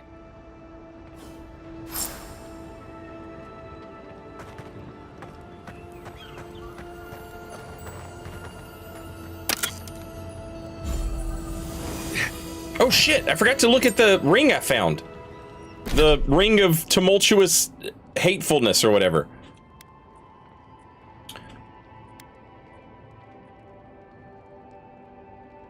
Oh my god. The Band of Transcendent Suffering. Deal an extra 35% damage, take 100% more.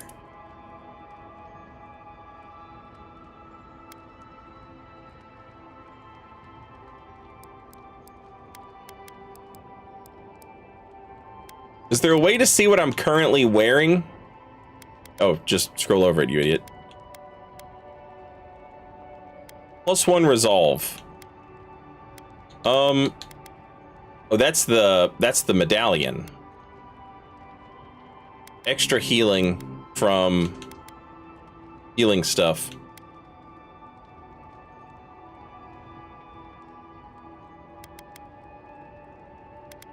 Well, I'm not always wet.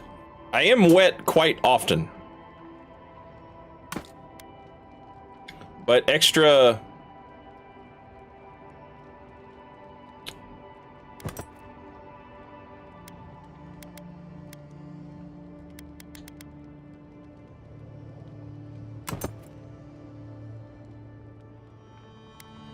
Extra dex would be good. That's extra swing speed. As well as being better at parkour.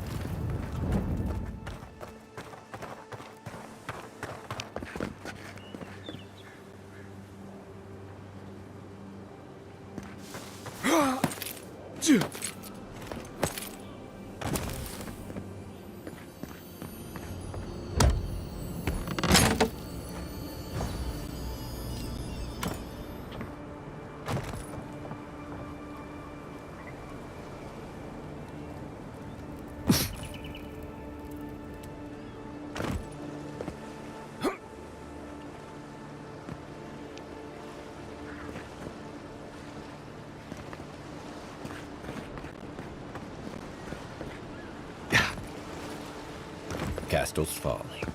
A reminder that nothing good comes from messing with powers you don't understand.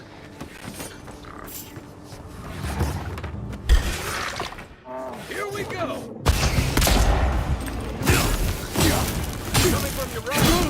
Jesus Christ!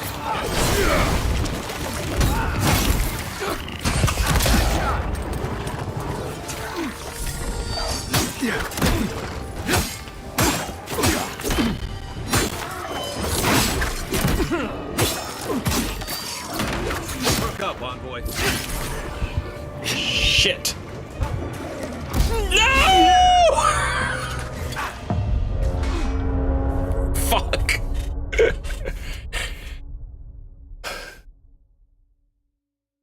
Vosivux, I'm loving it.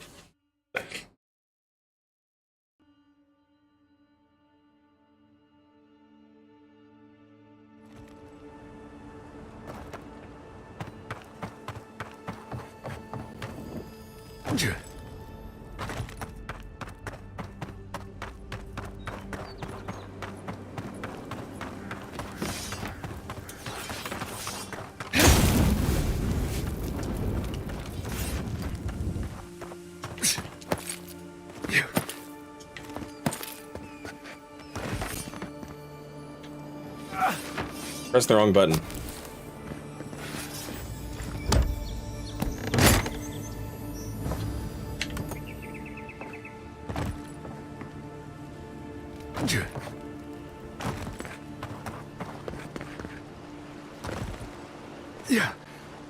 Castel's Folly. A reminder that nothing good comes from messing with powers you don't understand. On your right. Jesus Christ, that damage is insane! He's also.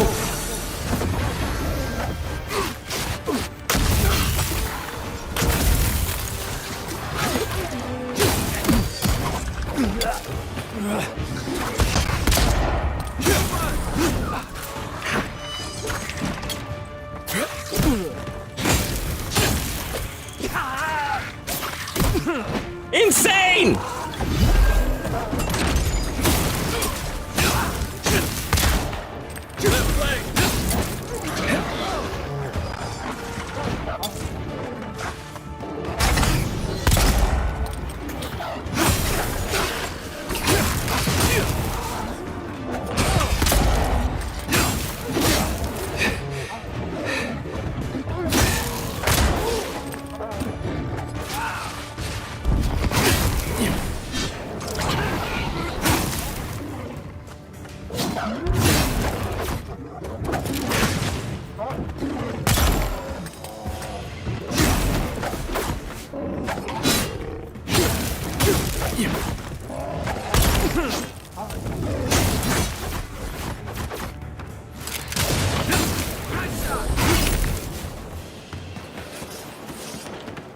Just like the good old days.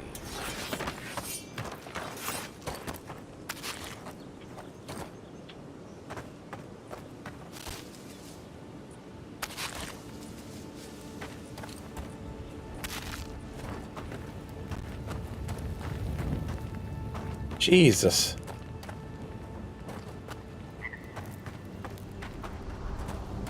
Look at the size of that spider they're eating. That's crazy.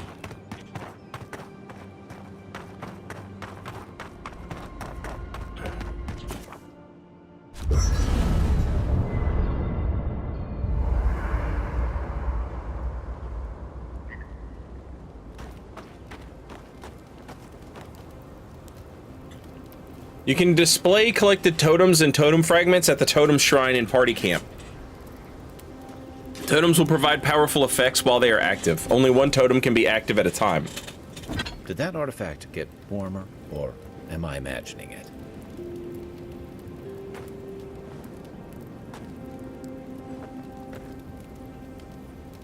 That looks right.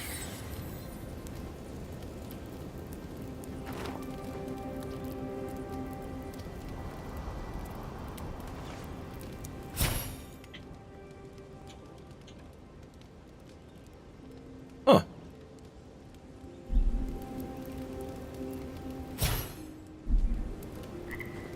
Is that the only one I have?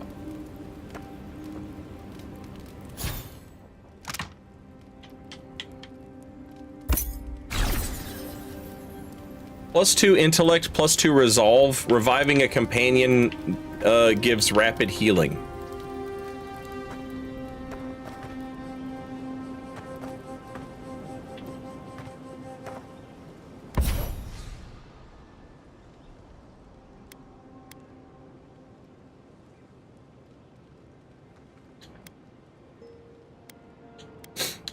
Killing an enemy restores 10% of your maximum health.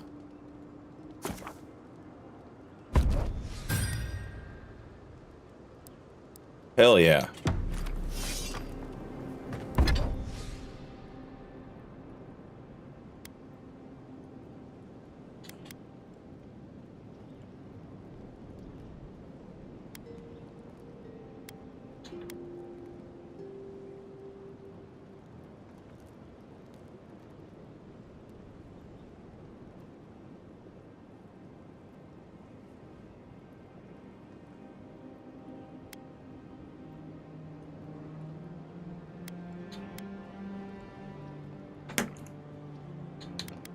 I don't have Hardwood Branch or Helios Talon. I don't have any of those.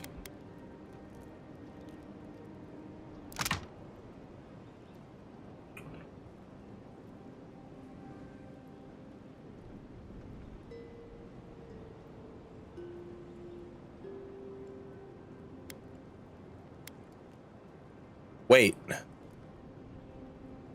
So in order to make Helia's Talon, you need Paradisian Ladder.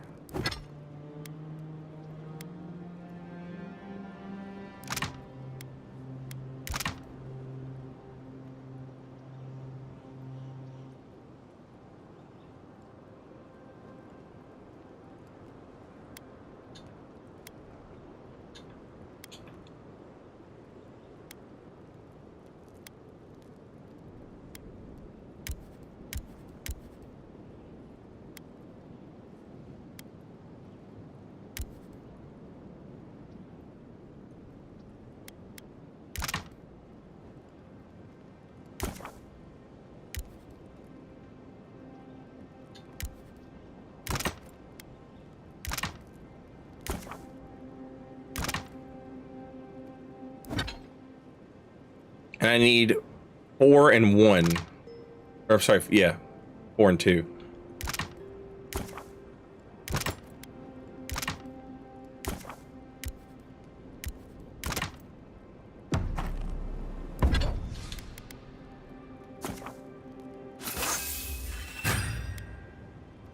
Neat.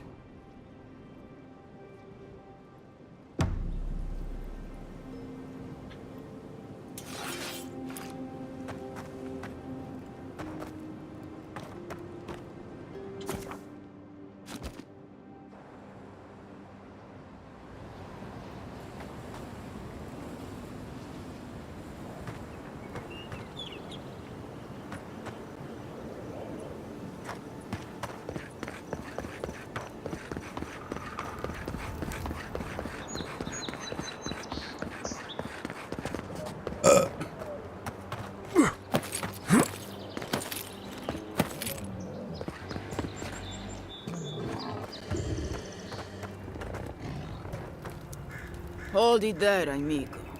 We're expecting someone tonight for sure. But you're not them. A Valayan word meaning friend. Oh, it's like amigo.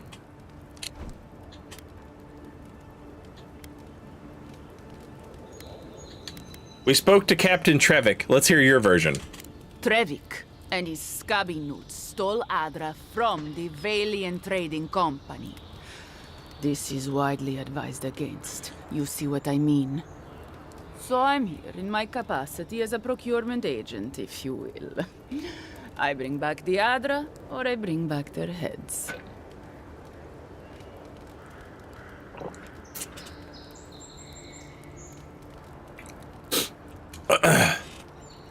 Trevik lost the Adra at sea. Cute. No barrister me, but failure to sell off their stolen goods doesn't erase the fact that they were stolen in the first place.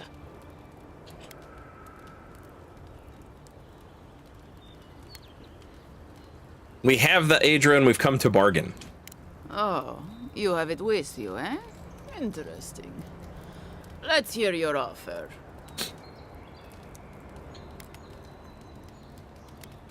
How much does Trevik owe you? I'll pay it. Oh, really? You think any of us has the kind of money to pay for any amount of luminous Adra? It's only found in one part of the world, and it's all controlled by one company that can set whatever price it wants. That bit of Adra you have there is worth more than Trevik's and his crew's lives combined.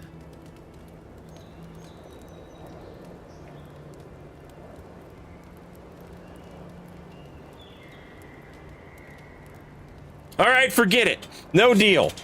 Well then, I guess we'll go kill Trevik and his crew after we take the Adra from your corpse. Bring me their heads! Okay, that's totally a normal sized bear right there.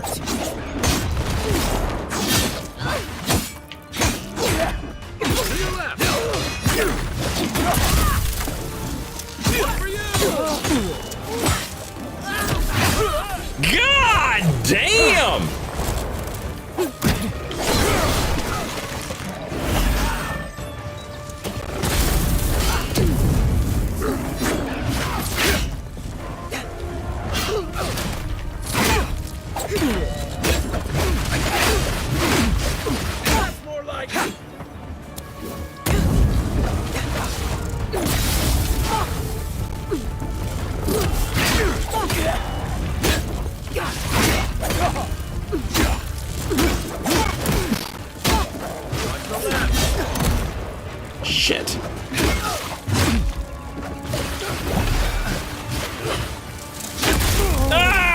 fucking bombs! Ah! Thanks, soldier. Brother, you have got to keep the massive fucking bear off of me.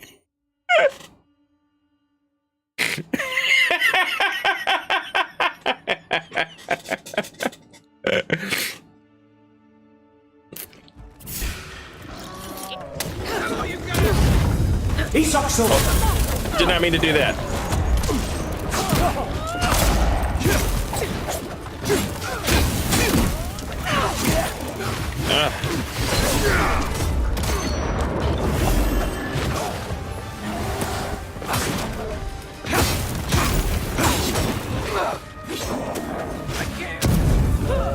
Back on my feet.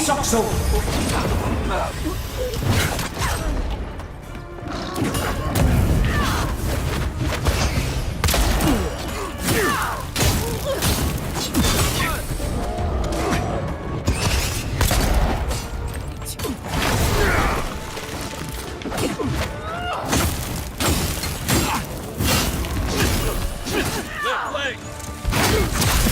Shit! No!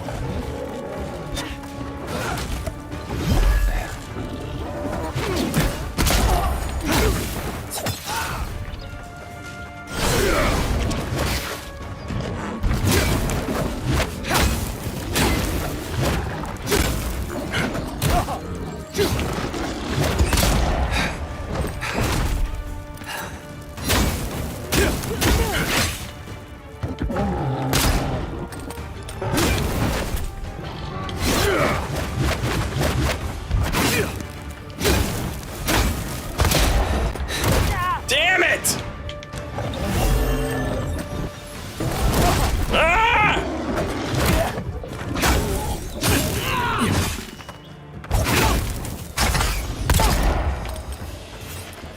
Whew.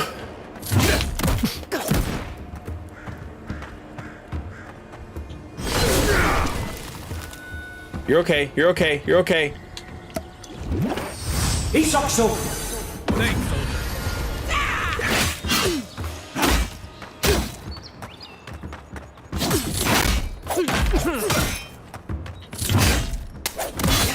Time to grab.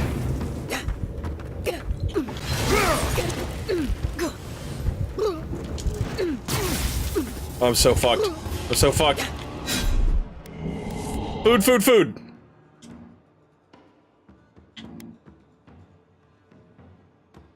Yeah, booze. Booze will help. This will help.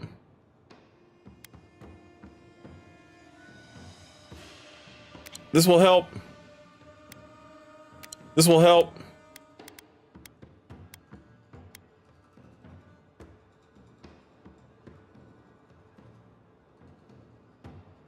Okay. Hey!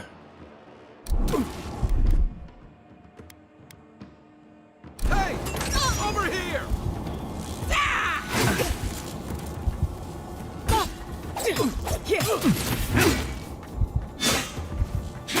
Little help! That's more like it! Yeah, there you go. There you go. Dodge! Fuck!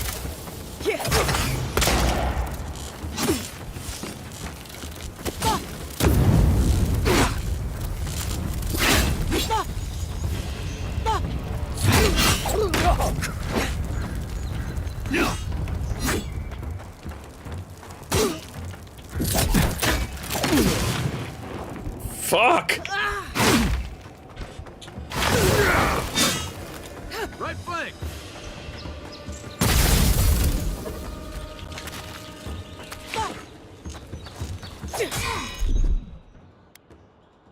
Jesus Christ. If I eat more food, will I heal more quickly?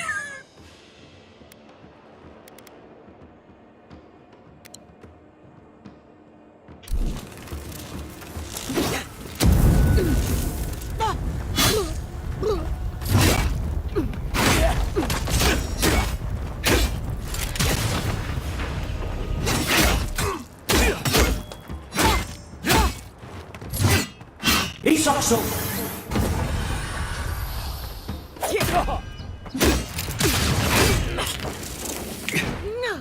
Jesus Christ.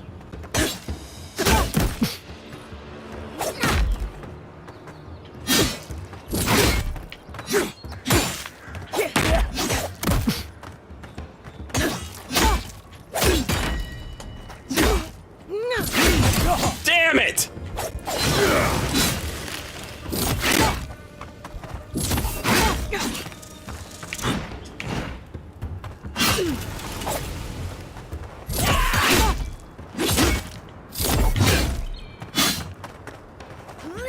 Look up, Bonzoid.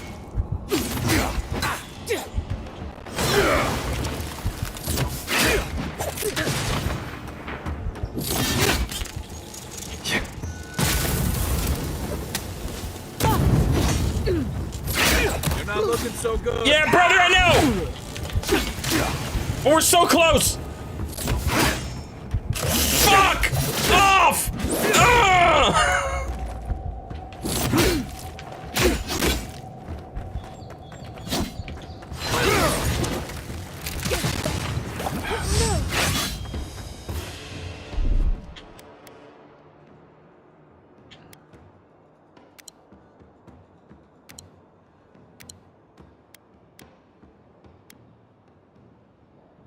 Oh, I don't think it makes me heal faster. I think it just makes me heal longer.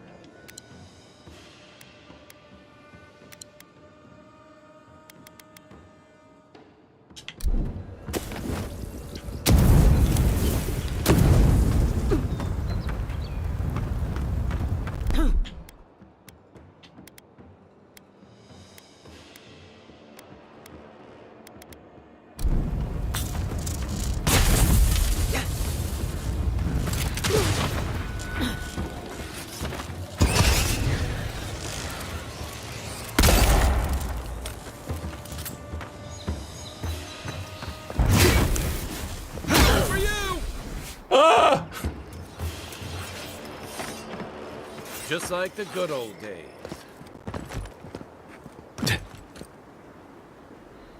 Good Lord!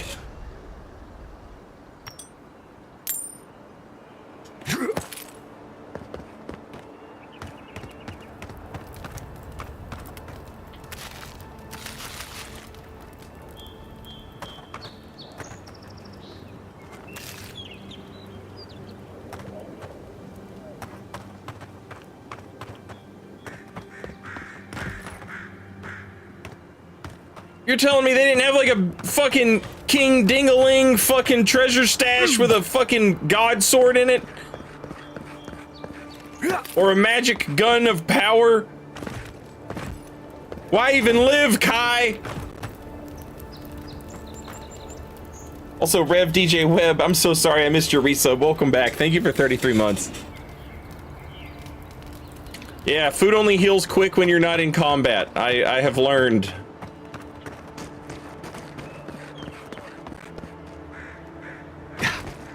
The magic gun of +2 shoot. We're on normal difficulty. So when you see a quest in your journal, or when you see a monster, if it has skulls next to its name, that means it's above your current weapon upgrade level, and you should upgrade your weapon. And if you don't upgrade your weapon, you're going to do not like a lot of damage, and also your weapon attacks seem to sort of like, they don't land with as much force. Like sometimes my attacks bounce off. It's upgraded. Know what's come to claim him. This thing is +2 out of 3. This thing is +2 out of 3. And this thing is +1 out of 3. I suppose I should see.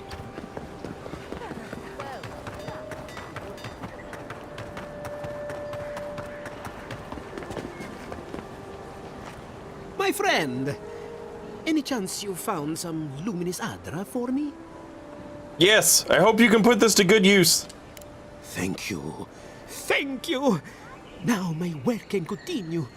Take this. I was saving it for a rainy day, but who knows when that will be.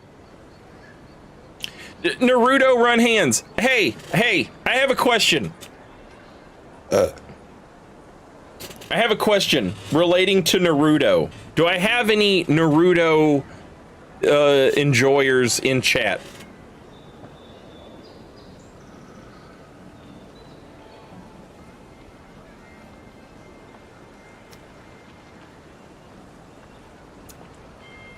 This has been driving me crazy.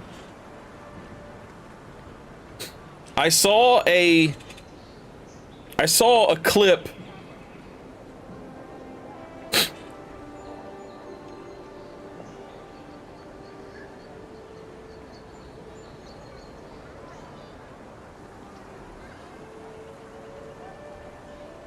I saw a clip of a Naruto character, okay?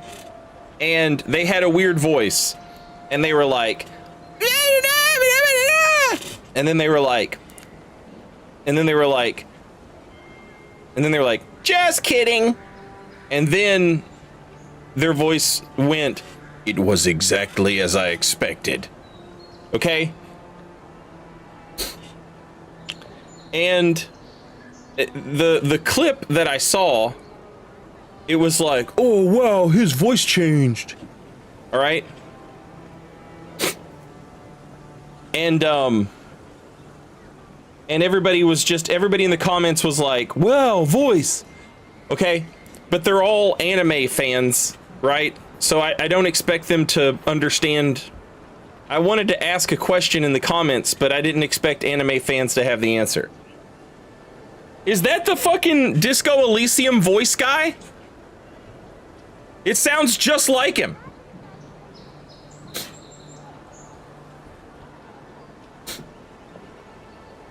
It sounds just like the narrator, like your internal monologue.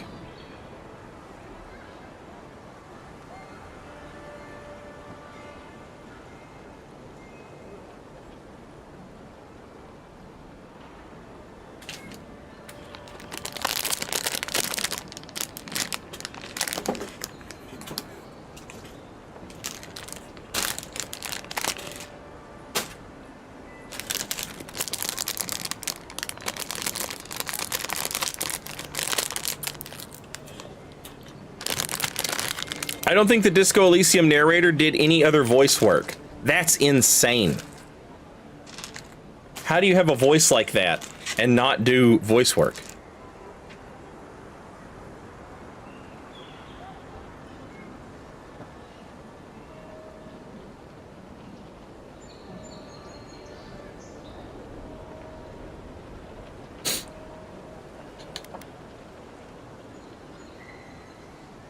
Best of luck, my friend. And to you as well, my wonderfully unique friend. May you find a kinship with this land.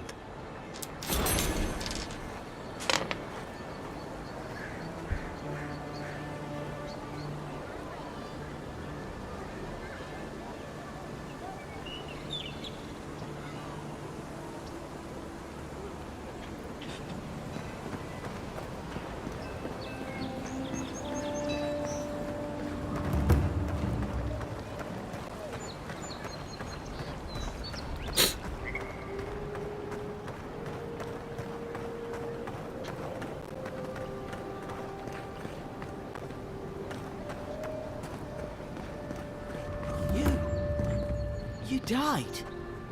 But you're here. Gods, am I glad to see you. What's up, Garrick? I'll keep trying. But there's not much to be done for Fort Northreach. Envoy, is it really you? I can't believe you're alive.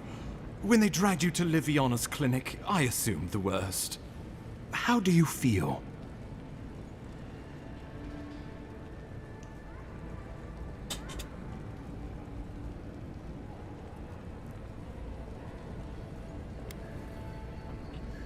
As vigorous as a drake, as a drake,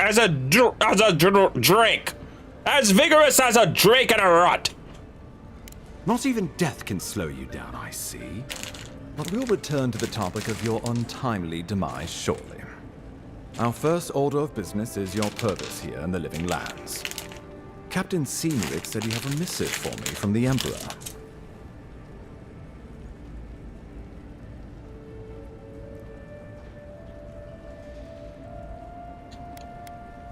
As His Majesty wills it, let it be done! Executed faithfully, Envoy. Very good. I'm eager to see what our Emperor intends. Now, His Majesty names you a loyal servant of the Adiran Empire, and an extension of the throne's authority. Thank goodness. At least someone understands the gravity of our situation.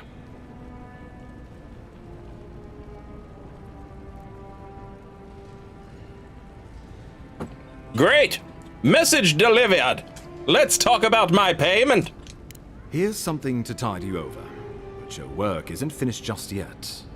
You've seen how wild the Living Lands has become, both in nature and in politics.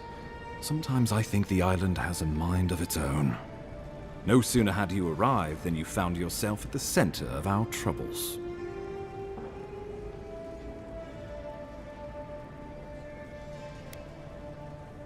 You're referring to how I healed the Adra in the Strangle Root. Well, not to mention your abrupt and untimely death. This embassy has no shortage of political foes, but the Dream Scourge is what keeps me up at night. You've seen firsthand what it can do in nature. We can't let it reach the cities.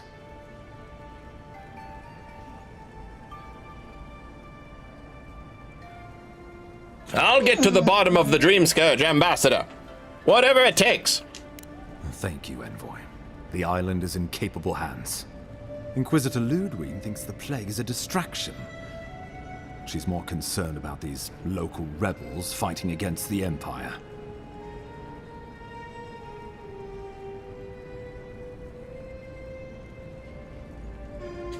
And you're not? At least rebels know the meaning of negotiation and compromise. But a plague kills indiscriminately. Though, even I must admit, the rebels have gone too far. They've sabotaged our work, killed our soldiers, and the final straw, attacked you out in the open. They seem to have it out for us specifically. Do you know why?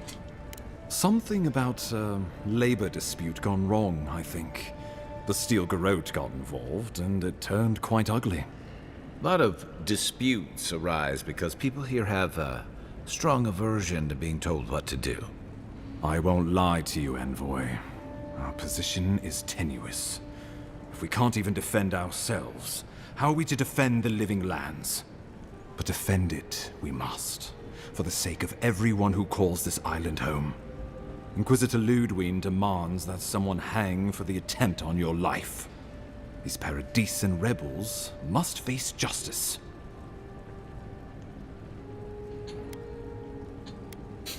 The Dream Scourge is my top priority. True, but you can't investigate the Dream Scourge if you're dead. Not many get a chance to solve their own murder, you know. I know someone who could help.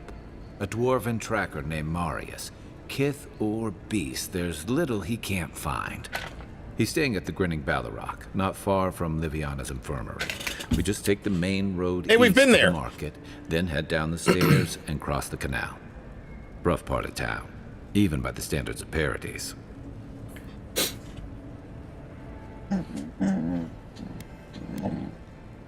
You've proven to be capable so far. What can he do that you can't? Blend in, for one thing.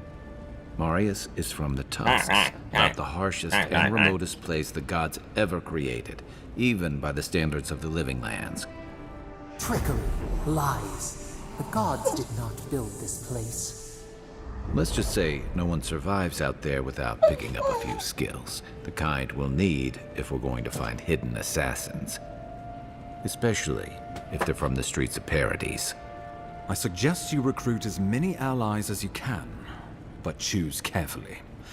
They, like you, will represent the Empire. Oh, before you go, received a report from Liviana about your condition. Apparently, you're in fine shape. Once your killer has been dealt with, you can come and go as you please. Remember, the assassin is out there. You have the element of surprise. I suggest you use it. I've hired assassins before, but I've never hunted one. Oh, the people will love it. Nothing pleases them more than watching a noble dirty their hands. We'll talk more of the Dream Scourge when you return. Until then, Envoy. How about we start with Marius at the Grinning Balrog? Besides, I could use a drink after all this. Works for me, homie. And I'm level 7.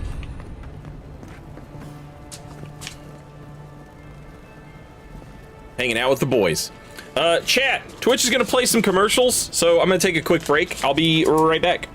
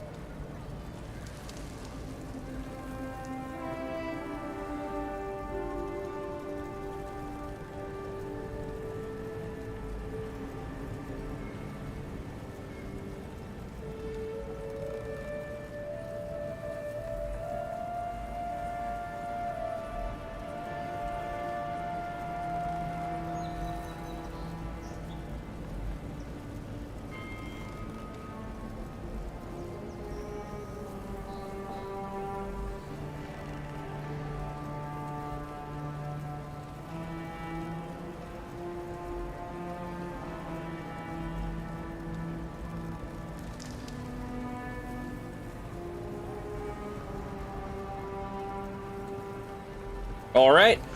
I have returned. Thank you for your patience, chat. Let's go to the bar and hire this guy. Gotta go to the bar and hire a guy and see what he wants to do. Gonna try and find my assassin, the man who killed me too. Or maybe it was a woman, because this game is woke.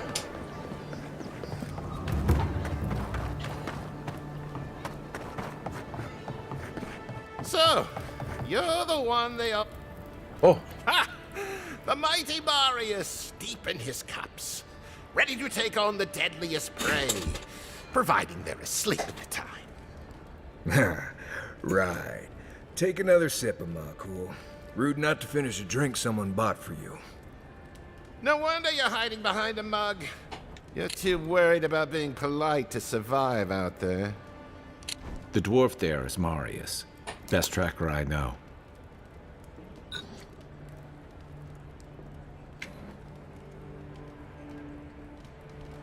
Let's see how this plays out. I heard you're from Solace Keep. How great a survivor could you be, hiding behind stone walls all your life? You don't know anything about me, you Adira Nimdut. So maybe go back and take another blessed day sip. But here you are. Tell me, how does one get kicked out of a place that never lets anyone leave? Dukte Drago Sakasat Jitule. Holy shit! You wanna talk so much, I'll cut you a second mouth across your throat. The fuck was all that?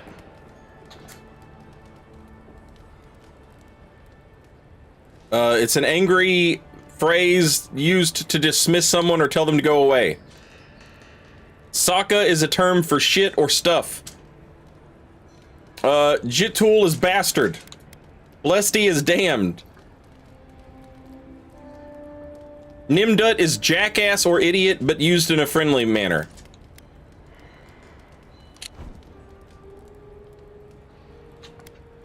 You know, Marius. You think we should step in? Marius can handle himself. Of course, if you're bored, we could always start something anyway.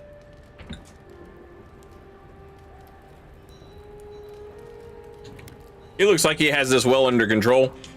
I think this is about to get interesting. I knew you were blessed in Nimdut the moment I saw you coming. Thought maybe I'd teach you a lesson. So I paid the bartender a few gold to drop a tiny bit of Widow's Kiss into a cup and serve your drink in it. Cramps should be starting in a few minutes, so, if you want to fight, we should go ahead and get started. I think I like this guy. Wait until you get to know him. Oh, I can feel it. Gods. You. Oh, that is quick. You better get to a healer before the poison spreads to your brain. You wait, Marius. I'll be back. Hopefully.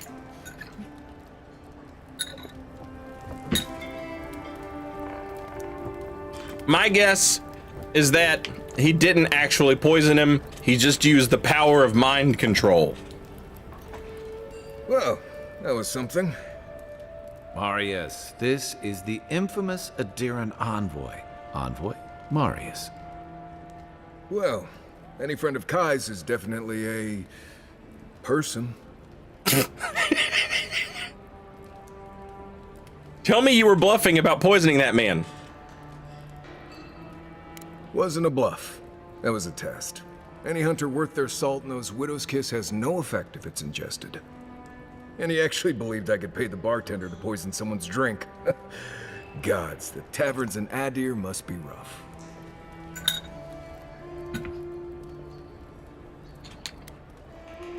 I need to find some assassins, and Kai tells me you're the best one for the job. I need to see the scene of the crime, over by the town gates. I promise there's something left there we can use to track them. His voice isn't fitting at all. I for one, am happy about talking to a dwarf. Oh, it doesn't sound like this. I'm a dwarf, and I drink beer, and it's always J.R.R. Tolkien wrote it this way, and that it can never change. Oh, like gold and dragons in the ale, the pint, or me axe and my axe.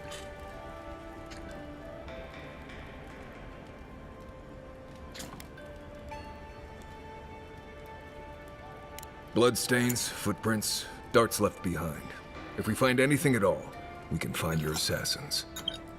We'll figure this out, Amakul. Don't you worry.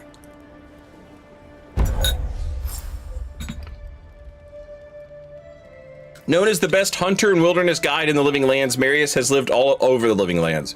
There's no place he truly calls home. Marius uses ancient Pargrunan stealth and survival techniques to gain the advantage over his foes. Look, he's even using a bow. Let's go. Dwarf with a bow and stealth.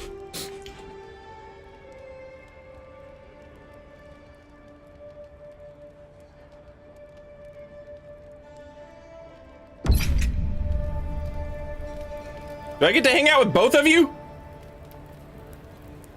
I figured this was gonna be like a New Vegas style situation. Do I get two homies? Oh, do I have to talk? Do I have to? Oh, I'm so confused. Is he coming or not?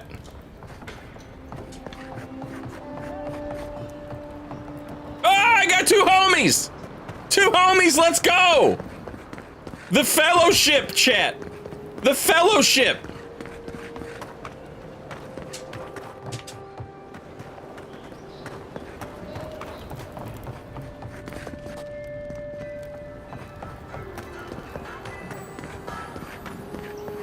Godlike.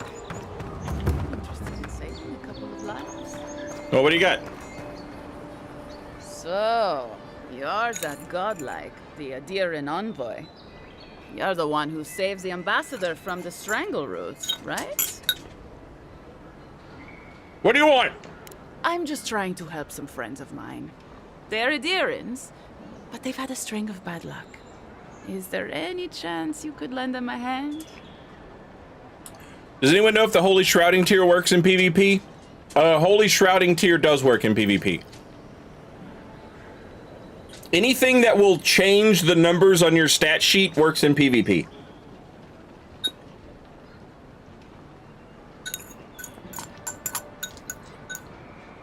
What doesn't work is shit like Axe Talisman, Dagger Talisman, things that say like, oh, I increase this type of damage. Those don't work for sacred damage in PvP.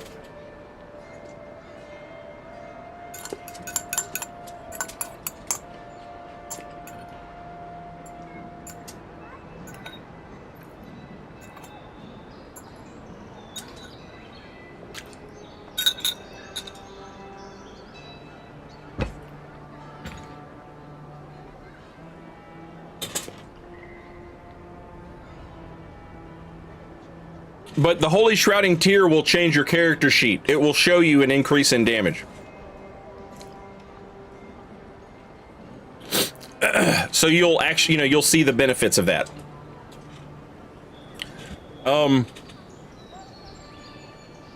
But shit like Flock's Canvas Talisman, that's not going to work because it doesn't actively change your character stat sheet. So it doesn't boost the damage of sacred incantations.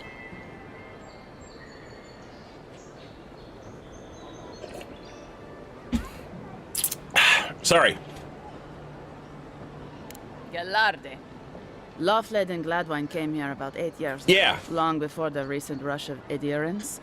They admitted to having a checkered past back home, but they started a new life in Paradis. The Jump Attack Talisman and the Two-Handed Talisman both work for sacred damage in PvP. Because both of them had to have their values adjusted for PvP. And so when their values were adjusted for PvP, it fixed the sacred damage issue.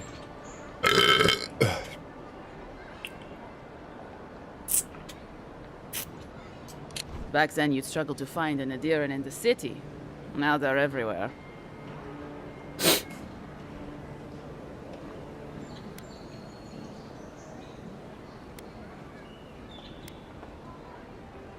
Do you have a problem with more Adherents coming to Paradise? Well, let's stick to the matter at hand. Anyway, with all these adherents coming in, Lawfled and Gladvine started spotting old faces. And if they were spotting old faces, it was only a matter of time before those faces started spotting them back. Better to leave and never look back. Less complicated that way. Well, it worked for me. Sort of. Actually confronting your problems is overrated anyway. I was saying, they're lying low in the shantytown for now, but they mean to leave for Thirdborn. Adherents in the shantytown. I doubt they're getting a warm welcome. Most of the people there are Paradisans run out by Adir. They're afraid to go out in public, and Gladvine... he's gone blind from bad drink. I thought there was an actual problem with sacred PvP damage not working, not that they just never bothered fixing it. It's actually older than that. In Twitch chat, which you can't read, Big Steve, Stochastic said, there is a bugged field inherited from Dark Souls 3 as holy damage is internally dark damage. Anything that has PvP/PvE adjustments avoids this field. Alright, so back in Dark Souls 3, there were 2 different infusions that both scaled off the same stats, Int and Faith. There was Dark and there was Chaos. If you hit somebody with a Chaos Dagger for like a backstab or a riposte, it did a shit bazillion damage. Especially if you were wearing the Hornet Ring, which boosted critical attacks.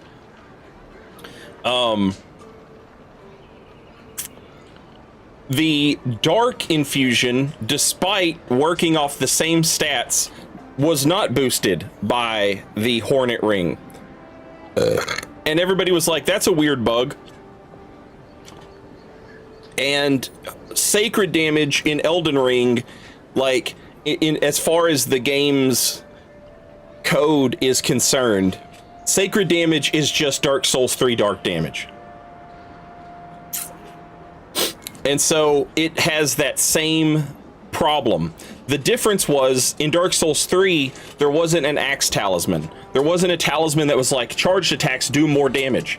And so the only thing that it seemed to affect was the Hornet Ring, and so everyone just assumed it was a problem with like dark damage or the Hornet Ring, but it was just that one thing.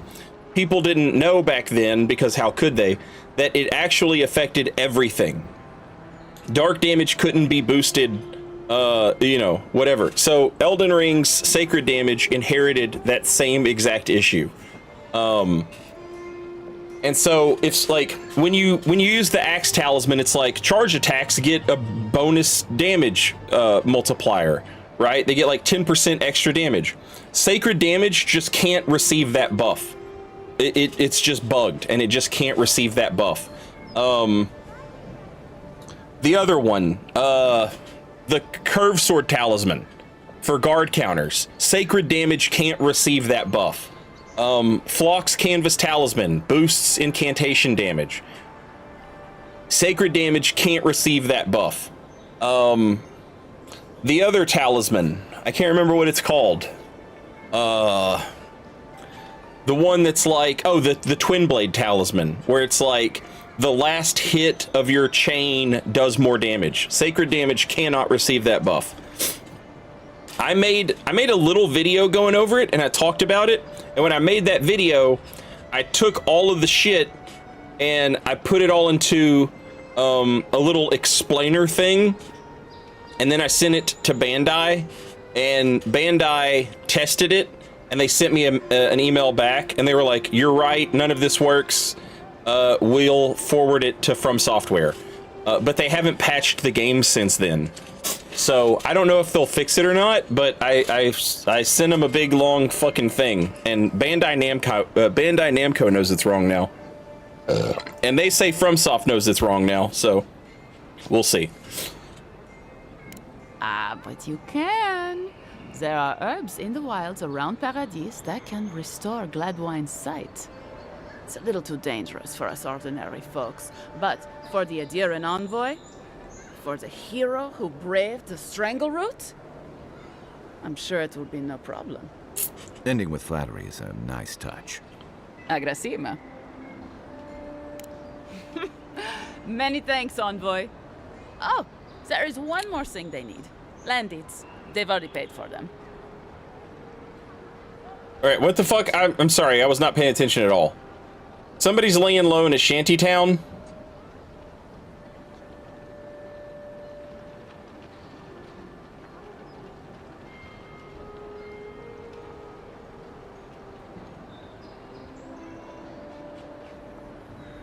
Afraid to go out in public? Gone blind? Get herbs to restore his sight? Okay, got it. There's a Rawatayan in the Pearl District, Mako, who was handling the paperwork. Certainly you could do that part yourself. No. We had a falling out a while back.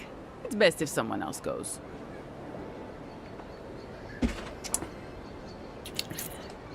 Thank you, Envoy. God bless you.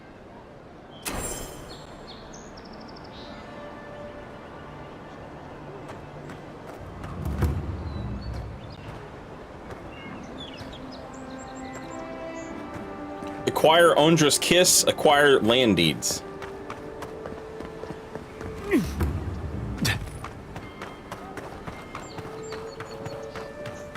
I was hoping I'd be saving people from monsters. You there. You look like you know your way around... hello. I heard what happened. I see why you'd want to protect yourself. Can you do anything with this strange metal? Wait, is that star metal? Loving it, Master Splinter. Heavens, Arse, this stuff is rare. I'd love to make something with it, but I'd be afraid of ruining it. I can't think of anybody else in Paradise who could either. Who knows? Maybe there's a blacksmith in another city who can help. Well, if I were a betting girl, I'd wager one of the smiths in Solace Keep could work with it. Good luck getting inside, though. Or surviving the journey there. Right. Galawain's Tusks is one of the deadliest places in the world. Probably not worth the trip. No thank you. I'll take my chances with the smugglers here any day.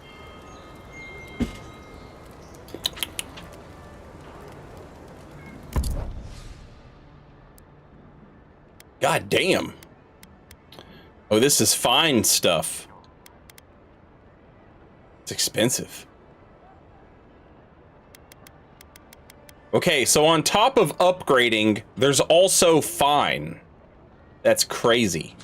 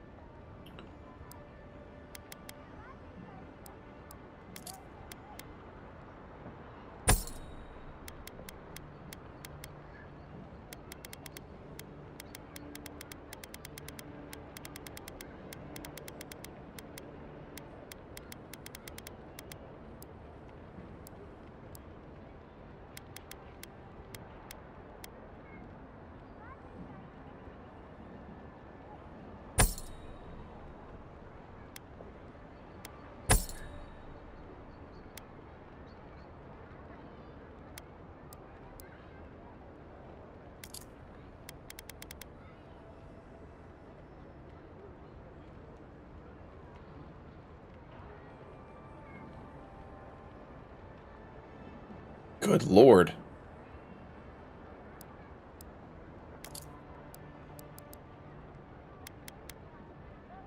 $32 damage upgraded. 48 damage unupgraded.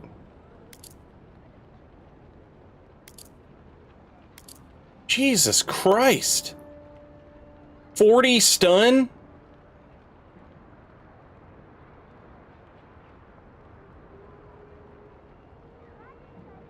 Good God.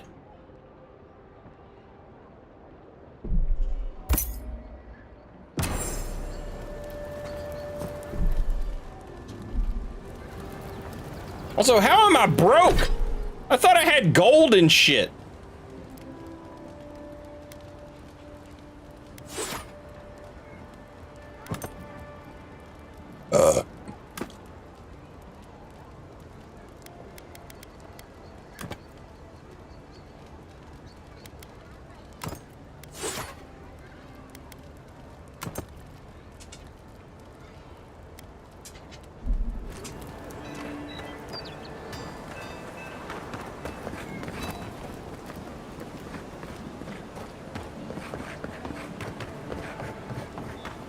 I wouldn't go up there, stranger.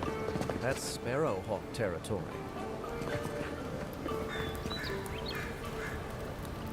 Man, I don't give a shit about no Sparrowhawk. Adherents ain't welcome around the Pearl District. Mind yourself.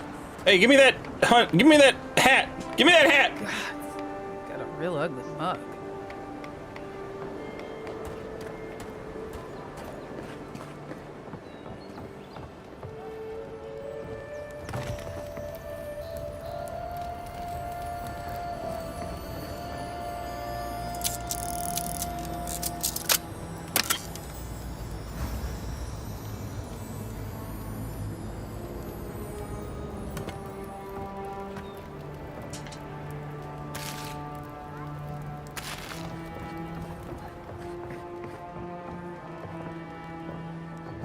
I need to go in the house. Smile and you break it, you buy it.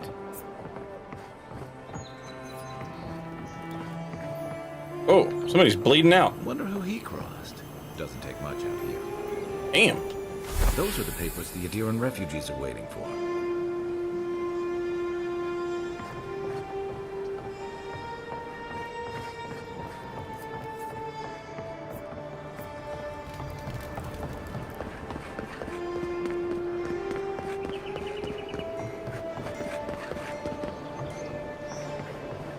Let's leave them alone.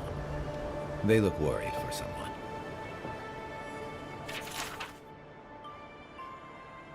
Exy, we do not know what strange illness took you from us, what drove you to harm your own kin. We curse the force that possessed you in your unwell state, for we know nothing mattered more to you than the ones you loved. And Sela, know your dying efforts were not in vain, but Mawson survives you and will carry the memory of her mother and father in a long, prosperous life. May the usher hold the doors open wide for you both.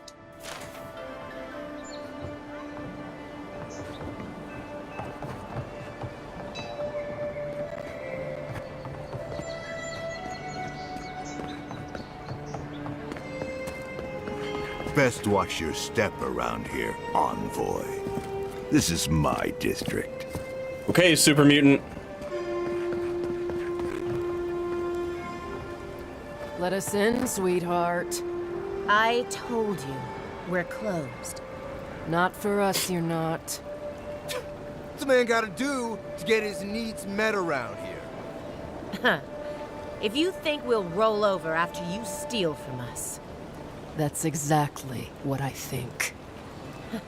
Fine. Take it up with Juliana. Oh, don't worry. We will.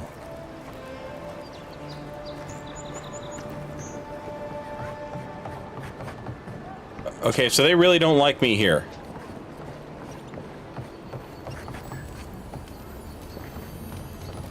Found something? Good. Always good to rummage through a condemned house for valuables.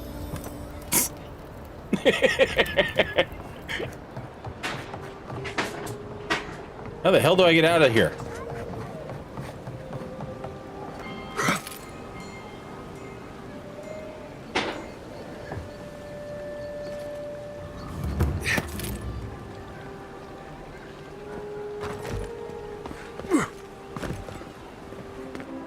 This is not the way I ever expected to get into the bathhouse.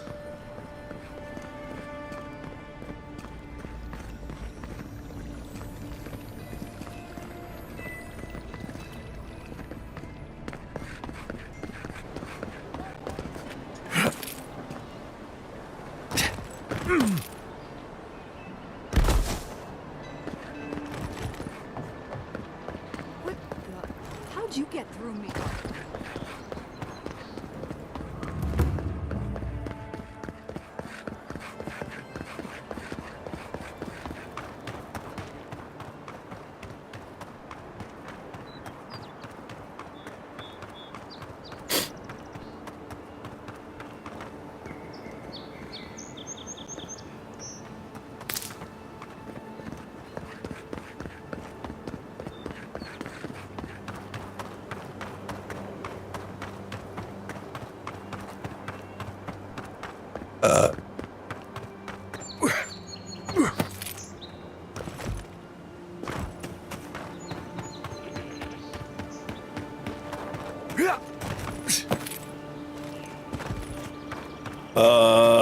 What are we doing? Oh, I gotta get the plant to cure that dude's blindness.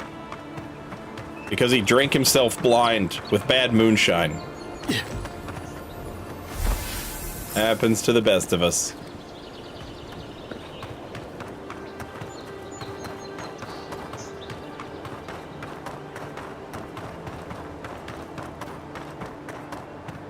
Not sure who lived here before.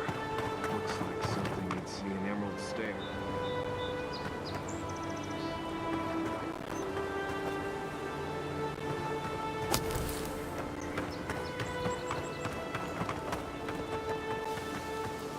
Keep your guard. Oh shit! Oh shit! Okay. You know?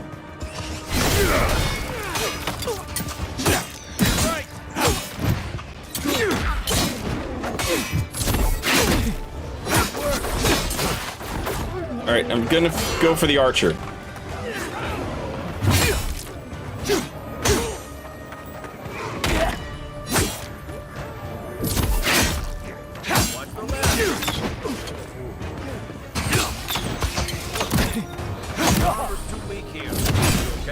Oh my god! He sucks so.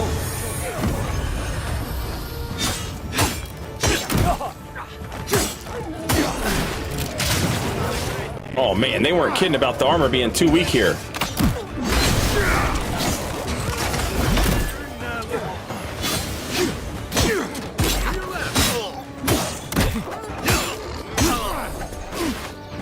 Jesus Christ.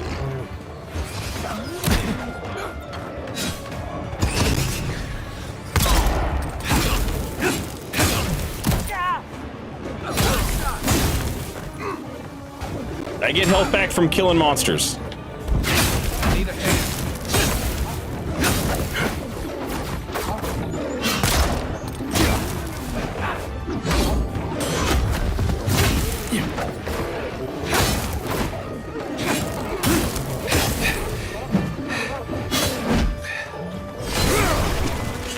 That's it. Back in the fight.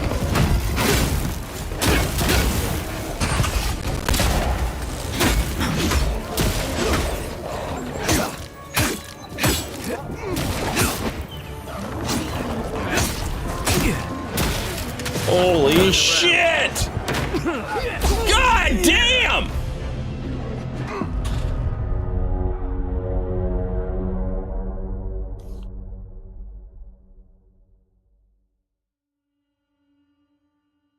I have got to upgrade my fucking armor.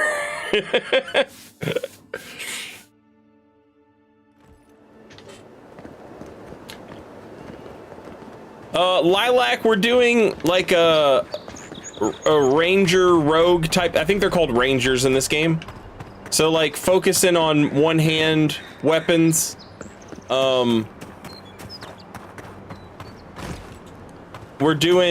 We've got sword and gun in our first weapon loadout, and then in our second loadout we've got sword and shield so that we can parry. Oh, unspent companion ability points. Nice.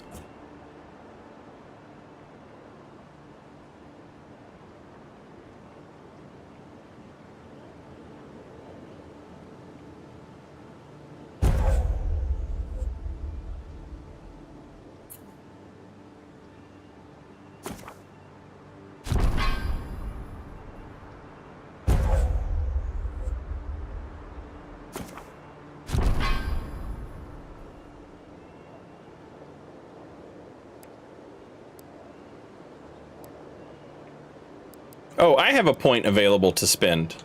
Looky there.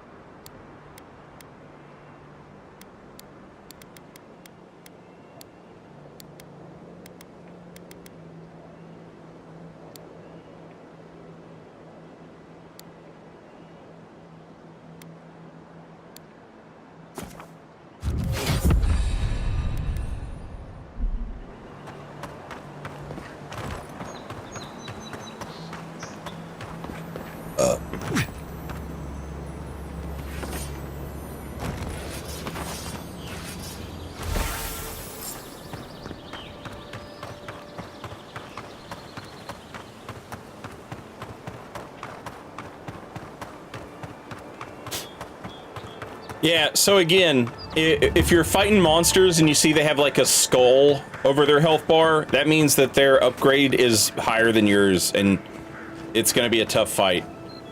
And then depending on how many of them there are, you know, that can be a fucking nightmare.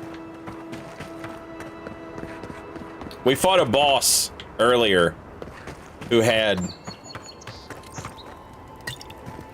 it was actually right here.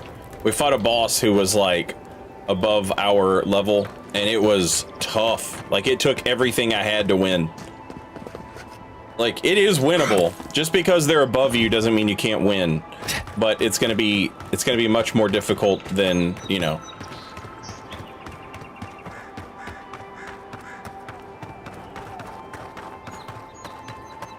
Also, isn't there like a save crystal around here where I could set up a camp? I guess I could just fast travel.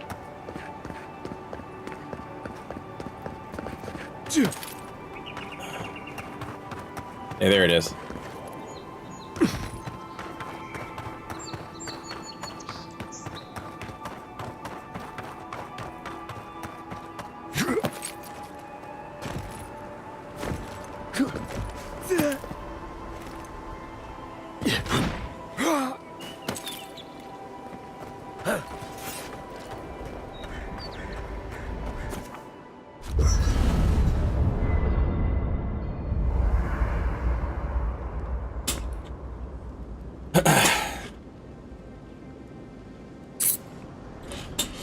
You can cook recipes at the cauldron in party camp. Let's fucking go.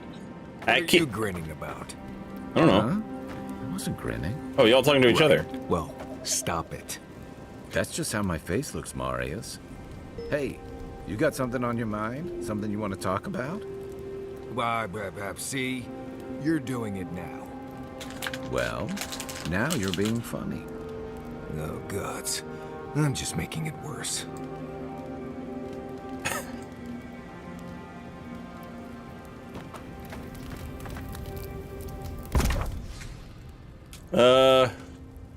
Okay.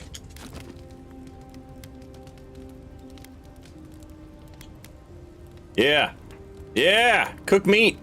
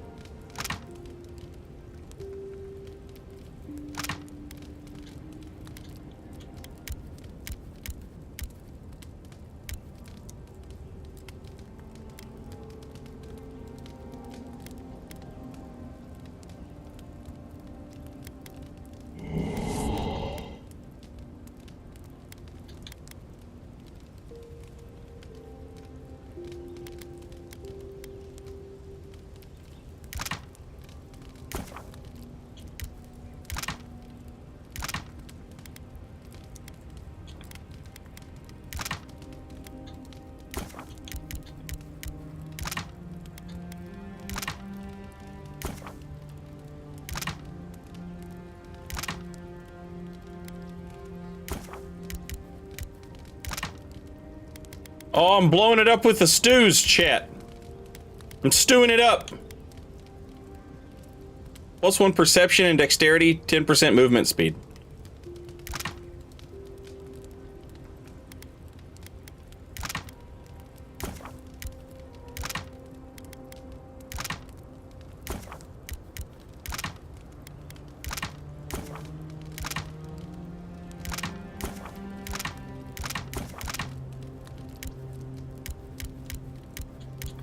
I can cook grenades? Takes upgrade materials to cook grenades, though.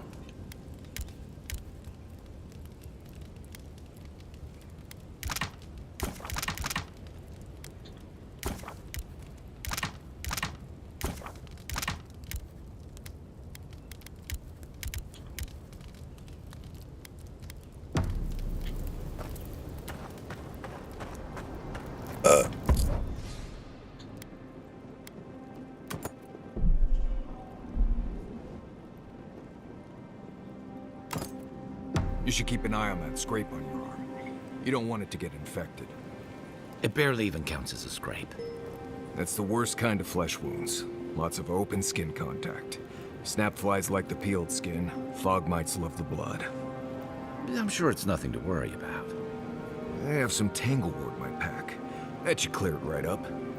Okay. If you insist. You can thank me later. That's what I'm here for.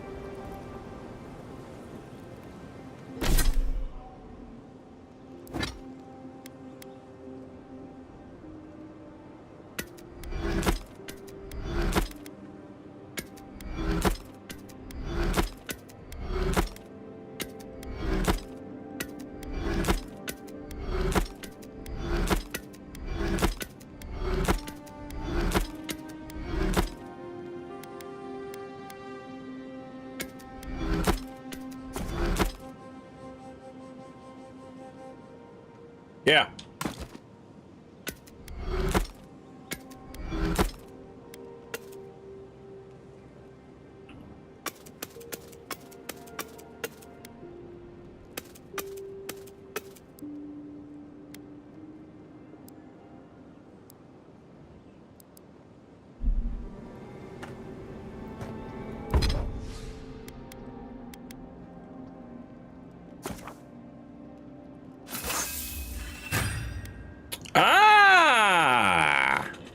And so now it becomes fine. Okay, so fine is kind of already upgraded, I guess.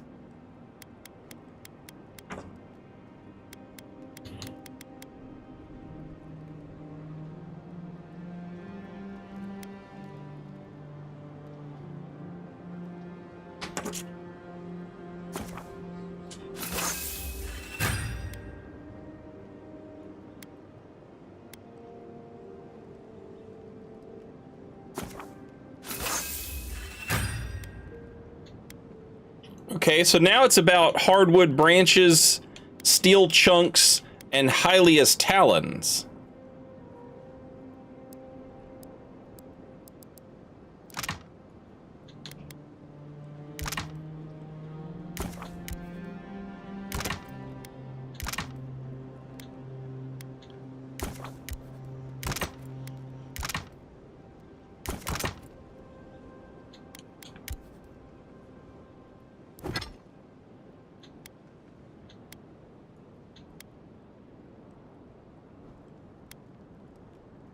Okay. Neat. Look, Marius, if you ever want to talk about anything, you know I'm here, right? Right. Appreciate that, but I'm all right. If you ever change your mind, the offer stands. Okay, Amakul. I'll keep that in mind. Hey, you want to talk about stuff? No offense, but you leave a pretty wide trail, Envoy. What do you mean by that? I mean that anyone who wanted to track you down would just have to follow the murmurs and gawkers in your wake. An Adiran official who's new in town turns a lot of heads, especially when they're traveling with a Nim dude like Kai. Trust me, I'm used to people watching me. Do those people usually have poisoned arrows aimed at you, or...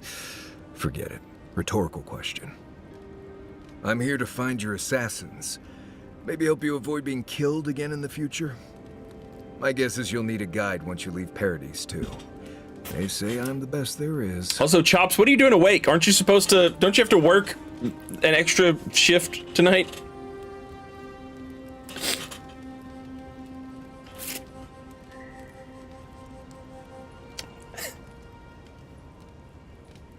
Also, Raven has redeemed Ask John Sekiro. John Sekiro, what is best in life?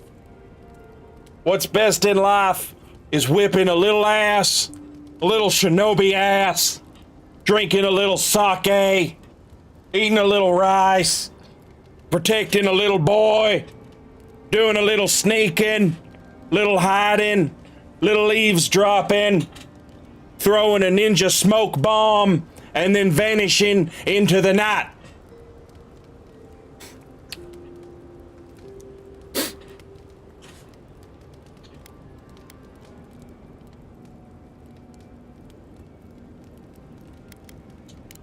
Merci, envoy. I'll make myself at home. Anyway, enough chat. I'm sure you have things to do. You might want to consider not washing your clothes in safflower oil. I hate to break it to you, but regular laundry is a common courtesy when you're traveling with a group. No, it's fine.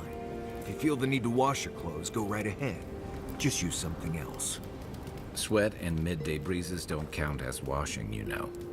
Right, so I smell like the wilderness. You people stand out like a tree rat in heat. You've been complaining about the flies, though. They're attracted to the scent of sap flowers. Thanks, Marius. That's helpful. Well, don't get used to it. You two bicker like fucking married couple.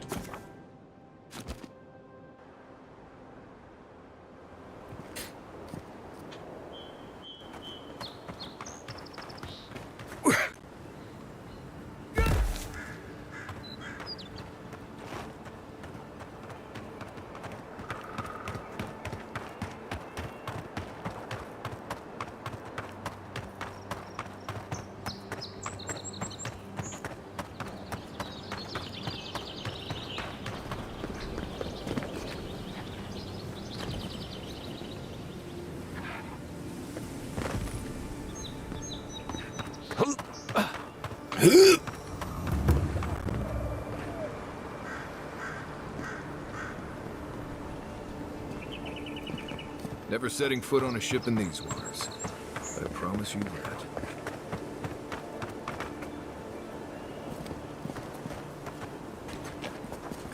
Keep quiet.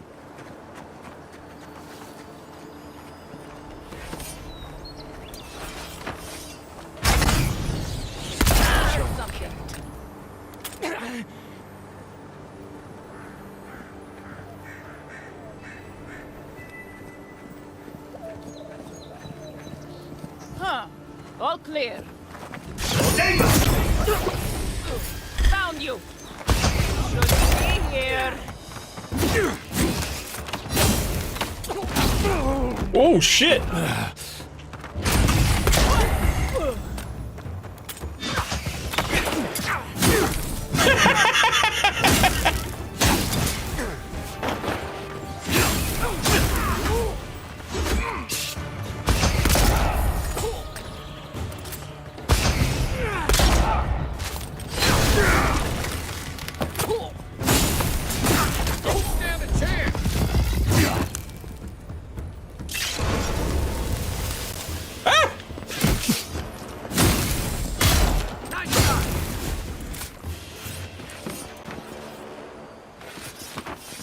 Everybody all right?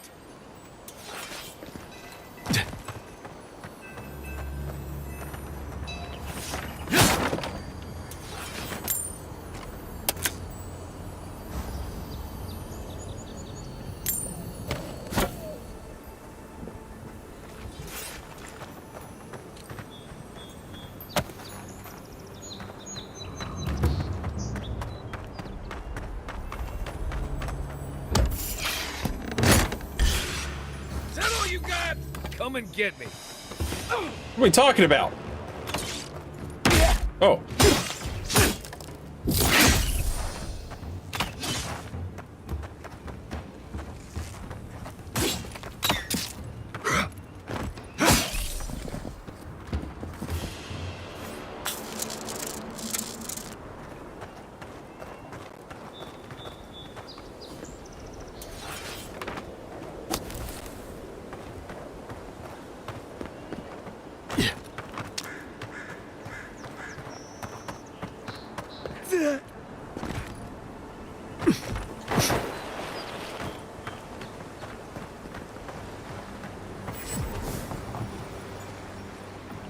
Oh, nice.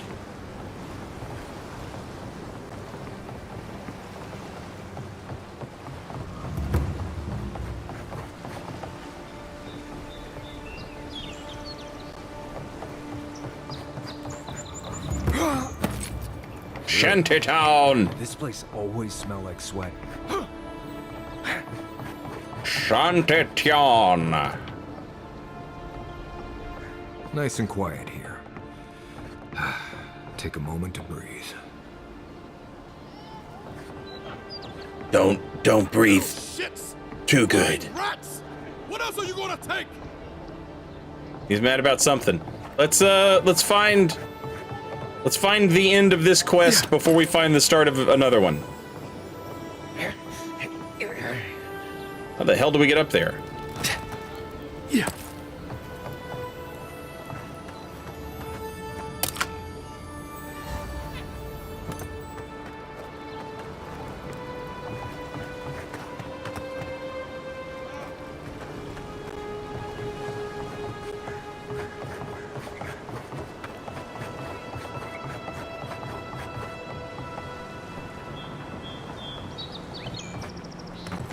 These motherfuckers live in Dark Souls 2, The Gutter.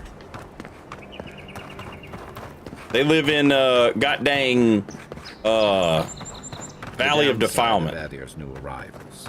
Paradise doesn't have room for everyone. Ever wish you could move back into Paradise? Of course. Nothing out here. Lives and lives. We take that back. There's some good people here. Yeah, all getting robbed by the robbers and thieves.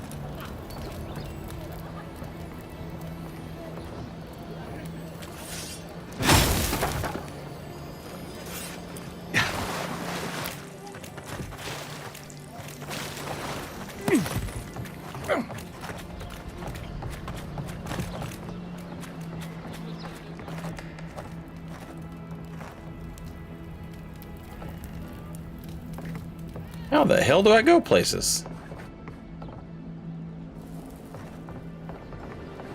No ladder? Hey. This could work.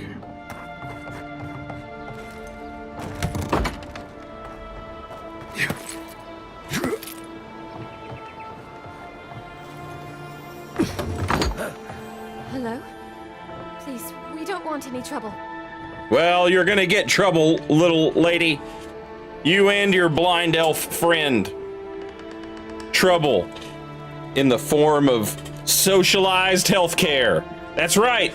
You're gonna have to wait in line. Haha, it's free. Chat, Twitch is gonna play commercials. I'll be right back.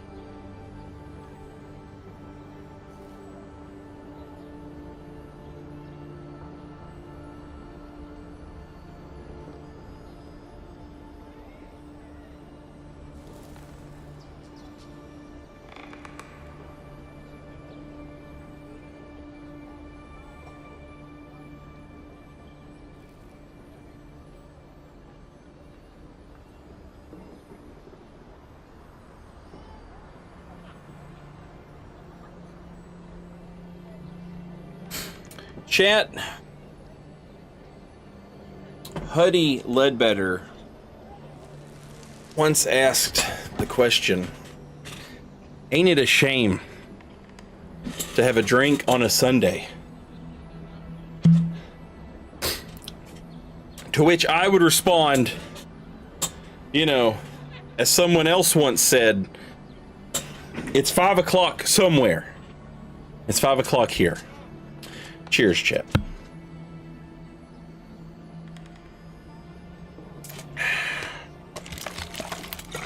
Woo.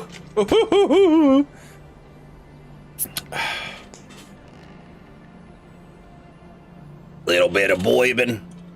Little bit of boybin. Little soda. Little soda, little boybin.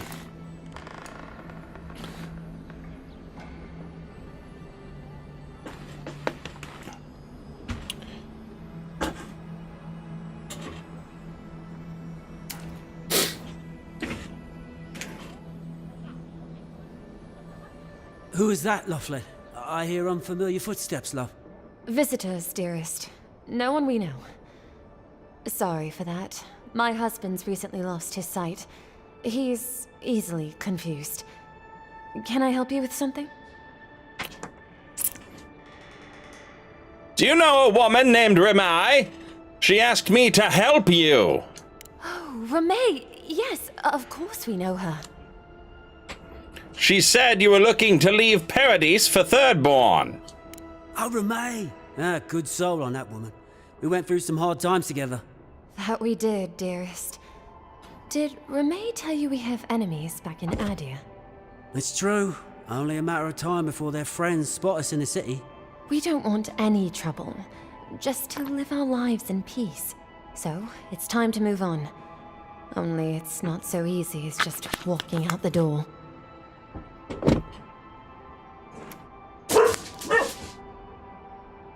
All right.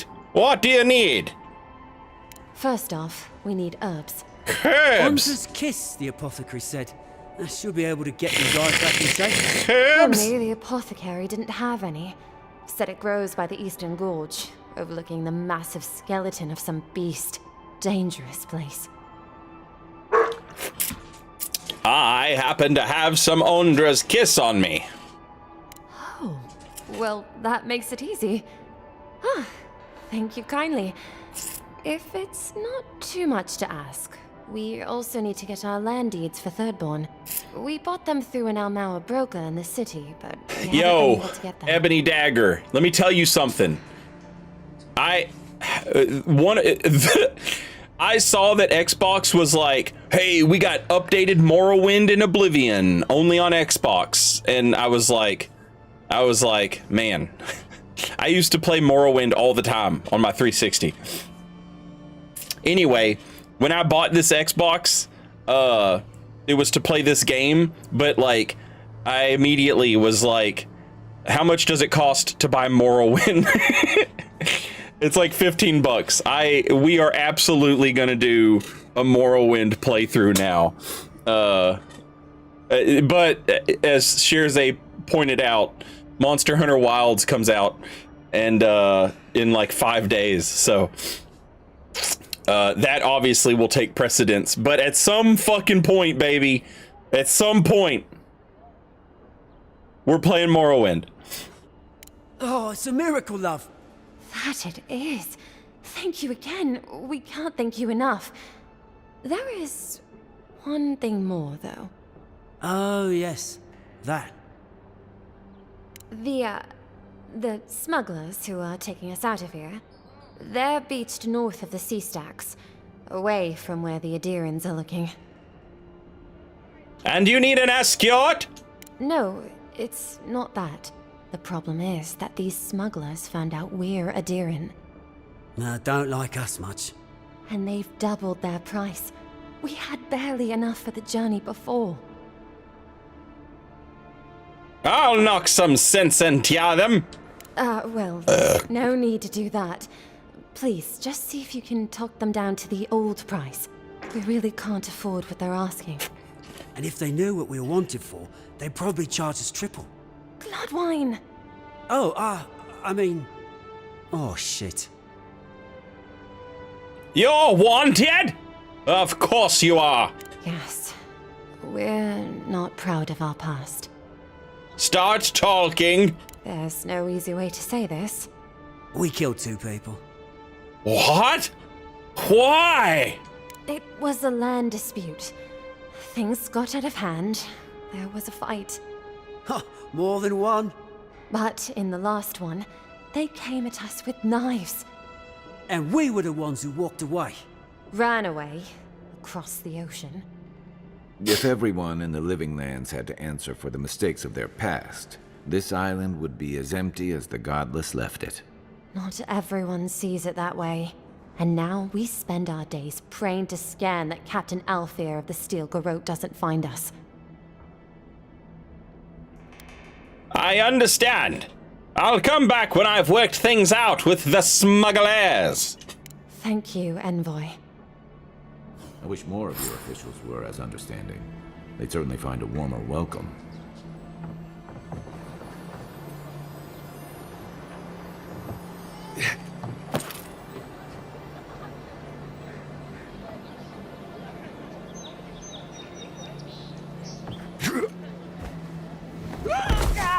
I'm fine! You're a handsome man! Yeah. Yeah.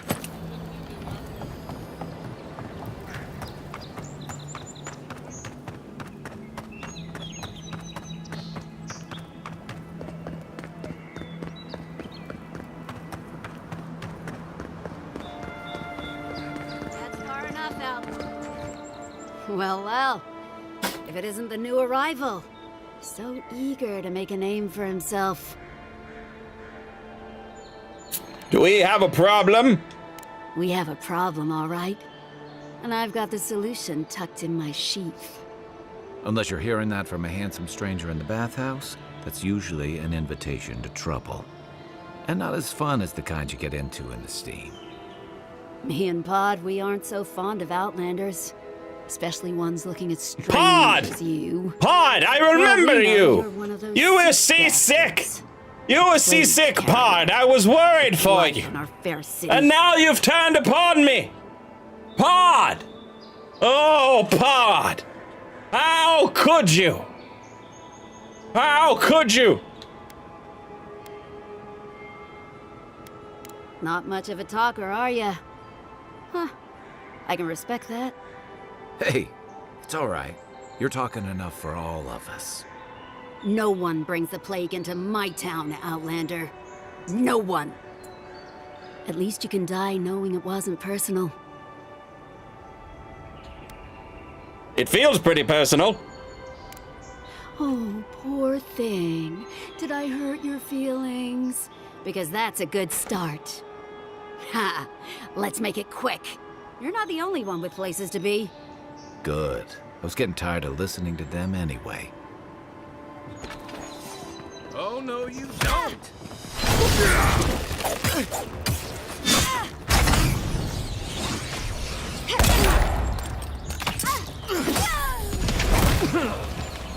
Pod! Pod, don't do this, Pod! It doesn't have to be this way, Pod! Run, Pod! Run away! Flee with your life, Pod! Pod! Who's ready for more?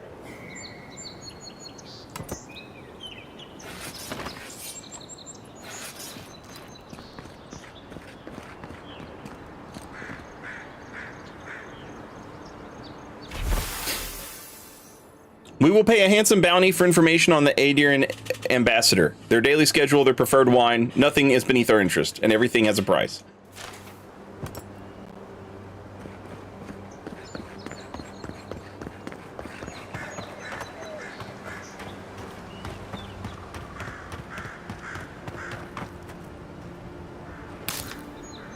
Eating on them berries, eating on them berries, eating on them berries, eating on them berries.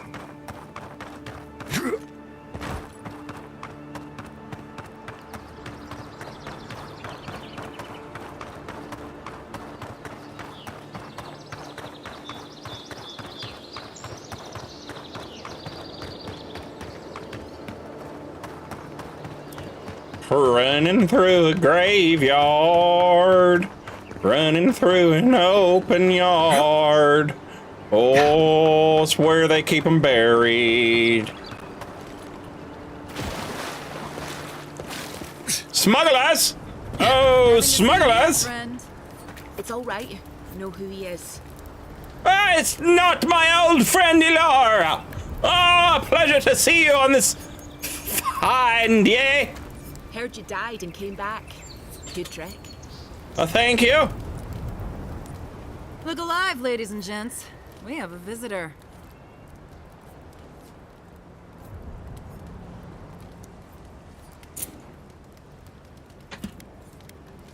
I'm a friend of Leoflade and Gladewine. Maybe you've heard of them. Ah, a kind-hearted Adiran. How nice for them to find a friend here. The way I understand it, they don't have many friends among your countrymen. Take it easy on him, Soldis. He's all right. For an Adiran. Fine, if you say so. Well, what do you want? Honor the original deal you made with Gladewine and I'll cover their share.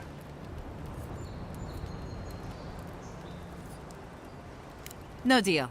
Pay the difference, or forget it. Soldis, the envoy saved my life at Northreach. And glad I am that you're here. But a deal is a deal. We don't give handouts. It's 2 clients. Believe me, you don't want to get on his bad side. Oh, Andra's tits! Are we a charity now? Fine. Tell your miserable countrymen the deal is settled. Free of charge. We'll take them to Thirdborn when they're ready.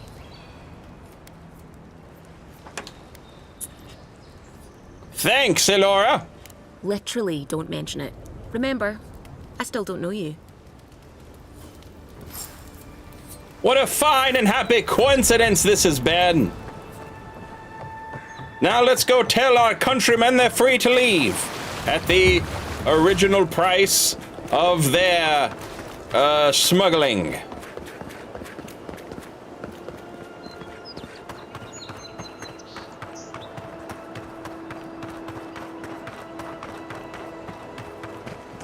Whoppa!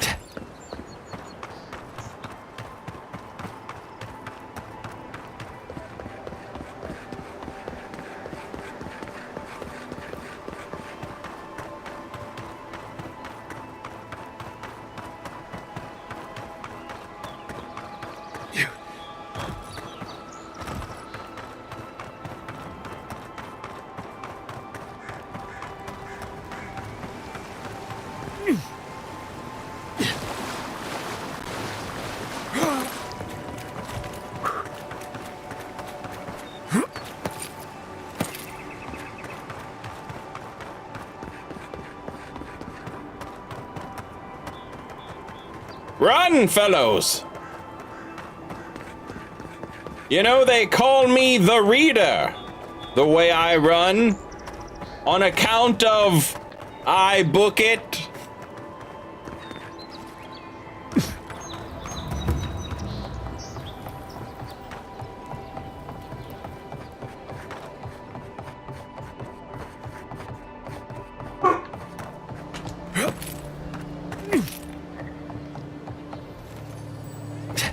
You're back.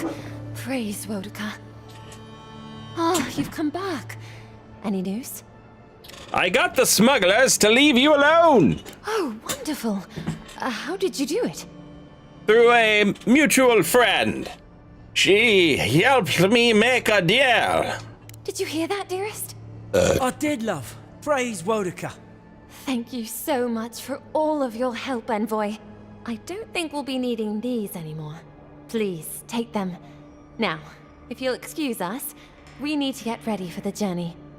And if you ever find your way to Thirdborn, please, come find us. It'll be lovely to see you again. Rare to see a real second chance. Rare, but refreshing. You just saved their lives, Envoy. Well done. I appreciate my friends saying good things of me and my helpful nature. Ooh, free money!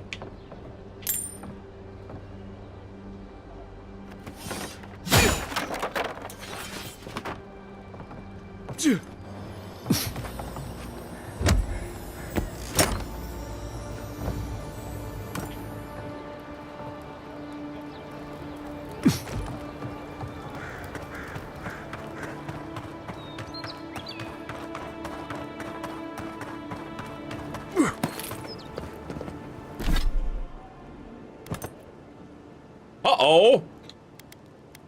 Didn't mean to do that.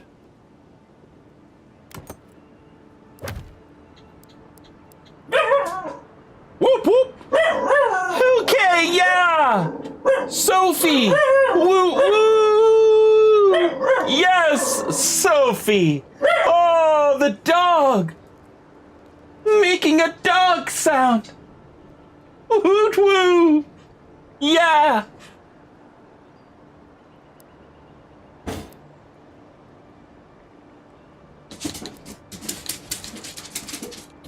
Bro, let's take out some of these bounties, chat. There was one he said was rough.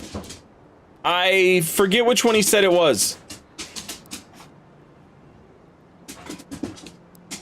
He said that's gonna be the hard one. I think it was Ralga. It was either Ralga or Octave the Firebrand. I don't know if you heard of it. I've heard about it. You punched me. You punched me right in the leg. It hurt.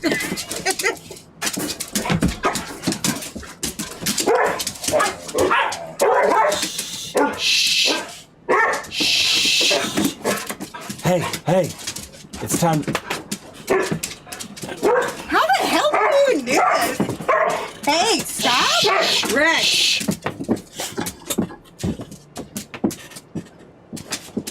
HJ, hush, and stuff.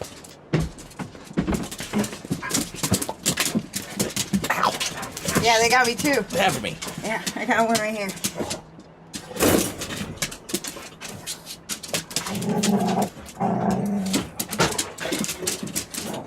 Call them Yuns. Look, she's so skinny now. Her ribcage pops out.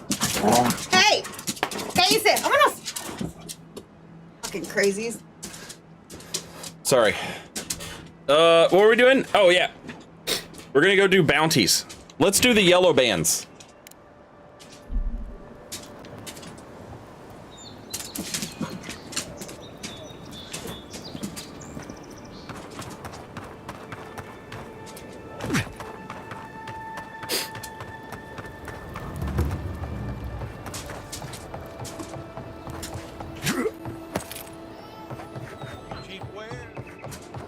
Cheap wares for cheap folks, he says.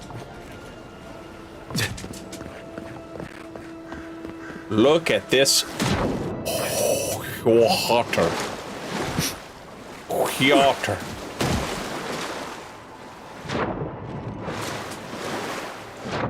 Anything cool down here? In the water.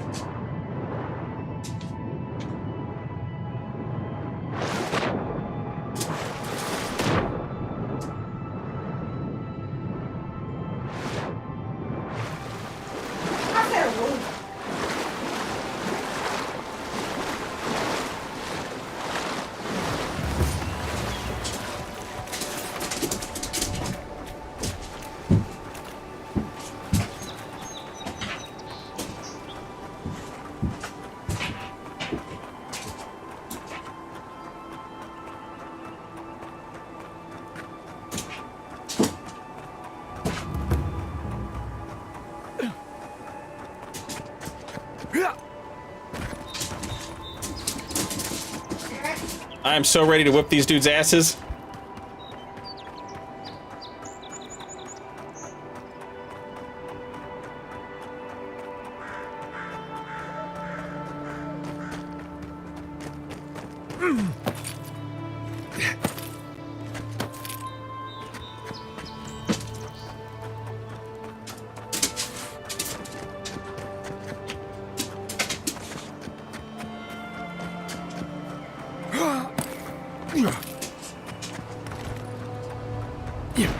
Is this the one where he was like, oh, a frontal assault would be tough. You should try and find a way in.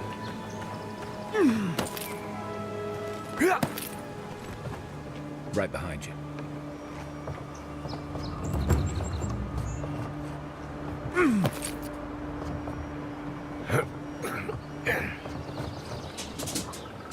Oh shit! Is this the one with all the bears?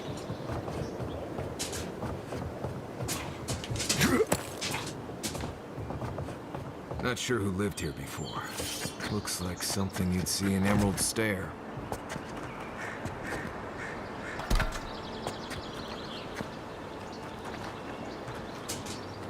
It is.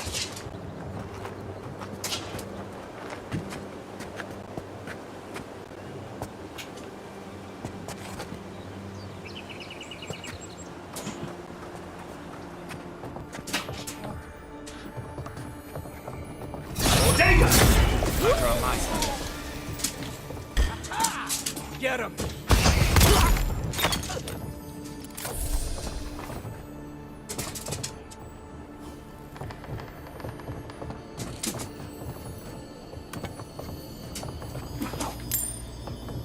Look at the bigmoney.com.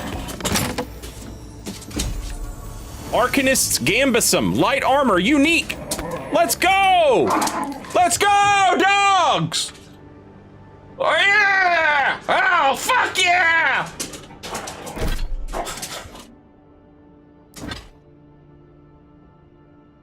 Putting on some yarmer. Putting on some yarmy yar. Oh, I'm putting on some yarmer. It's not very good though. This is slightly better, but perhaps once I upgrade this, plus 15 area of effect damage, plus 20 maximum essence. Area of effect damage. Do I have area of effect damage? I guess with bombs, with biomes, I do. All right, we'll upgrade that, and then it'll be good. Tomate, tomato.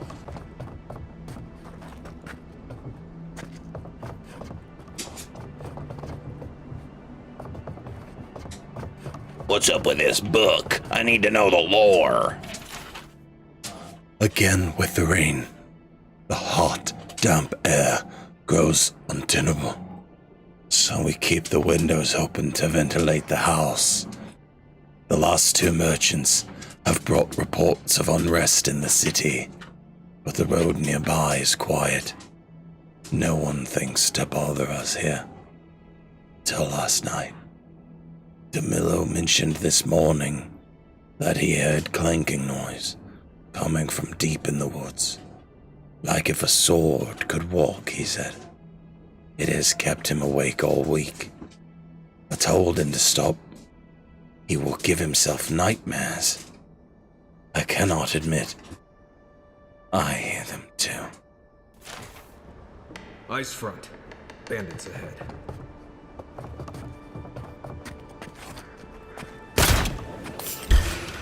What's up, bitch? This is mine.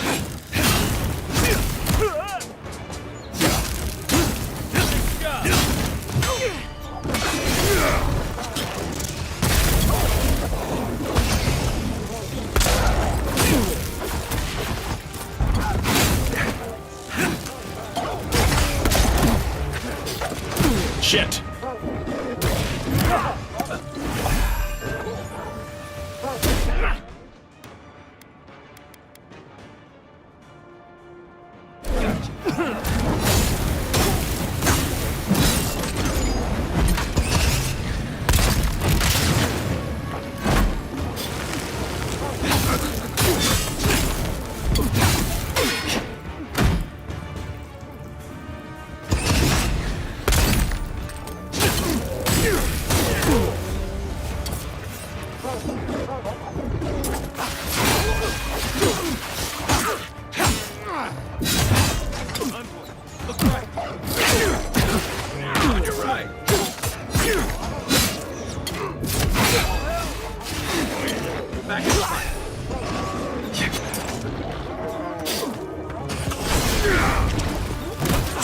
Oh my god, big damage, big damage. You know that that's big damage.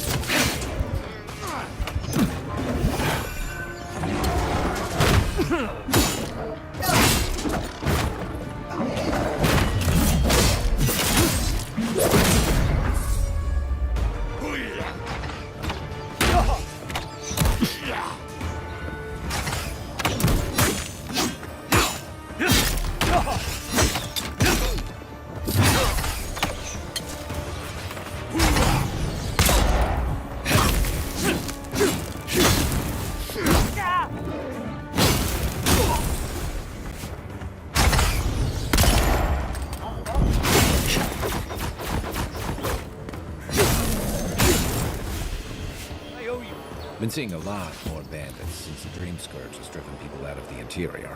We got them all.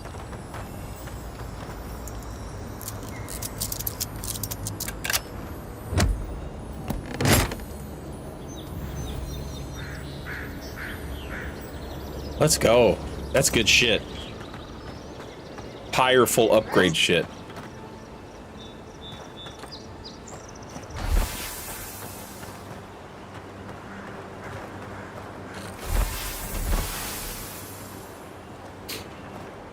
God damn, how many trophies do I need?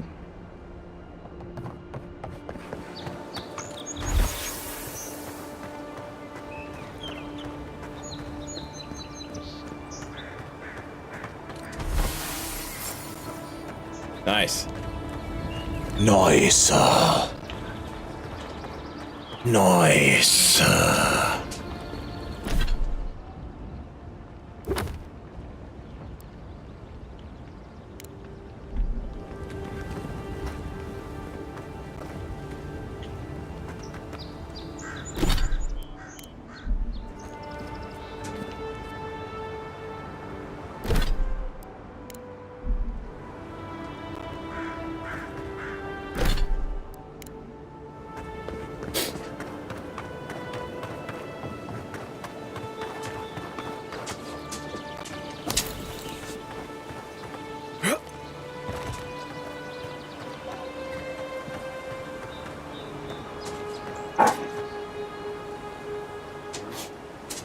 Yeah.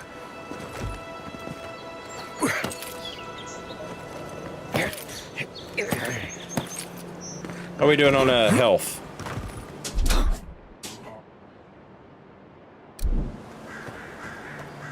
Okay, we've got full health, it looks like.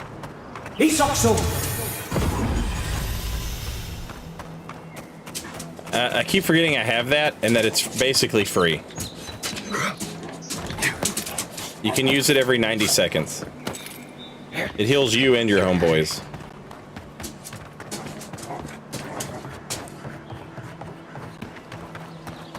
Does this game have pole arms? It has spears. And it has another thing. Where's the tutorials? There we go. Combat? Companions. Ah, weapon types. So you've got rifles, axes, bows, daggers, great axes, great hammers, great swords. That's not a great sword in the picture. That's funny. Grimoires, maces, pistols, shields, spears, swords, unarmed fists, and wands. So I don't know if there's like, when I think pole arms, I think like a Lucerne type shit, you know? And it didn't look like there's any of those. Or if there are, we just haven't found one yet, because those tutorials unlock as you discover weapon types.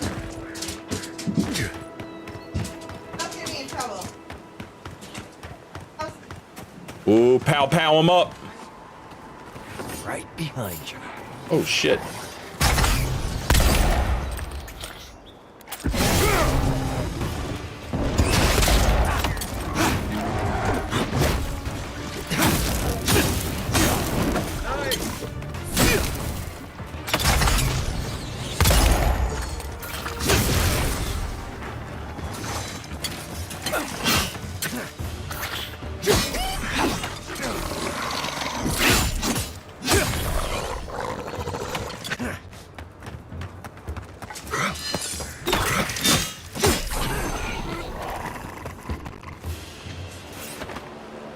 good fighting.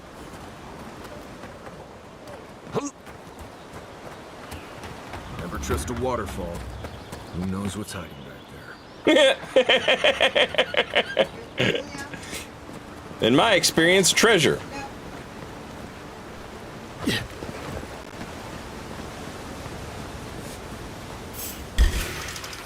Here we go!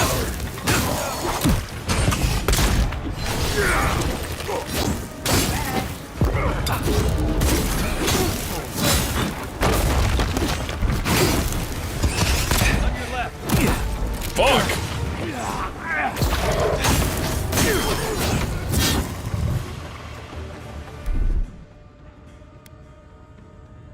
Quit moving!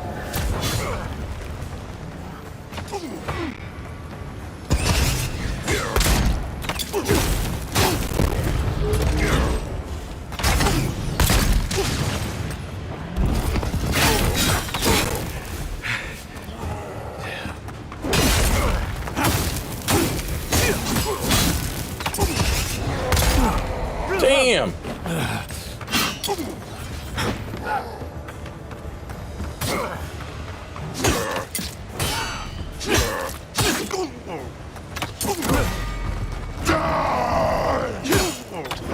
Oh! Got him.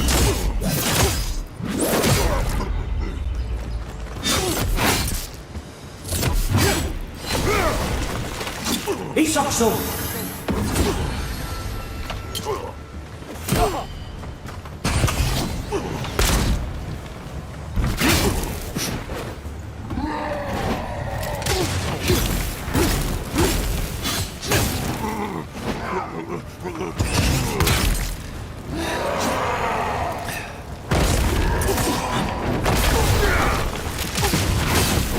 Good one! A squad mate took a bet to steal an ogre's club. He lost that bet. And both arms.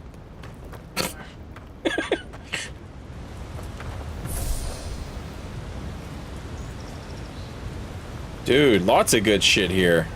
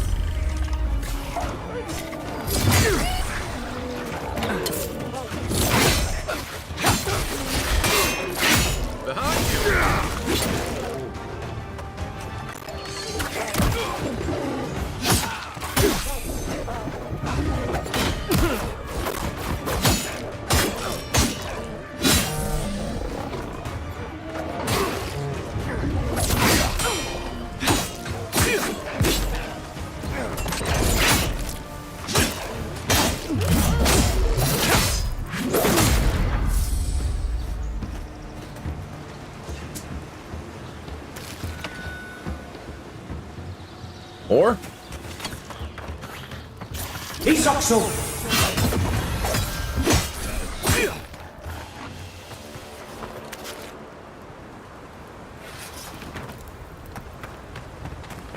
Damn. I'll take it.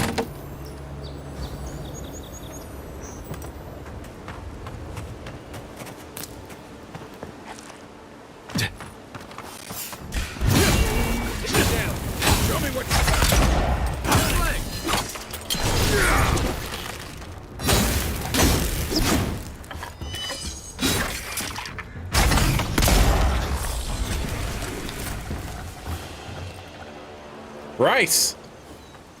Hell yeah. I cook some crazy shit with rice.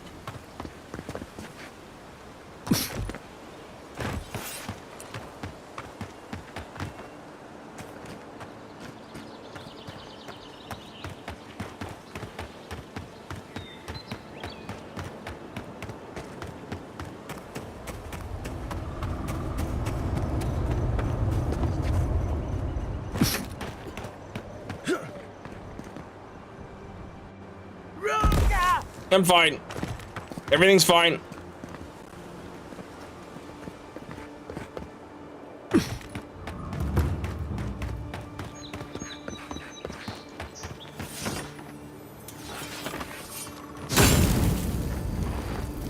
Isakso!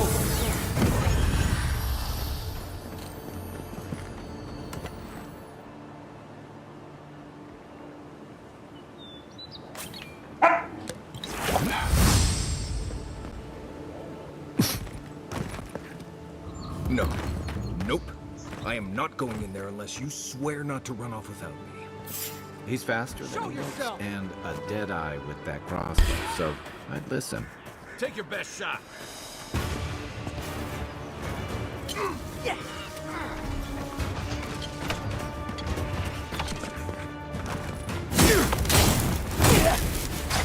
You're gonna regret this. Next one's mine.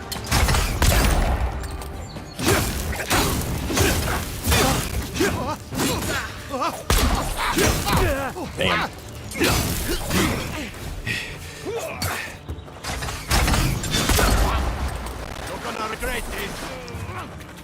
Is that you? Oh yeah, that's him.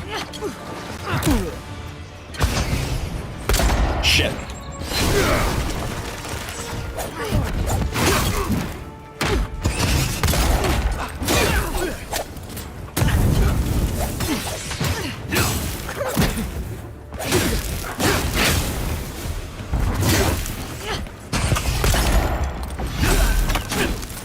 Damn.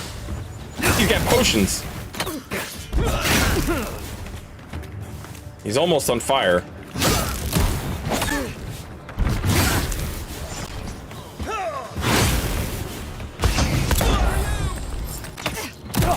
Yo! Oh no!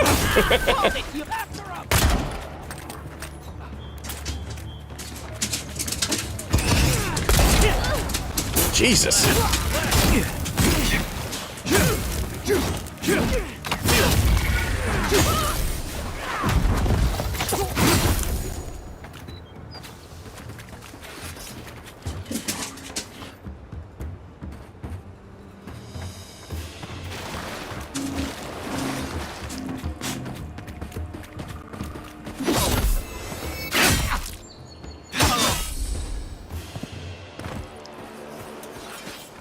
Bro, we are bounty hunters as hell.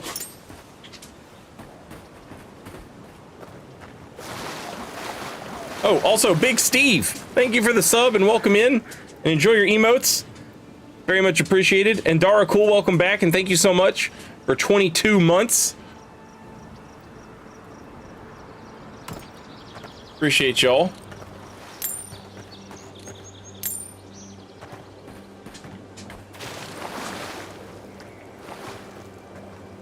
A unique dagger.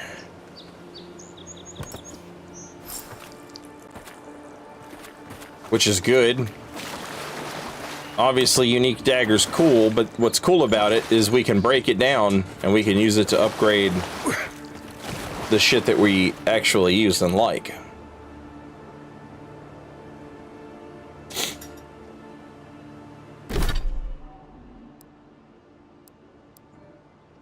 All right, last one.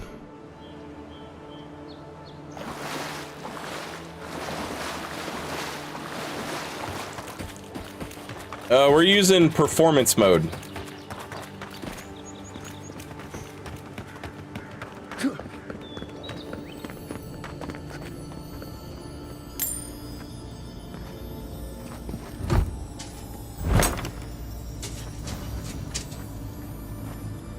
How you liking the Xbox controller? It's fine.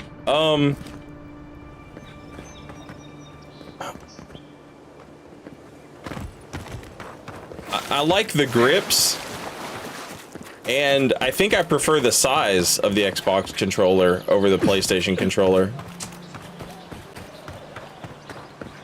Which is weird, because when I was a kid, Xbox controllers were fucking massive. People, we built a phenomenal wall.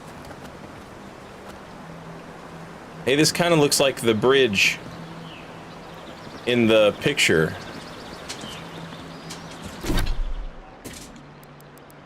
in the treasure map.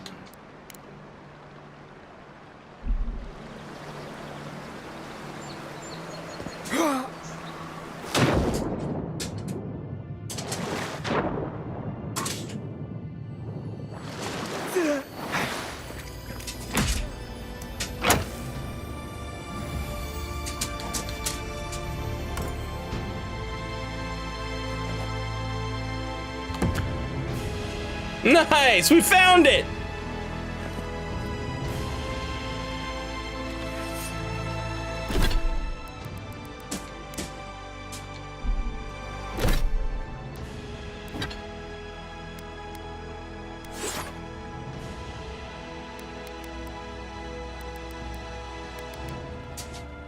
Plus 10% move speed, 20% resistant to frost accumulation. I think I prefer the one we currently have.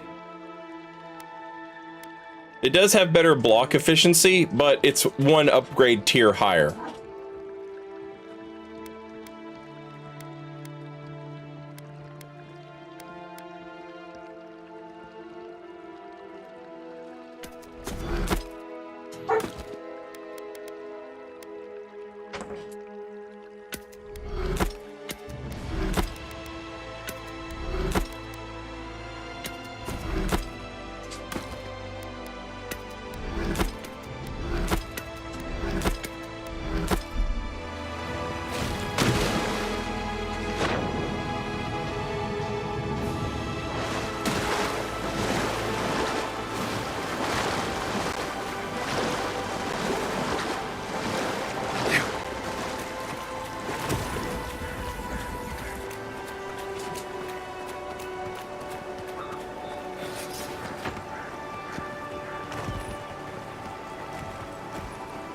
Remember original Xbox controllers had controllers, I can't fucking, Jesus. Original Xbox had controllers that seemed like they were made for literal giants. Yes. Yeah. Also the Nintendo 64 controller when I was a kid. It's like, whose hand is this for?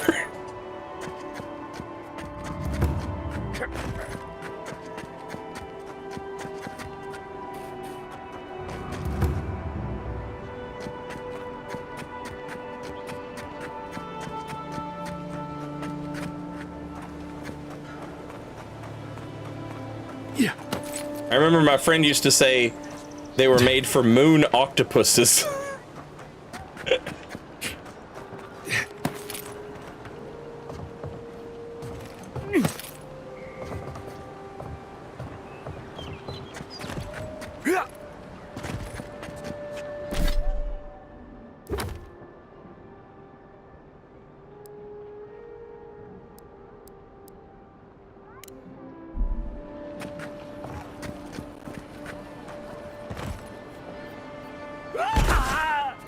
I'm fine. Everything's fine.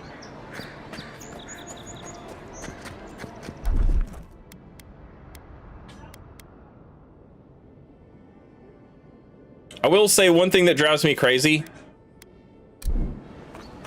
One thing that drives me crazy about Xbox controller is I'm so used to the X and O on a PlayStation controller, and I'm so used to X. I don't know what it is. It's like I'm used to circle being confirm, right? And X being cancel, and it's the opposite on an Xbox controller. A is confirm and B is cancel.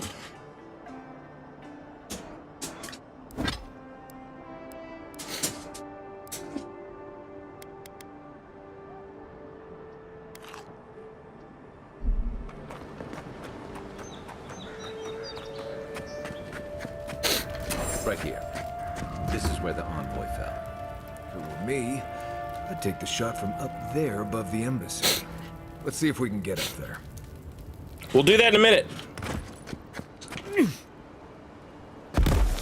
First, we gotta kill Tempestuous Luandi.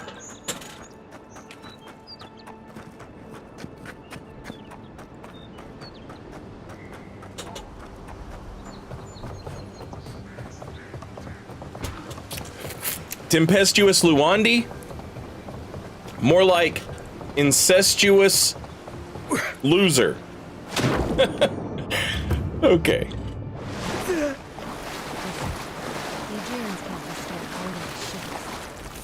Folks, you only Who's vote. there? Sorry, Hey, what's up? You've heard too much. Hey! Jesus Christ, we could have worked something out, you know?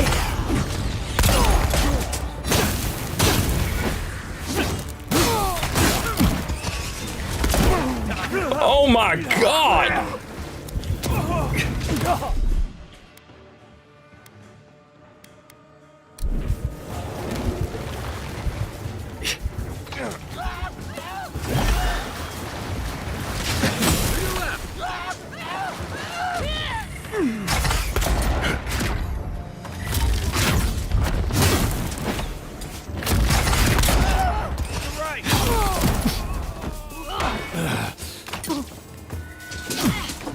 Who is on my dick?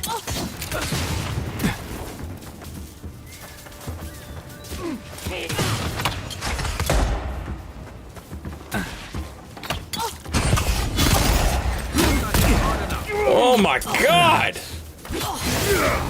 Okay. Isokso!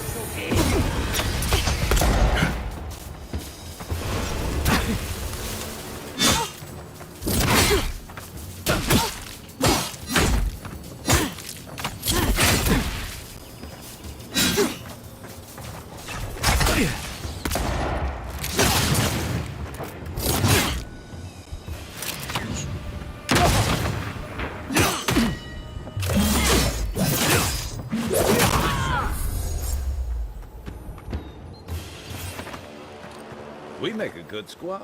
Hey, let's go. Is that an electric gun?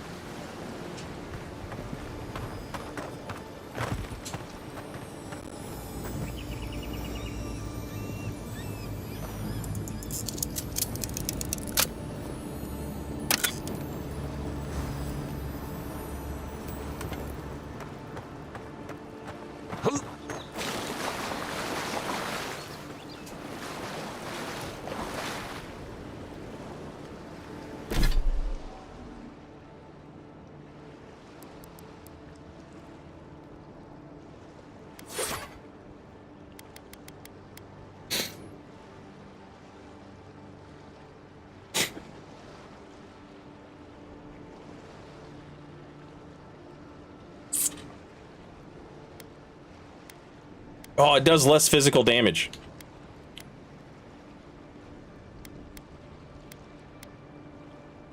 But power attacks deal high shock accumulation, and hits deal 10% bonus shock damage.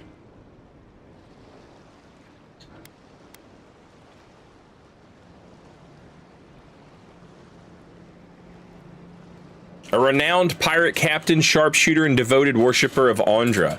When a sudden deadly storm overtook Karok and his crew, he prayed to Andra with a fervor unlike any had ever displayed.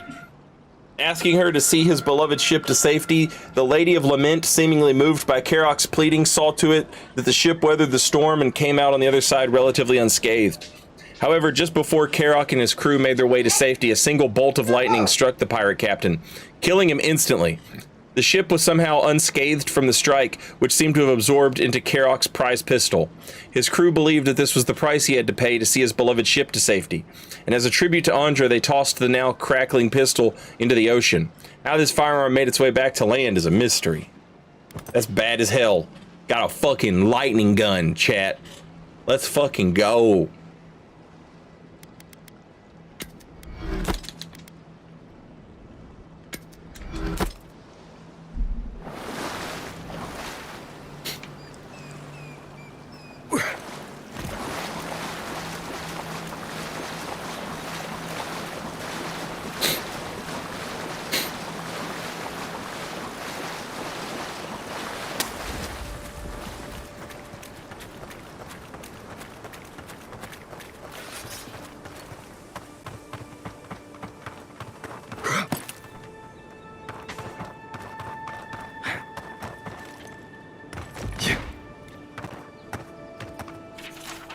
Months of sea travel, braving violent storms, ruthless pirates, and worse, we can't even get into the city.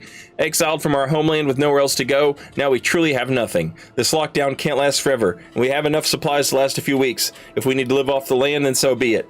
Wouldn't be the first time. At least it should be relatively safe here in the shadow of Paradise's walls.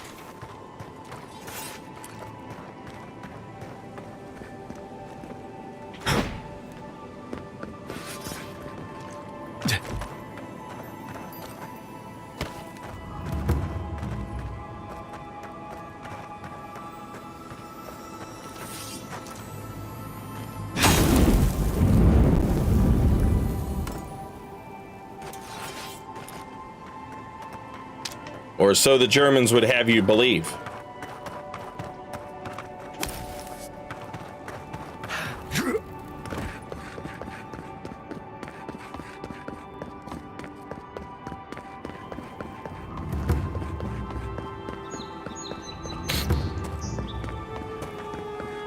We're about to make so much damn money off bounties. Call me the bounty hunter, the way I hunt the bounties. Call me Dog the Bounty Hunter, the way I dog on these bounties. Welcome back. Call me Boba Fett, the way I buy boba tea with my bounty money. Show it here. Remind me not to get on your bad side, Envoy. Guess you were just the one storm she couldn't survive. Good. Too many good men and women died because of that bastard. May he face Magran's fires in his next life. It's a shame it had to be like this. Desperate times can drive good kith to do terrible things. Well, I'll be. That's all of the bounties. Mighty fine work, Envoy. Mighty fine indeed. Hope you're proud of all you've done. Thanks to you, Don Shore is safer for all of us. Gods protect you, wherever you are. Hey, you could have a real future here if the Envoy thing doesn't work out. Nice work on the bounties. Just don't get a big head about it. Don't get cocky, kid.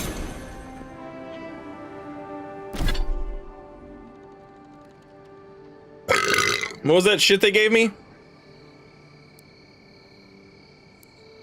Kith Warder. -3 damage, -3% damage from Kith, plus 10% damage from other sources. Man, fuck that. The simple clay figurine attached to this chain is ancient. Exactly how old it is hard to discern, but if not for the magic imbued into it, it surely would have crumbled to dust by now. The amulet grows warm to the touch in the presence of hostile Kith, as the latent enchantment on it flares back to life. Whether the sense of fragility you otherwise feel when wearing this is part of the figurine's initial creation, or simply due to the magic fading with age, is impossible to say. Oh yeah, oh that's the lore of an item.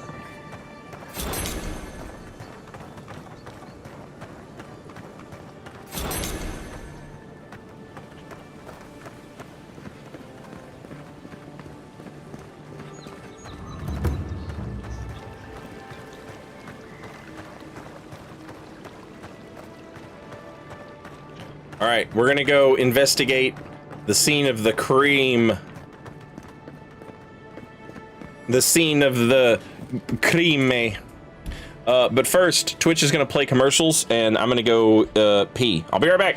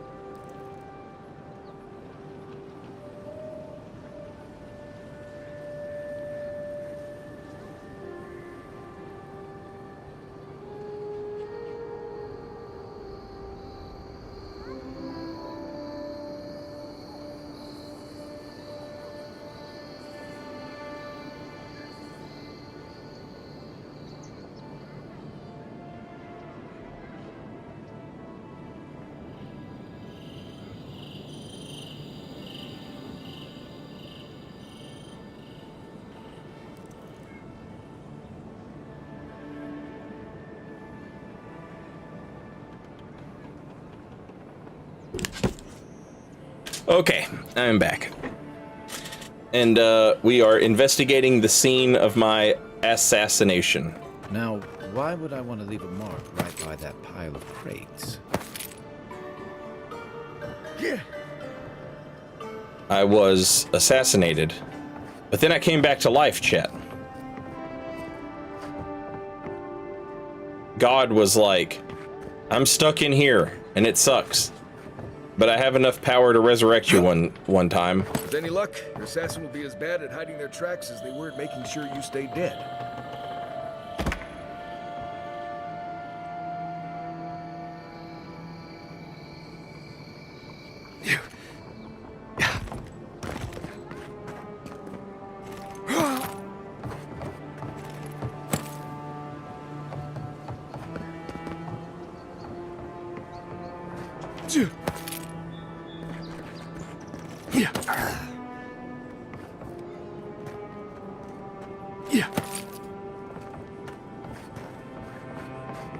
In this game, typically, when you die, you get resurrected on the wheel. But when we died, we talked to God, and God was like, oh, the wheel's fucked.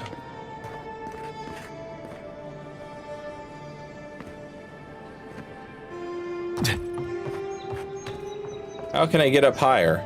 Can you take me higher to a place where blind men see? The ladder?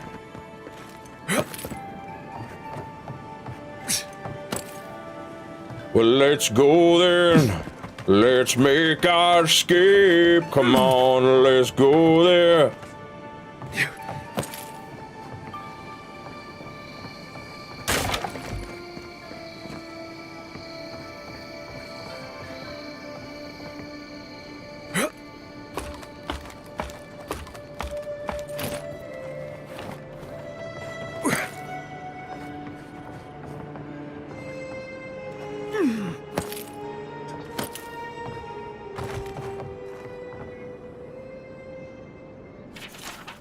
This flask is empty, but it reeks of swamp water and rancid berries. Smells familiar, but I can't place it. Whatever it is, it's not used for game hunting or keeping beasts out of your garden. The apothecary might know more. That's where I'd look. Seems like a good place to start.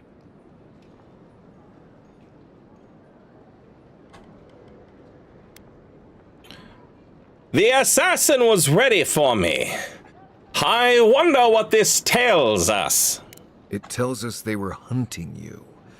Whoever did this takes pride in their work. They made sure this stuff would kill you. Go back to the market and up the stairs to the east. You'll see a large building with a big window on top. The Mermaid's Den. Nice place. We should say hello to Juliana while we're there. The apothecary is in the back alley. Any luck? We can track down who made this poison. Find your killers.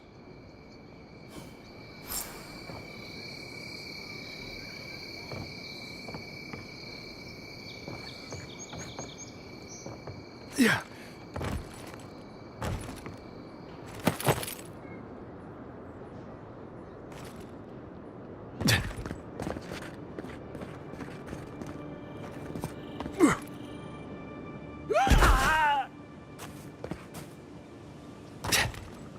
He sucks though. He sucks though.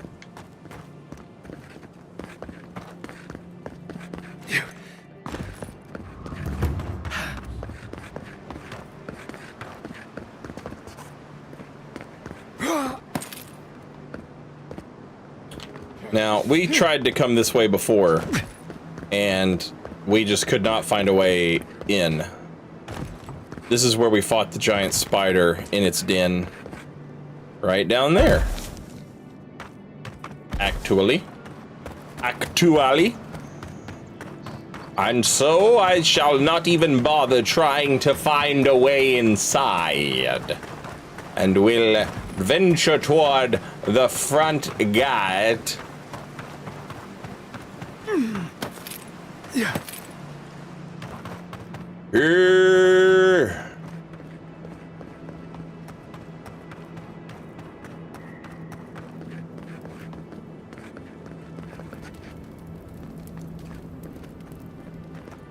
I got a fire sword and a lightning gun. Ain't gonna give that shit to anyone. It's my First Amendment right to carry a weapon at night. You might be saying that your Second Amendment, but this is a fantasy game now, isn't it? It's my First Amendment right. The Constitution's different here.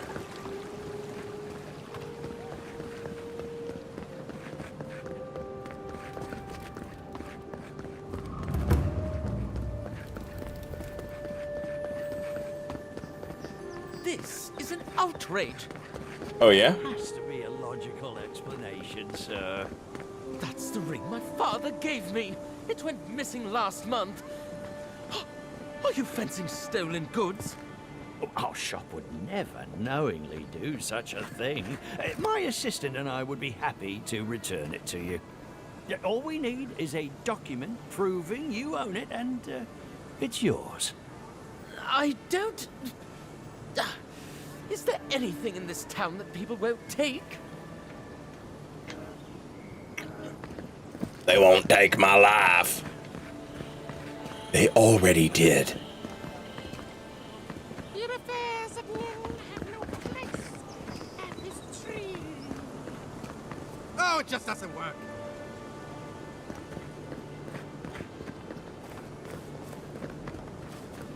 If you're really quiet, you can hear actor souls dying as people just keep on walking.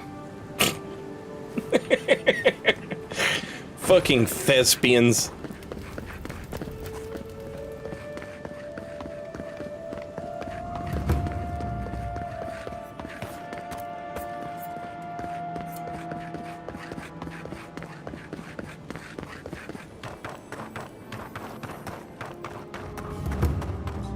That's all I have. Huh. Aren't you the outlander who died in the streets? How are you? Gah, it doesn't matter. You've got to help. He's gonna hurt me again. Everyone take a deep breath. No one is hurting anyone else today. Right? You seem to like beating up on little guys. Want to take a run at me? Listen to me, dead man. What happens here does not concern you. Walk away. Perhaps it does concern me, wetting you. Perhaps it does indeed. Are you in league with those rebels who killed me? Ha! You and Deerans always think everyone's out to get you. If I wanted to kill you, you'd be dead already. This is getting tiresome. I wasn't really gonna hurt the apothecary. But I'm really, really gonna hurt you. Why don't you pick on someone your own size? Like my friend Kai. Why did you have to bring size into this? He's only saying that because these fools wouldn't stand a chance against you. Listen, I get it. Times are tough. And you thought this man was easy pickings. Now, you know better. So, walk away while you can. A scrawny human and a tree trunk of an Almawa. I can take those odds. Hey, boss, maybe we shouldn't. Fighting a godlike seems wrong somehow. I knew you'd gone soft. We'll settle this as soon as I'm done here. Is that all you got? Yeah. Hey, hold down. Damn!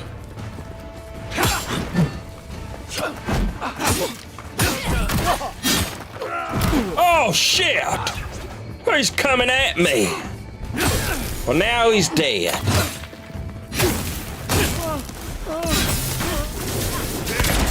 Swine. This time. Oh my god! Coming for the right.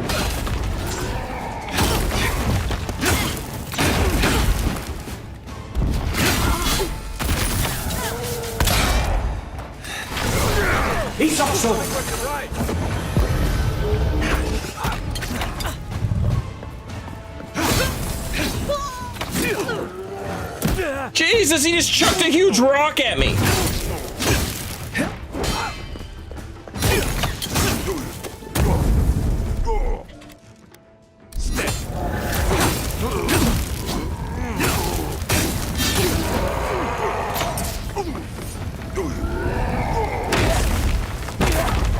Good God.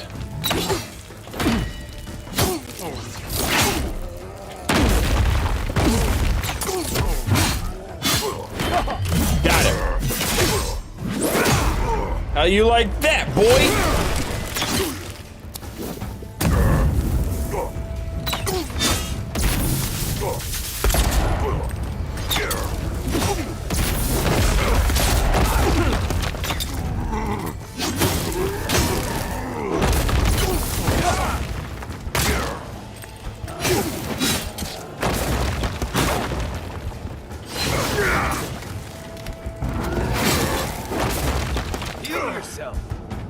I'm on it.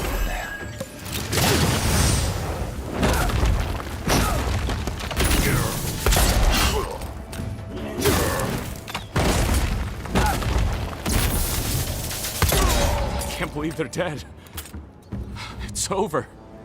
Everyone okay? Easy peasy. Can I have his hat? Sad.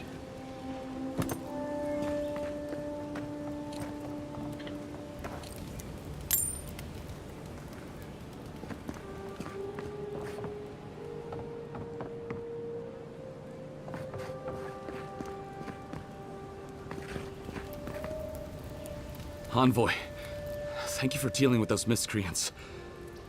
There's a plague on these streets, and they are a symptom. A gang of bullies shaking down honest folk seems more like the cause to me. Oh shit! I'm sorry, Warwolf Gaming. I missed your raid. Welcome in. Here Thank you for the raid. Instead of fangs. You even killed Thala, the biggest, baddest of them all. The Sparrowhawks are gonna come after you. You know that I am the baddest of them all. If it ain't about money, then I don't mess with y'all. You think I don't get girls because I ain't very tall? If she sees my stacks, I bet you that she calls.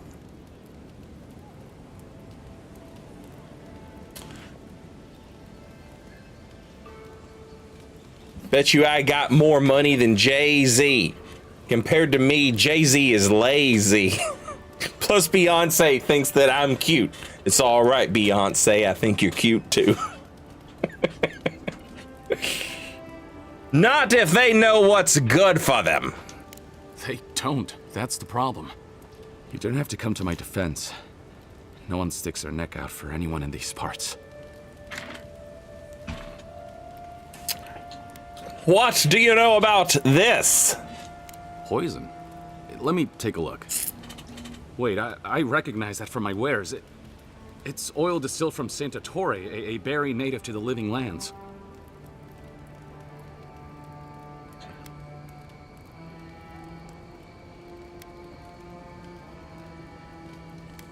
Hawking poison and paying off thugs isn't endearing you to me.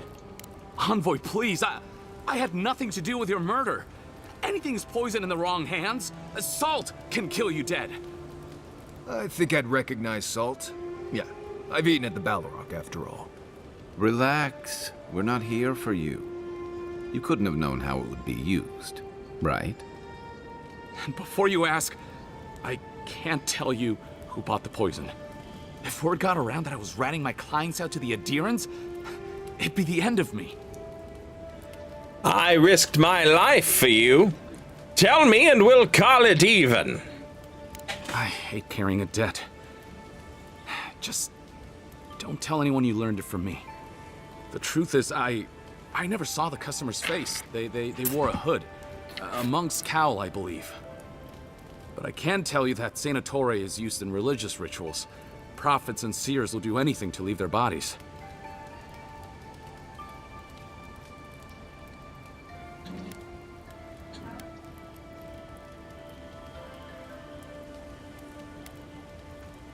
I certainly left my body. For what it's worth, your poison was effective. Well, at least that's some encouragement. If you want mystic types, You want to go visit the Temple of Andra. Probably the only reason you'd want to go there. On the other hand, Claviger Amond was cozy with plenty of mystics and oddballs. We could check out his estate for clues. Go past the Hightown Gate to the north, then follow the road eastward until you reach the statue of Andra. Try not to do business with any more Asians. Easier said than done, believe me. I hope that I've been able to assist you in some small way.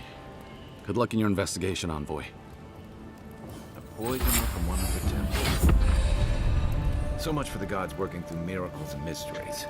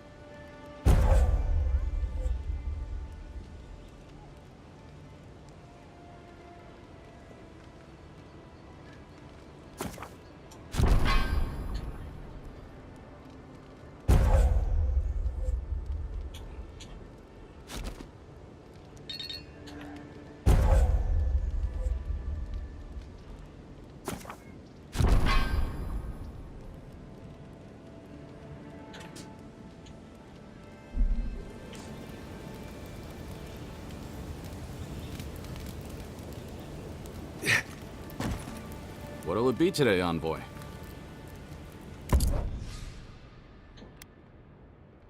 Does he sell? Ooh, lockpicks. I need those.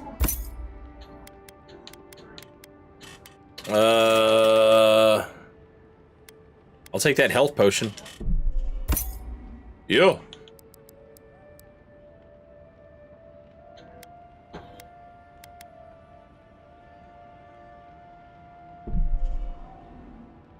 I wish you would tell me how many of these I own. Oh, it does. I have 3 of these.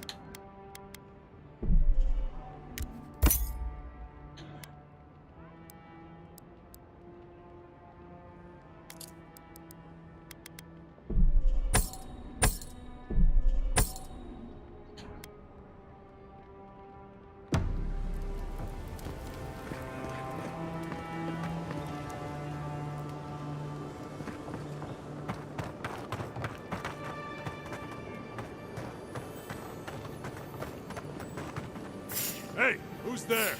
Found you. Here we go. You think you can This just one's take mine. out our leader? Yeah.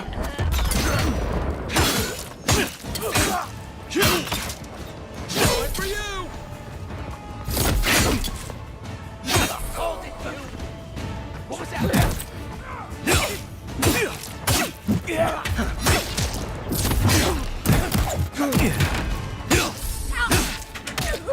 No, nothing.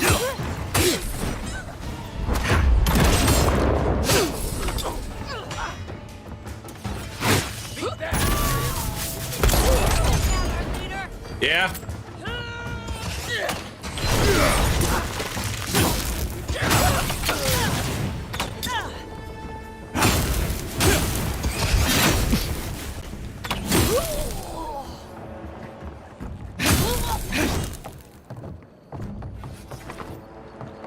Nice job, everyone. Damn, these dudes suck. Oh, you think you can just kill the biggest, baddest one of us all? More, Envoy?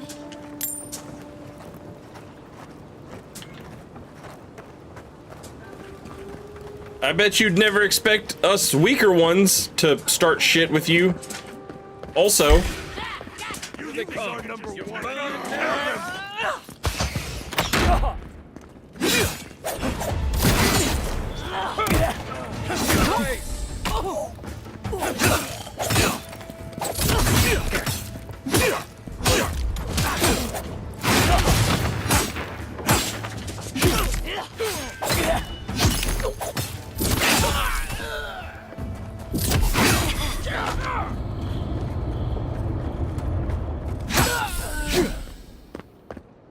He sucks up.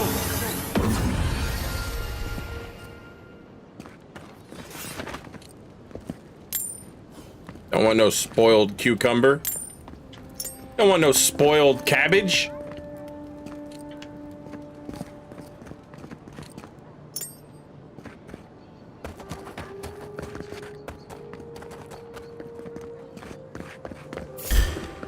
Watch yourself. You think you can just take out our leader? Hey!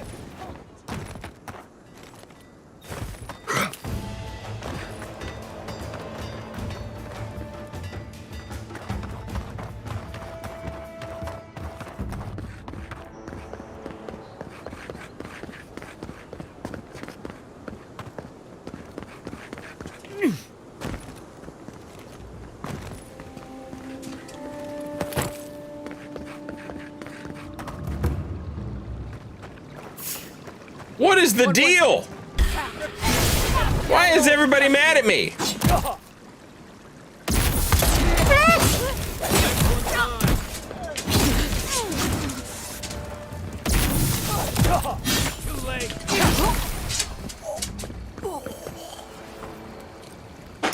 Bro, this whole town is full of murderous bandits.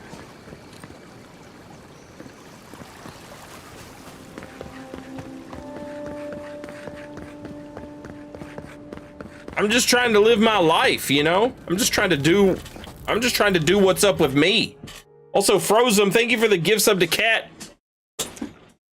Welcome back. Enjoy your emotes.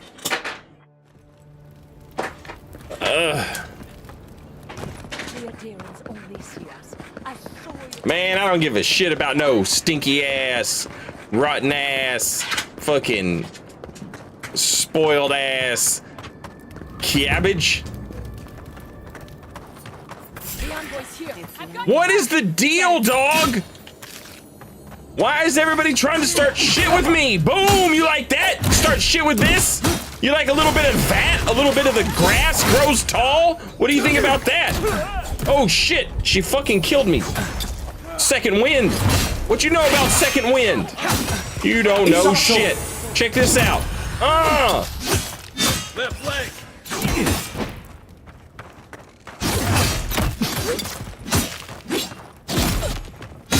You're not looking so good. You think I don't know this? Help me! Help me!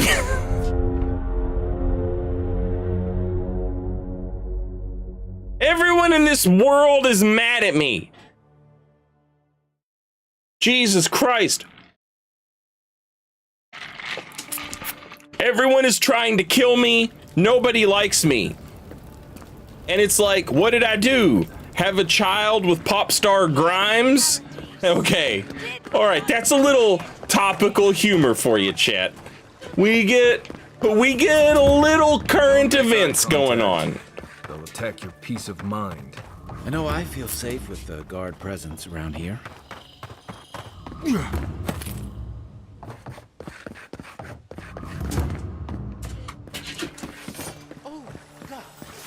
Well, that didn't take long.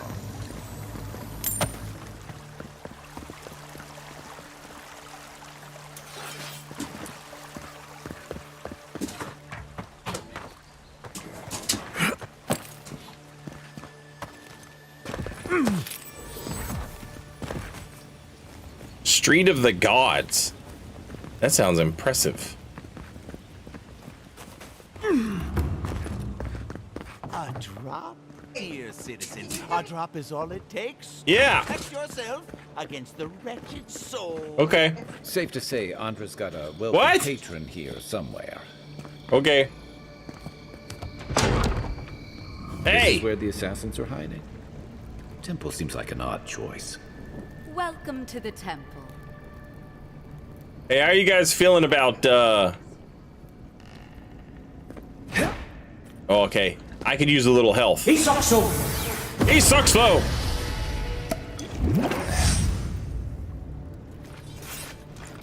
Alright, let's see what's up. Eloe! Hail and well met. Hail and well met to you as well, Eloe! Oh, you must be the Adiran envoy. How wonderful to meet a godlike in our holy sanctum. I take it you're here on official business. I'm hunting down whoever killed me. Killed you? Goodness me. Oh, you must be talking about those awful rebels. People say they're outlaws blending in with honest citizens, killers and cutpurses of the lowest sort. But why ask me about the... Wait, you're not implying that I'm involved with that lot, are you?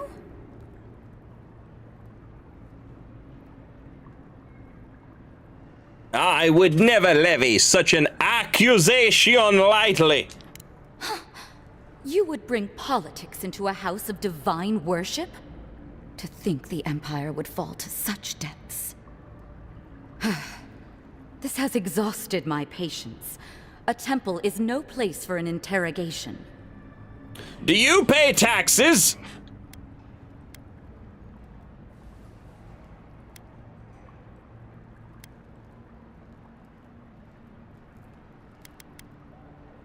You care about Paradis. So do I. Let me help. Not to be rude, but Adirans only care about law and discipline when they can impose it on others. Well, at least she wasn't rude. Why would anyone from Paradis trust the word of an Adiran, much less an envoy?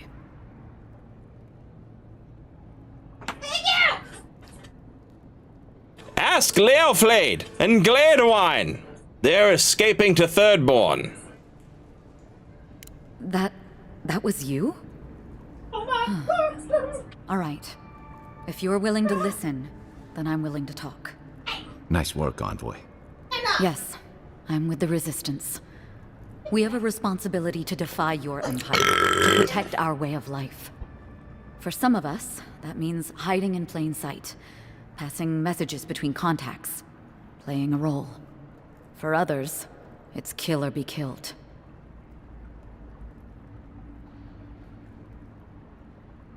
I could be sympathetic to your cause if I knew more about it. Ask me anything you like, but be warned, you aren't ready for the answers. You want answers? I want the truth! You can't handle the truth! What does the Resistance want? To be left alone. Paradis was fine without Adir. Your empire inserted itself where there was no need. You've impoverished us, turned my brothers and sisters into beggars, squatting outside our own city walls. Which of your people killed me? Eagwolf, a powerful man, but not in the way Adir understands power. When he knocks an arrow, the gods hold their breath. If you think you can reason with him, don't bother. You have nothing he wants. That's the second time we've heard this name. A notorious assassin and widely considered the leader of Paradis resistance movement. He fights against the oppression of Adrian politics and the cruelty of the Still Garrote. Why target me? The city is full of Adarans. None of them are the Emperor's plaything. You must be special, and not in a good way. I have nothing more to say to you. If you're so eager to die again, the one you want is downstairs in the cistern. No doubt sharpening his blade. Here's the key. Now that my cover is blown, I won't be needing it anymore. The door is on the wall to your left.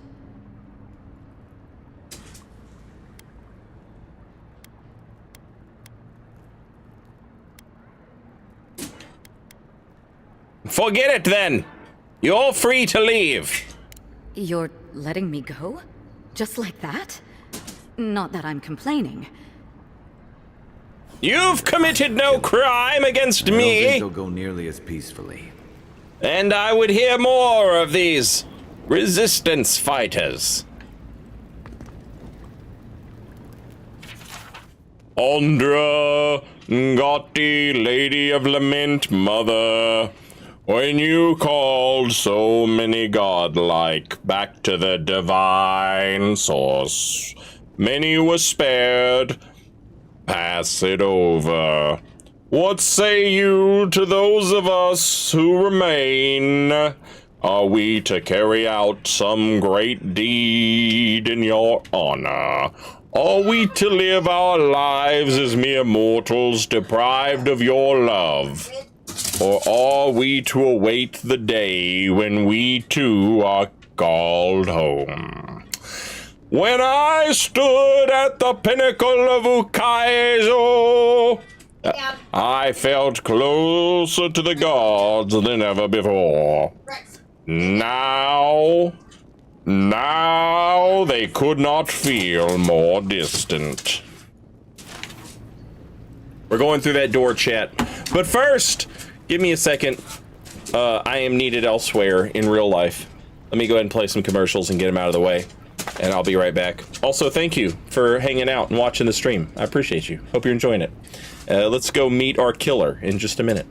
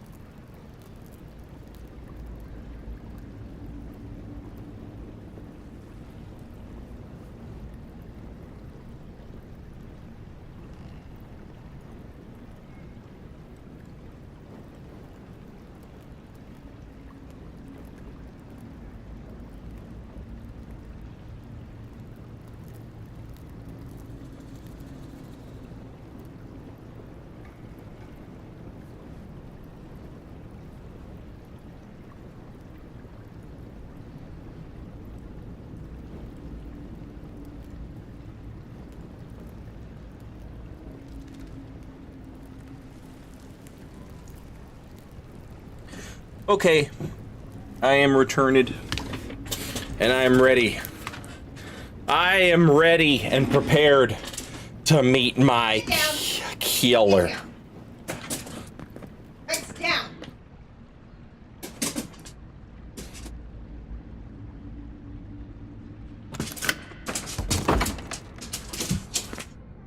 Hey dogs, won't you on quit?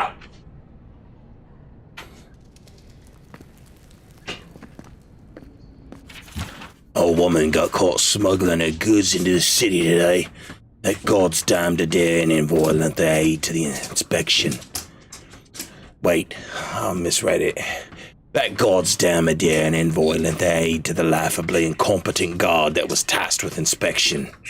If not for help from the godlike, I'm sure that our contact would have made it into the city just fine. She was hauled away to some cellar or another. I just hope that whatever fate awaits her isn't too harsh. Our woman got caught smuggling her goods. Oh, the bomb. Remember I found the bomb, chat? Yeah. And the bomb was gonna go to the guy who's tried to kill me? Hell no! Oh, hell no! That completely illegal grenade. Stale air, thick darkness, and a smell that peels your eyes back. Reminds me of home. No, I just skipped it back.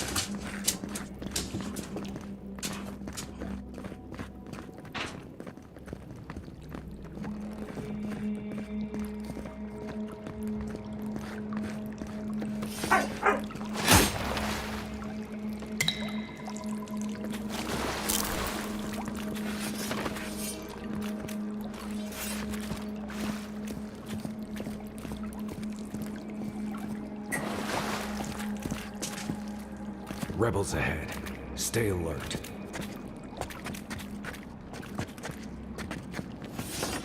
You take lead.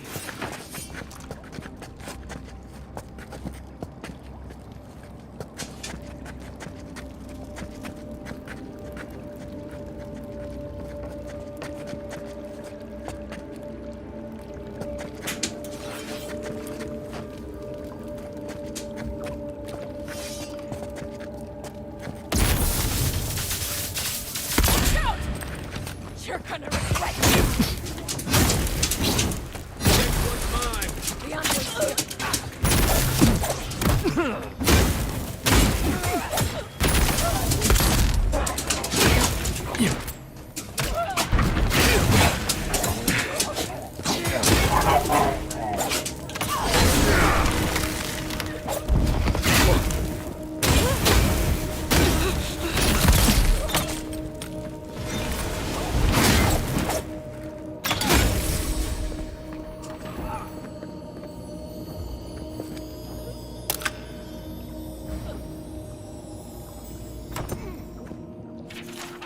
This page looks like it was pinned recently and then ripped from its binding. What have I done? I made a terrible mistake. Either the prophecy was wrong or I misunderstood it. Either way, I am damned. I have to hide this journal, scatter it to the sewers, where even the gods cannot find evidence of my guilt. Forgive me, Whipplenut Boson!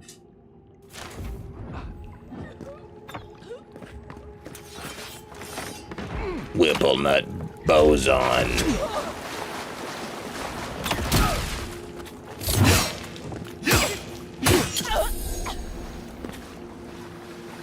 These people aren't trained assassins. They're just regular people with weapons.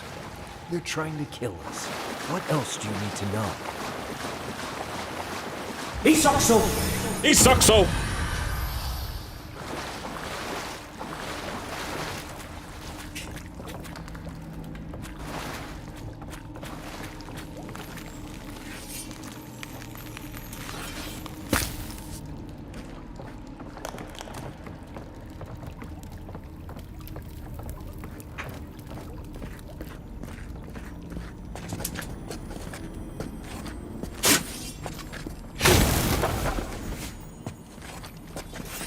Watch out. Pressure plates on the floor.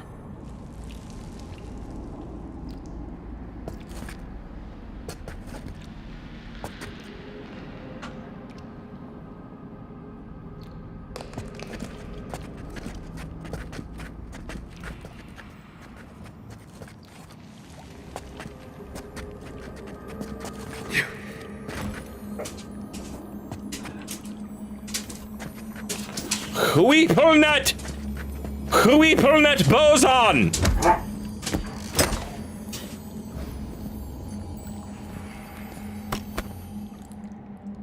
What's up with them boots? Apple bottom jean boots with the fur. Plus 10 maximum health.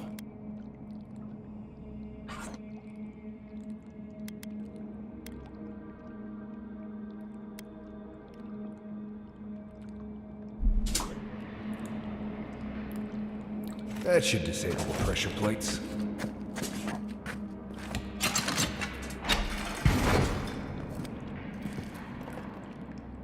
If you want help burning through that, just say the word. My sources tell me an envoy is coming from Ada. Strange.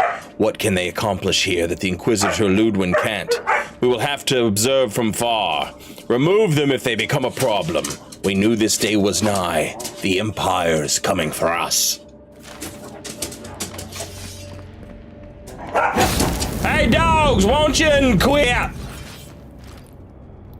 Quit it!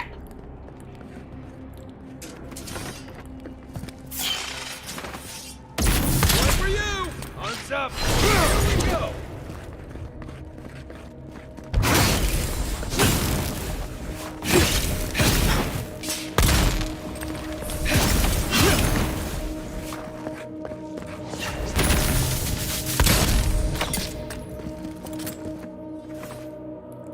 That's one for us.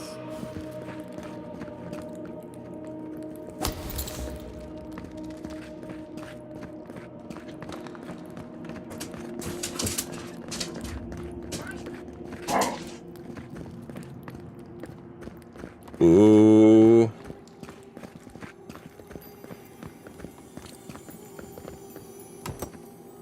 You know what that web means.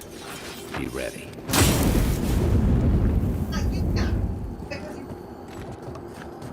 More blessed day spiders. Fleet.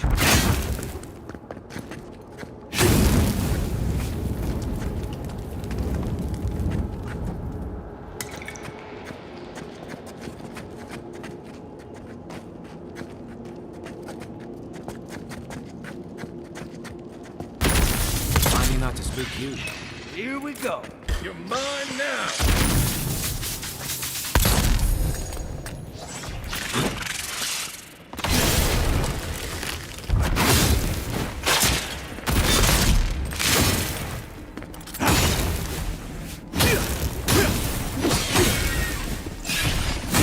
Oh, hell no!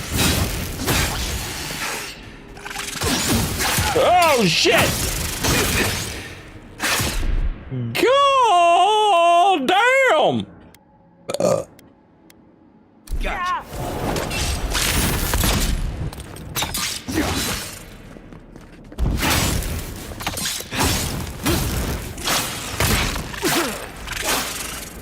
Jesus Christ! Jesus Christ! He sucks so. He sucks so. The left.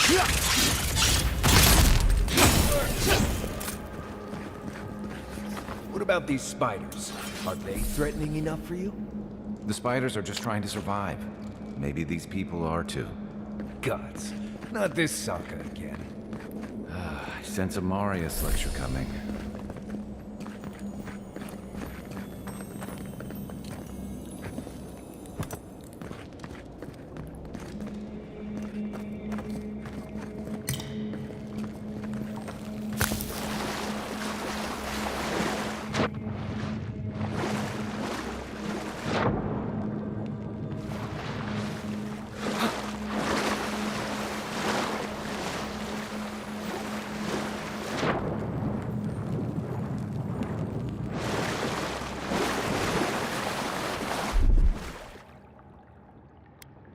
One moment.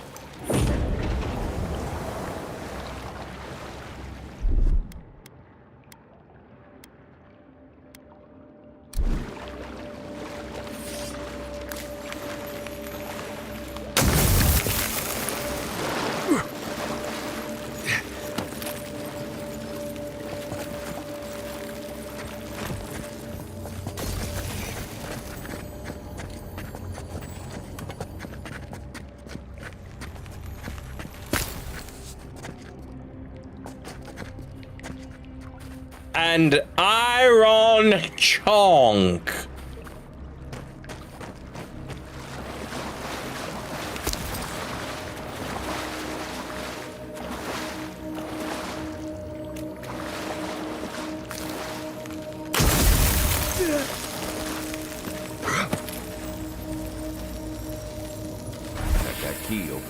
double doors we saw on the way here.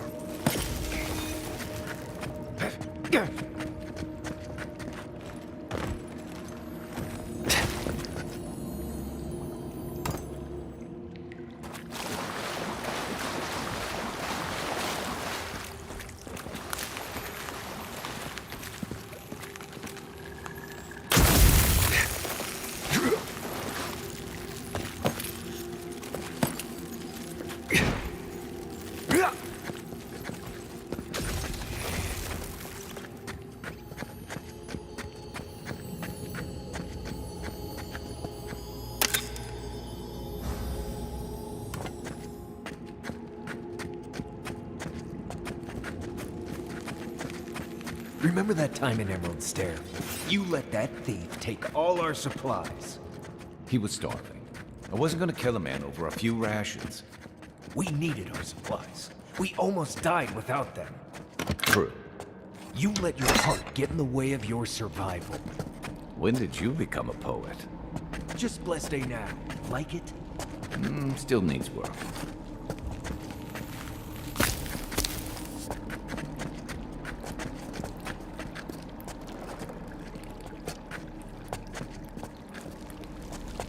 Ooh, but you have to wonder, chat, might there be treasure in the water?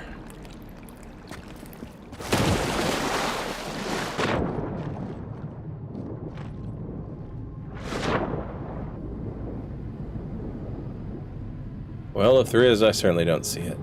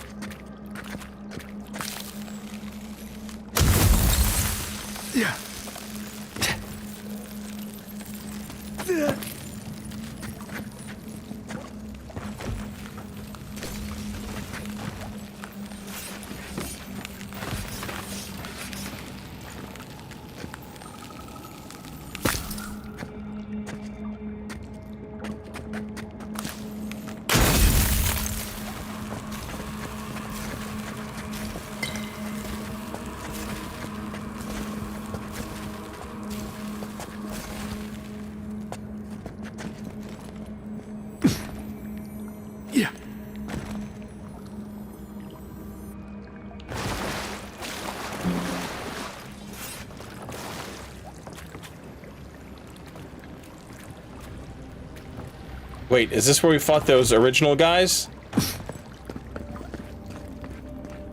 It is. This is where we fought the original guys.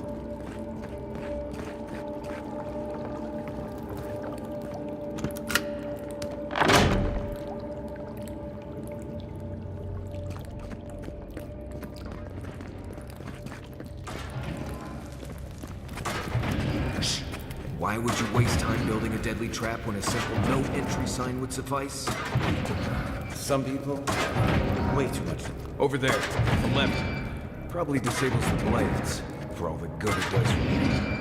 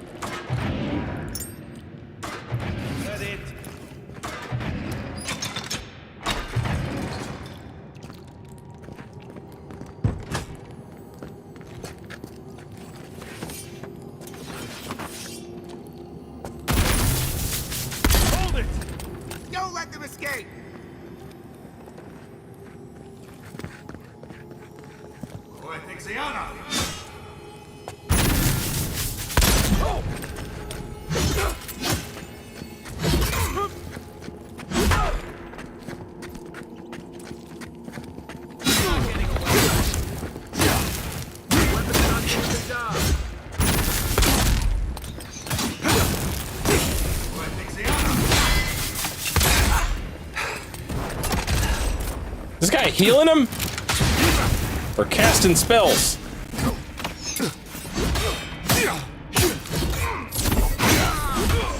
Ain't doing shit now.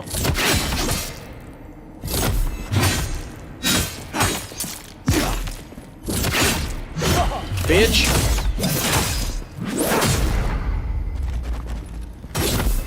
Didn't think that one. You're still mad about that thief, but we made it back to town, even without our supplies. Not the blessed a point. You see a threat, you stop that threat. You don't give it your rations. You think everyone's out to get you. This is why you don't have more friends.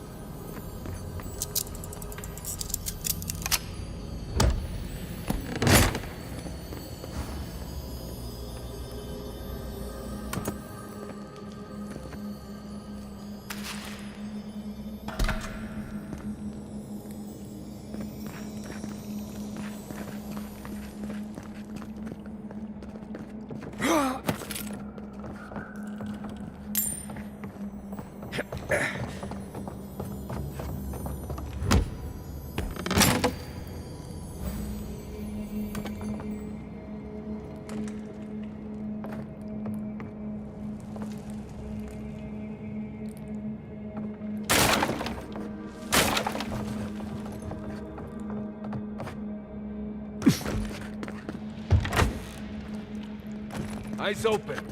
Quiet as the depths.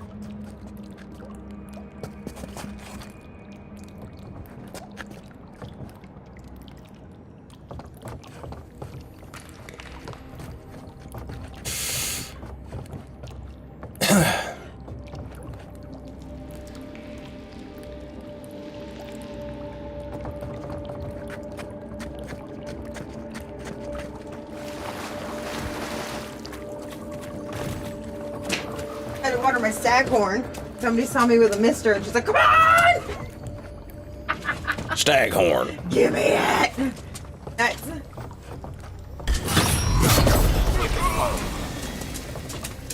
Is someone there? No. Found you. No, you didn't.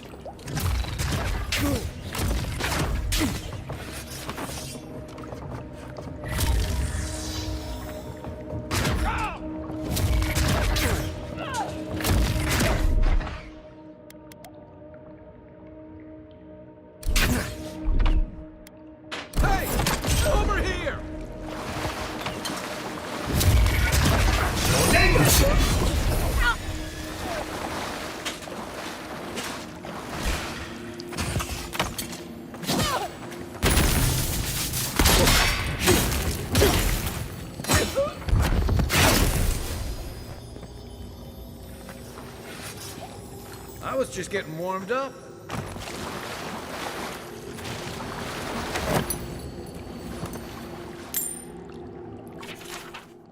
Now my sources tell me the envoy is a godlike. This changes everything. This prophecy says a godlike will come to the living lands, and death will travel in their wake. We must act now, and halt destiny in its tracks, even if I must spill godlike blood. Motherfucker said prophecy. Not only is he a terrible assassin, he's a terrible fucking speller. Dumb bitch.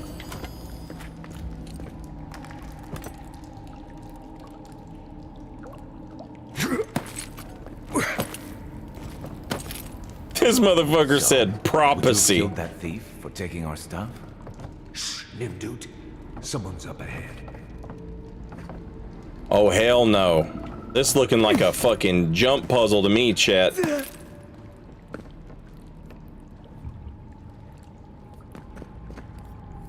Oh. Oh. Oh no.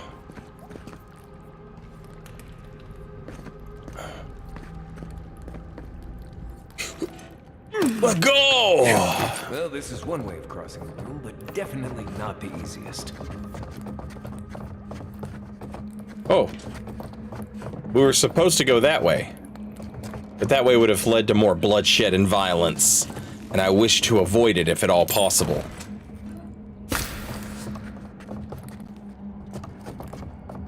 I am a benevolent My money says our benefactor. assassin's on the other side of that door. Stand up straight, men. But be gay if you want to.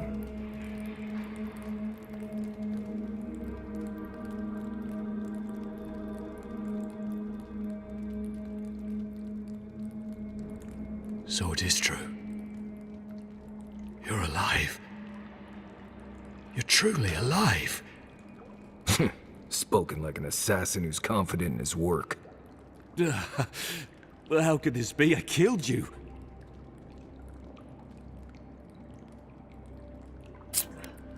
Apparently, I have unfinished business. The whims of the gods are a mystery to us both. Stay your weapon, please. Hear me. Let me speak for Paradise. Then you can decide if we part as friend or as foe. His voice sounded familiar for a second, but then it didn't. Speak then! Envoy, I killed you because the people of Paradise have suffered under the boot of Adir.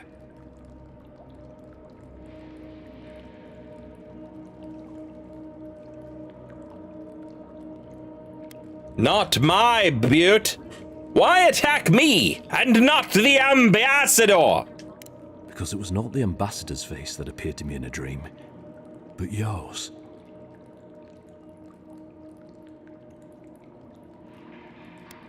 Do you kill everyone you see in your dreams? This was no ordinary dream. It was not imagination. It was communion. Your face was as clear in my mind as it appears to me now. You were standing under the sign of Adir. Your feet became roots and reached deep into the soil, wrapping round Ardra in the darkness. I gotta know, chat.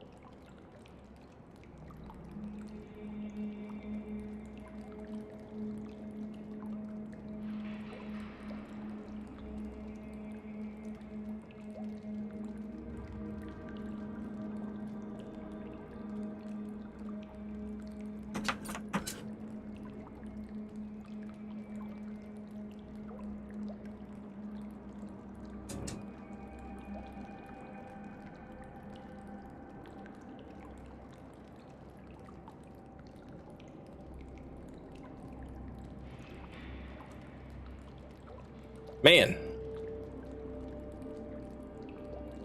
There's not a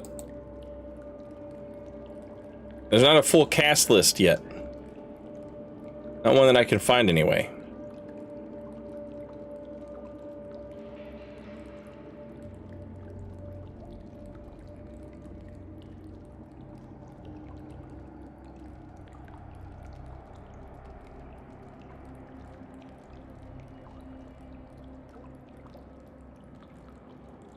This voice sounds so familiar.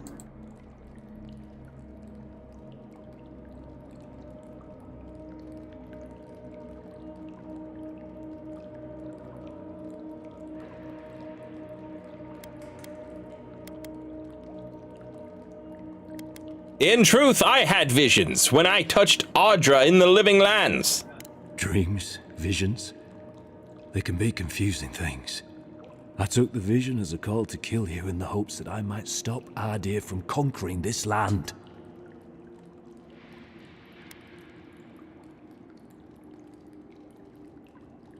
Do you still truly believe that? No. The gods spared you for a reason. And I have faith in the gods. I cannot imagine what the gods want for us, but you are at the center of it. The proof stands before me. There's definitely something. It's written all over your face. The only thing standing before us is a bunch of well-armed people. Let's take this slow. No sudden movements. The gods aren't finished with you yet.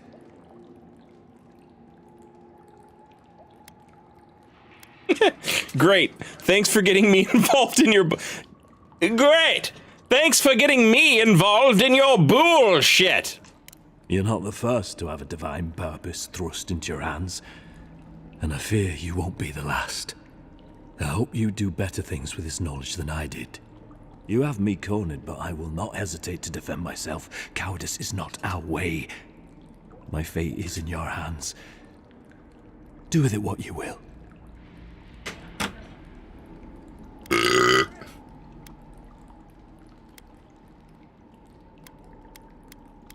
Kai, Marius, what would you do? Normally, I'd say if someone tries to kill you once, don't give them a chance to do it again. But I think he's actually come around to something. It's rare to see a real change of heart. Rarer still to have the opportunity to give someone a second chance. Don't squander it. If you spare him, he'll just kill you again. I doubt you'll get a second chance. Not a huge fan of cold-blooded murder. We survive by removing threats, and this guy is a threat. If you're guided by the hearts of your companions, then they too serve the gods. Eloy told me what the Stilgarrot have done to the people of Paradise. For what it's worth, I'm sorry. If you take nothing else from this, remember that the cruelty of the Stilgarrot has no end.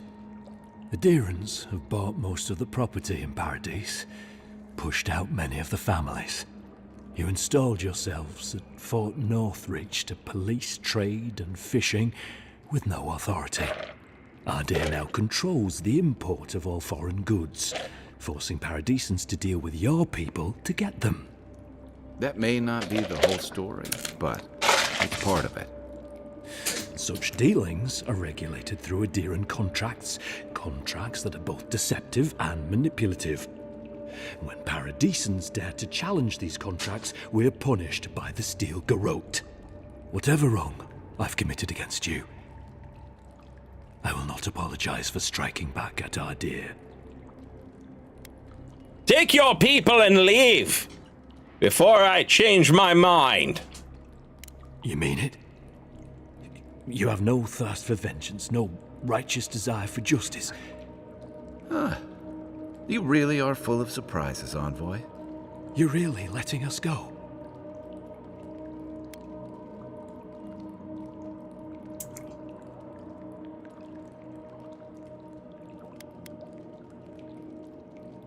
You made a terrible mistake, but the gods saw fit to correct it. You are far more forgiving than I would be under the circumstances. Perhaps you are worthy of this great destiny. Thank you, Envoy. If our paths are meant to cross again, let it be in peace. Big mistake, Envoy. He killed you once. He'll do it again. When a warrior acts with honor, we mark the occasion with a gift, and in my case, an apology. Please, accept both. Free. The hair forgives. the tide ends on the placid shore. We learn, we twine. You know, it's harder to keep you alive if you keep setting free all the people who want to kill you. Relax, Marius. If he wanted the envoy dead, I doubt he'd send us away with presents. Impressive. I'm starting to see why your Emperor trusts you.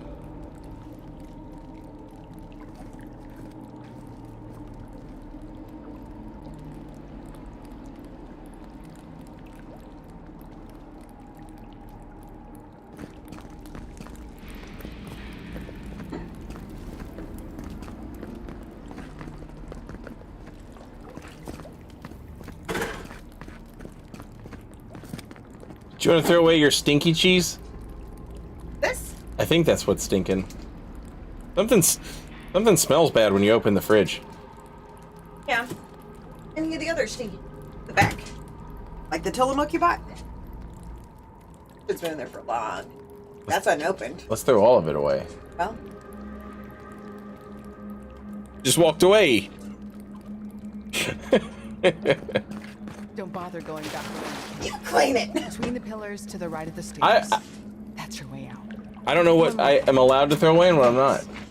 Throw away the cheese. I'll throw away my cream cheese that's in there. Look at the other two. Adherents are true to their word. Usually The other stuff's all new. What about the Inquisitor? You really think? But also cleaning it out because just What about putting the- stuff in there would probably be great. What about the? Do you think the camembert or whatever the hell?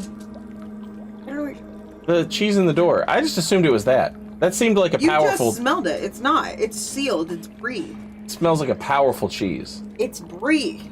Like a thick coat on the outside, dummy. It's not opened. Powerful. No air is in it. Pungent.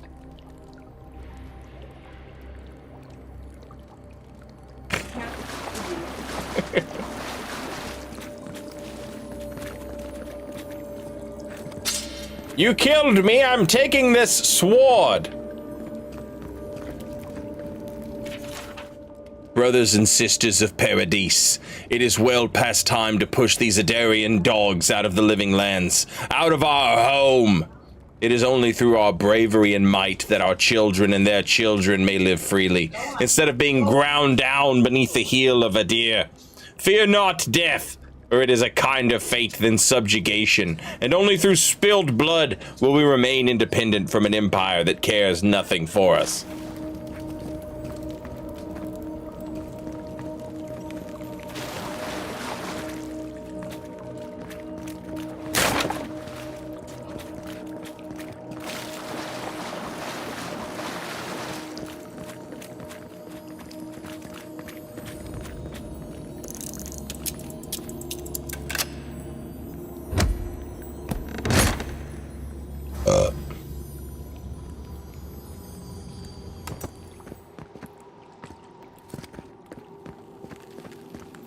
Go away! Go away!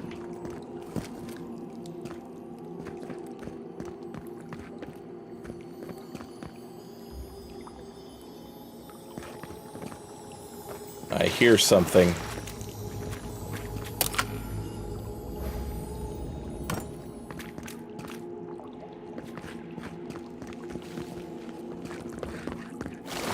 I choose to believe that we're friends with Igwolf now, and that he will help us out later.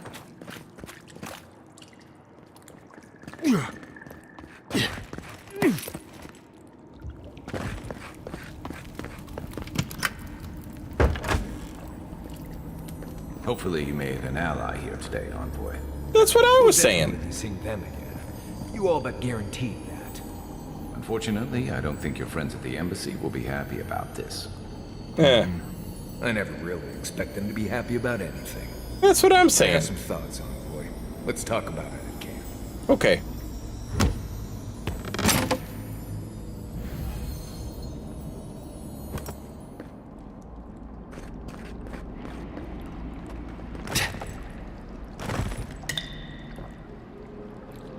Yo, this static goes crazy. Visual static.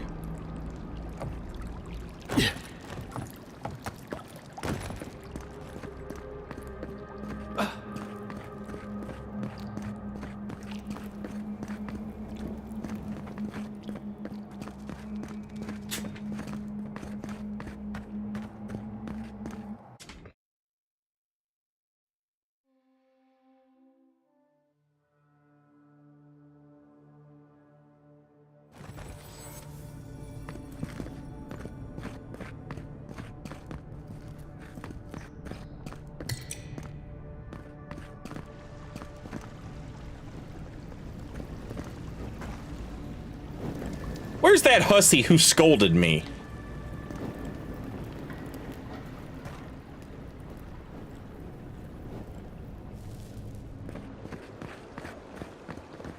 Do not succumb to fear, friends.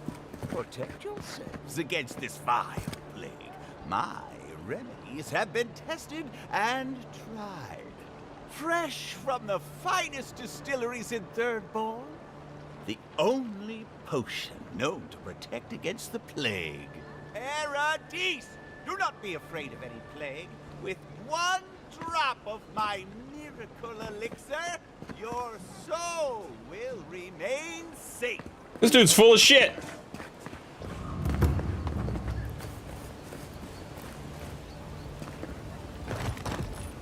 That's the Elven Queen of Adir, I think. They wasted no time putting that up when they got here. Oh.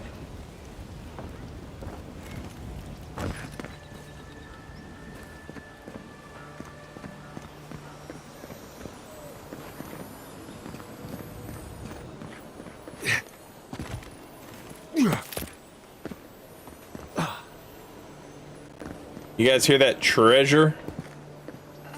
What sweaty Adirian beast used my chair? Feels like they fucked up my poor table, too.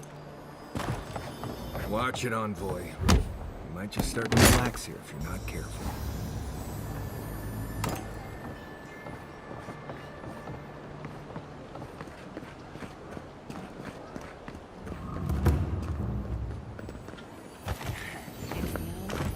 Get him! What? Don't get me! Who's there? Take your best shot. Watch yourself.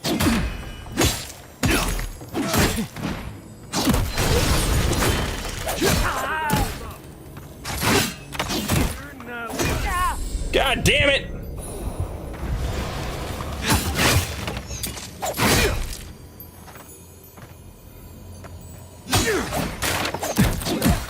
Whoa!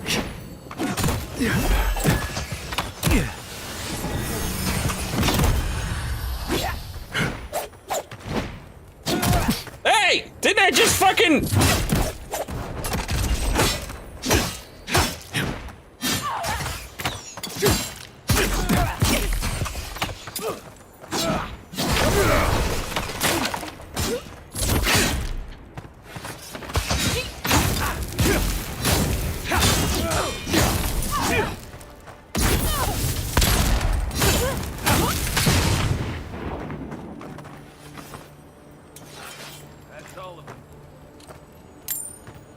Why does everybody try and kill me?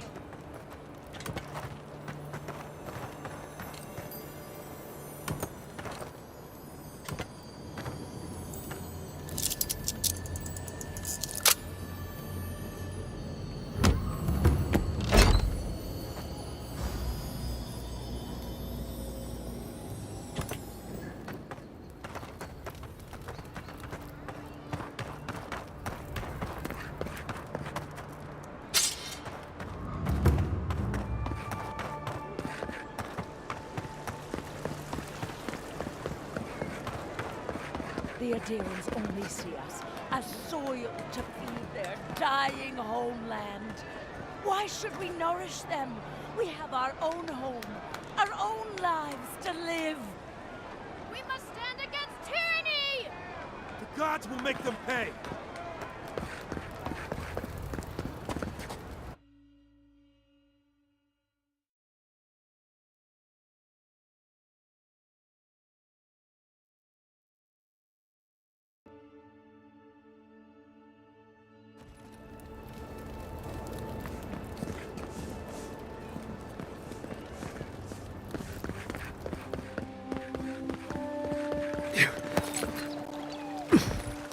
Alchemist Sapiento de Folva has perfected a potion that revitalizes plants. He seemed oddly disappointed by this result.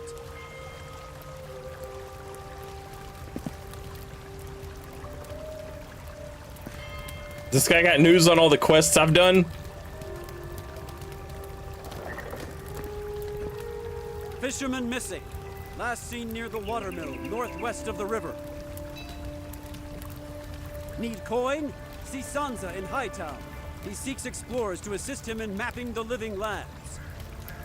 Word says that healing has come to the Strangle Root outside of town. Still, it will be some time before it returns to its former glory. This guy's like the radio station in Grand Theft Auto, when it just talks about the shit that you've been doing.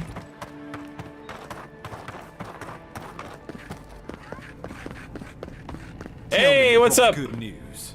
Yeah, I spared my assassin. We are religiously, aligned. Oh, Envoy, you return. And you brought a friend. Ambassador Heelguard, at your service. Always nice to meet an Adiran who isn't trying to goad me into a fight. What of these rebels? The streets are full of rumors, but your word is the only one I trust.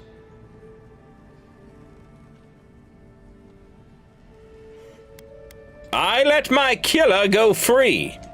You what? Can't wait to hear how you spin this tale. Envoy, tell me this isn't true.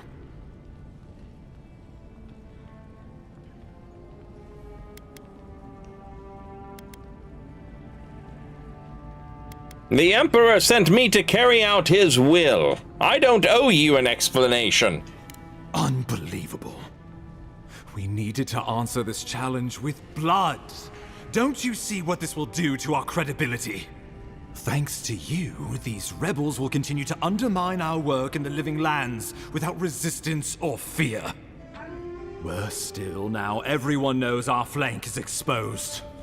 Oh my gods, Ludwig is going to eat us alive.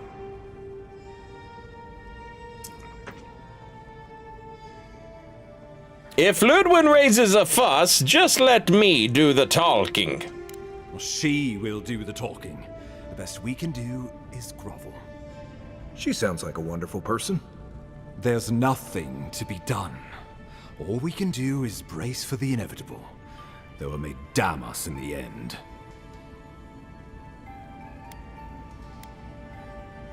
Don't forget why I'm here. The Dreamer Scourge. Oh, yes, that. I'm sending you to Fior Messi Verno, a community of Valian expatriates deep in Emerald Stair. The Animancers may have some knowledge of the Dream Scourge already. Learn whatever you can from them.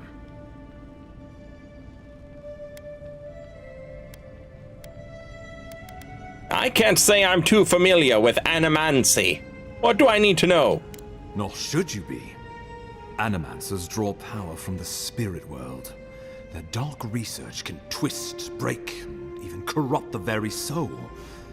The Empire has no tolerance for Animancers, and with good reason. Their work is dangerous, heretical. How does one do animancy exactly? Animancers tinker on souls using clever inventions and ancient pillars of Ardra, siphoning essence like honey from a hive. They want to change reality as we know it, make us live longer, or cause barren lands to grow. For all I know, they might be onto something. Or, with a single miscalculation, they might destroy us all. I'm surprised you'd work with people you think are heretical. Well, you know what they say about the enemy of my enemy? Animancers may be an unpredictable sort, but they are scholars and keenly aware of their environment. Make no mistake, the Empire's at war with the Dream Scourge, and we need allies on our side. Understood. If you have any further questions before I dispatch you to Emerald Stair, now would be the time. I'll save my questions for Fior Messi. Governor Vidaro will be your first point of contact.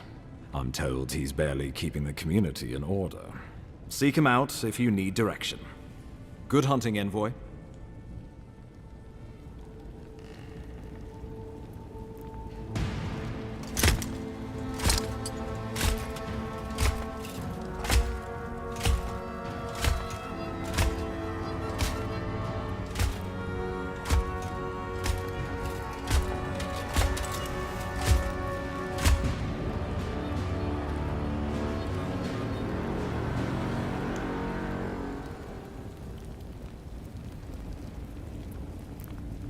Hilgard.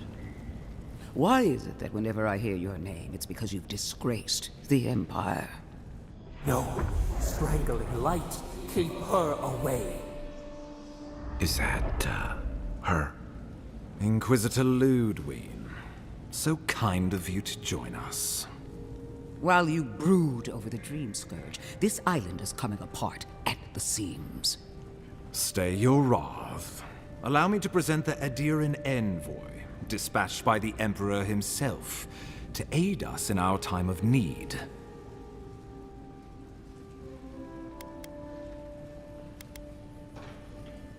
Inquisitor Lodwin, your reputation precedes you. As does yours. Let me deal with him, and I will get back to you shortly. I can't believe you troubled the Emperor to send an envoy. Haven't you done enough to flaunt your incompetence? Under the circumstances, I thought it might be... Silence. You busy yourself with the Dream Scourge. A mere fever and chills, leaving the real work to me.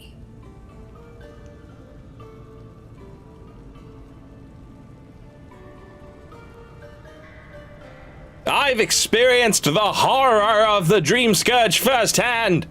We must stop it before it spreads. Even if that were to happen, the living will replace the dead. We will ship them in by the hundreds to fill the empty houses. Oh, gods, Ludwig. I have scoured this island and faced the truths from which you cower. The Living Lands is on the brink of total collapse, and you have ignored the discontent in your own city. Now, the Envoy's killer roams free, unpunished, spreading word of our ineptitude. The blame is mine, and mine alone. Awfully generous for the Ambassador to take the fall like that. I wonder when this will come back to bite us. We should be better than this. Leading by example. This island has seen nothing but us at our weakest. What say you?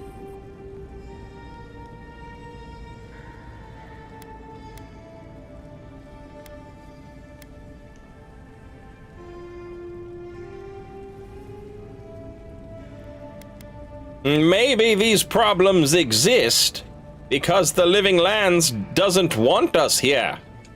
What these people want is irrelevant when we can give them what they need to survive. If you're done eviscerating me, you'll be interested to learn I'm sending the envoy to the Animancers of Emerald Stair.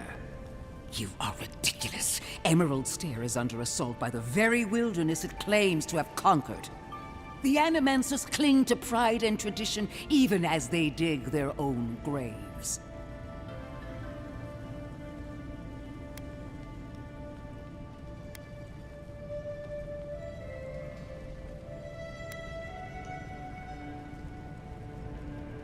Is she always like this? Clearly I've wasted my time with you, Ambassador. From now on, I will break the frontier on my own terms. You are free to disagree with my methods, but you cannot stop me. As for you, Envoy, farewell.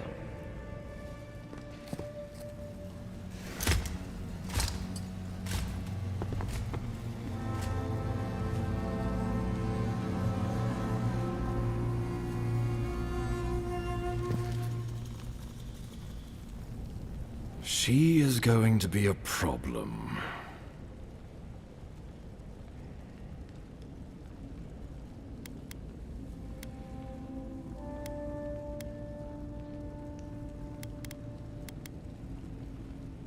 Given the state of your diplomatic efforts here, it would seem she already is. Put her out of your mind. The Dream Scourge is more than enough for us to chew on, at least for now. Since Liviana gave you a clean bill of health, you're officially cleared to leave for Emerald Stair. Fair warning, Animanters and Adirians don't mix well. Their kind can be a tad unhinged. Unhinged is just the way I like it. Well, in that case, you should fit right in. They're a fun bunch. Crazy, but fun. Wonderful. Now I have to keep a tight grip on my soul on top of everything else. Should you cross paths with Ludwig, well, try not to. I have no idea what's gotten into her. Safe travels. I'm told Emerald Stair's beautiful this time of year. We can head to the Eastern Gatehouse when you're ready to go to Fjord.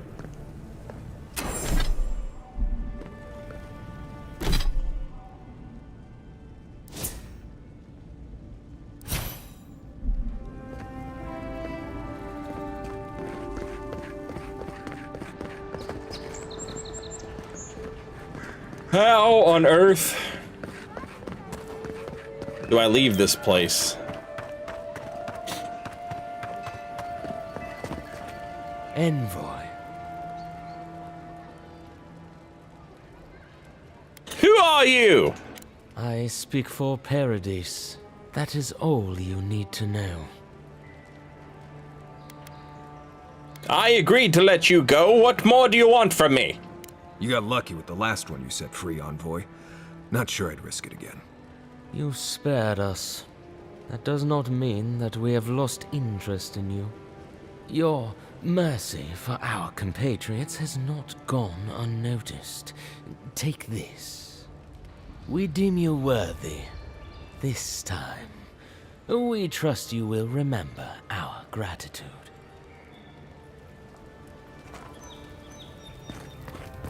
Does this mean I can walk the streets without being attacked by roaming gangs of thugs? I certainly hope so. Yeah.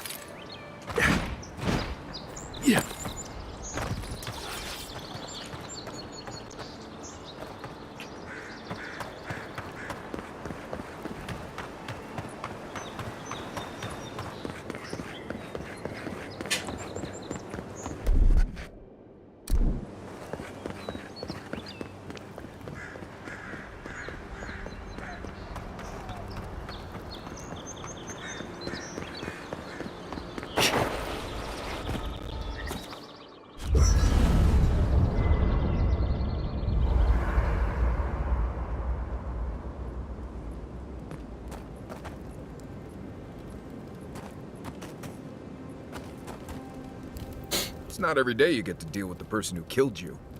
And since you set them free, you get to deal with them again sometime in the future.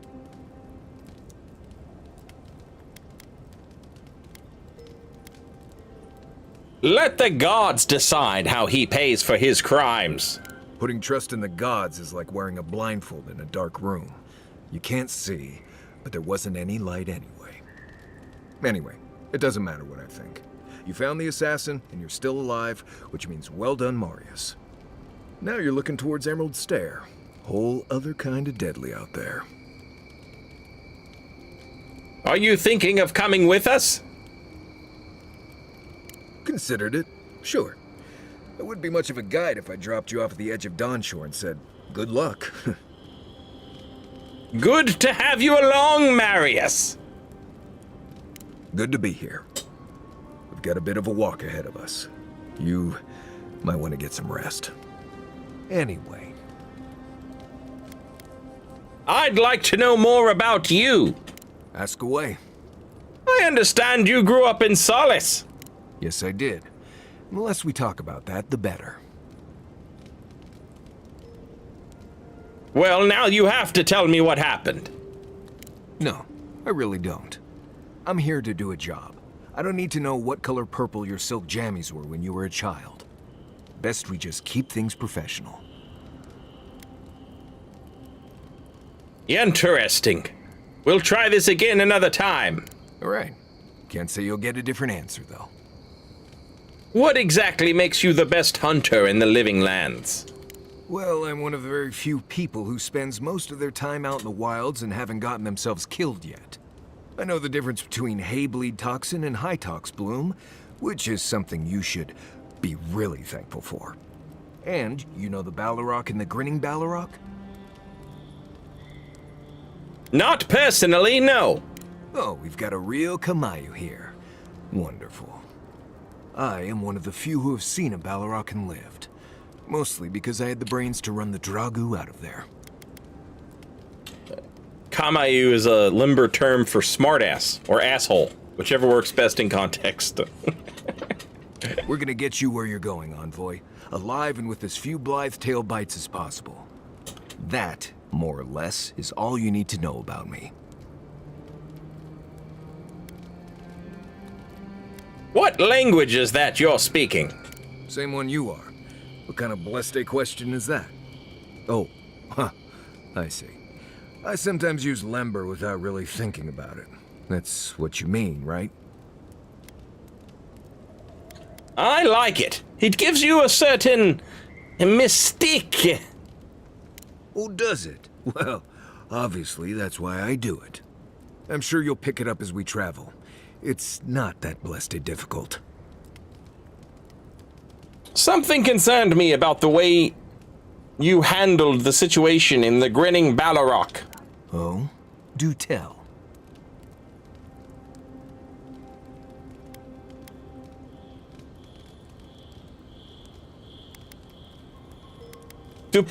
Let's go with this. You seemed to get really upset when he mentioned Solace. We've already talked about this. I hope this isn't going to be a problem. One day I'll get through that cold, hard exterior. Right. Well, until then, let's just keep things professional. Do you get people walking up to threaten you a lot? More often than you think. Someone's always trying to get a reputation by going after people who have one. Turns out those of us who have a reputation sometimes came by it honestly. We've already talked. That much is obvious. I'm not that interesting, and I really don't like talking about the past. Let's worry about keeping you alive for now. Good? What do you need? Right, changing the subject.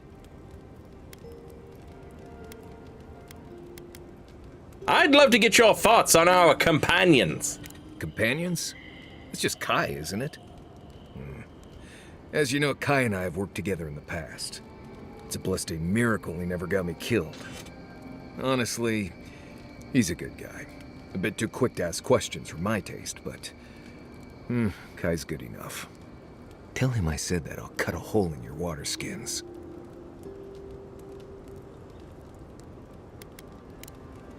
Until next time.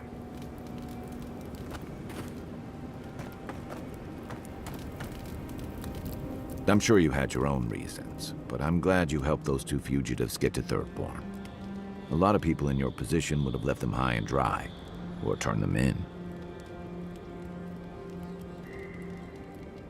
You really don't think much of Adarans, do you? It's not that.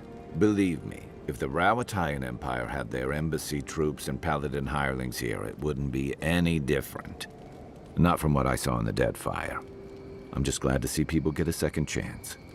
And I'm relieved to know you're the kind of person who's willing to grant them, even when your official duties might suggest otherwise. You've got lots to say about second chances. Something you want to confess? I've been told I snore, so I hope you don't exile me from camp. Night, Envoy. They have exclamation points over their heads, and I don't know if that means, you know, just like, oh, there's still some dialogue you haven't, like... By the way, I never met that Orlan girl before in my life. What Orlan girl? You remember. The one in the camp in Shadow Peaks, with the thing on her head? Oh, yeah. Nice eyes, chipped tooth. Thinking about her again, huh? You thought we had a past or something. I'd never seen her before in my life. We could see her again if you want. I think she liked you. Well, anyway, just wanted to clear that up. Yeah, a good talk. Some women like the brooding, mysterious type. Oh shit! Power attacks deal high shock accumulation. Power attacks deal high shock accumulation to nearby enemies. Killing an enemy has a 25% chance to cast Crackling Bolt.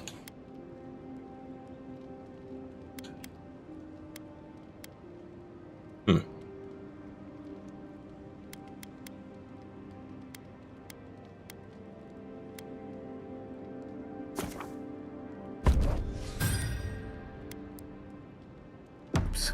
You just gotta work on your small talk.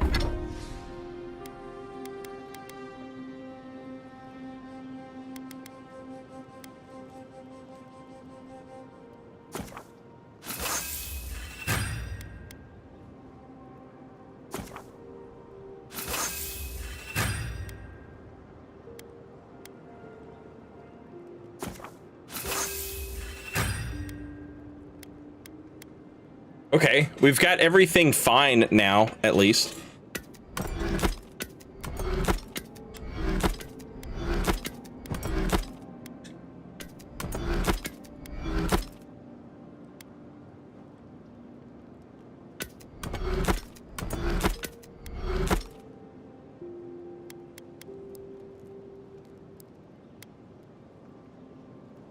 Fuck.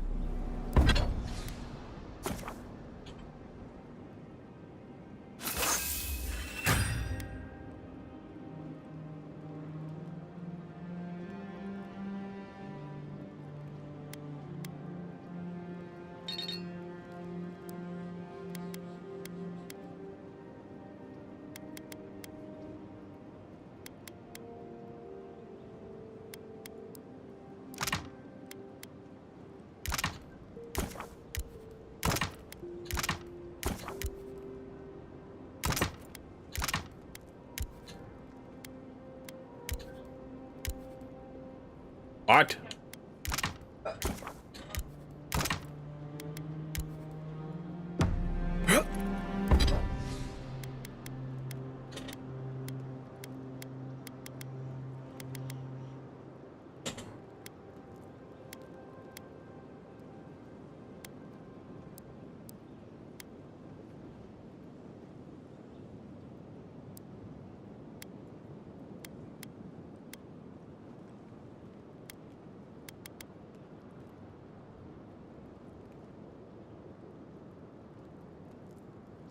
Damn.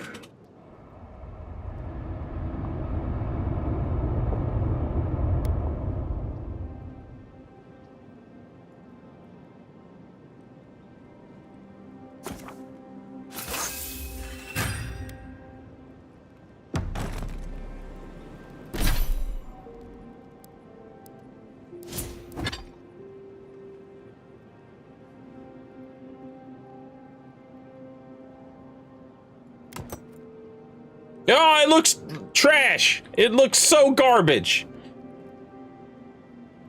Fucking wife beater ass.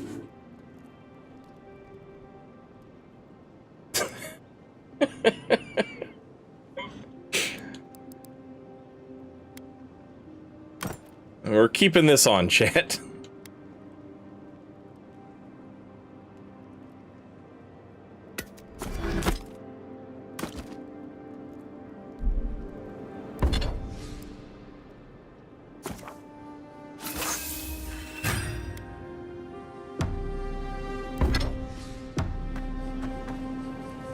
Oh, right, I forgot. You can just transmorgify.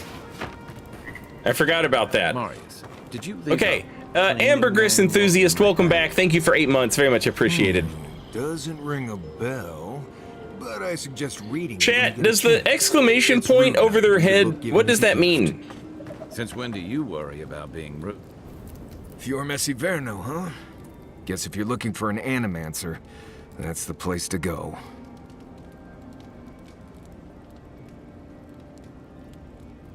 We can get supplies there, too. Grains, vegetables, real food. I suppose rations and the occasional small game isn't enough for you. Maybe I'll stop taking Kai on hunts. We'll get a lot more meat without him trying to, help. We can't survive on rations and meat alone. Aye, Your Majesty.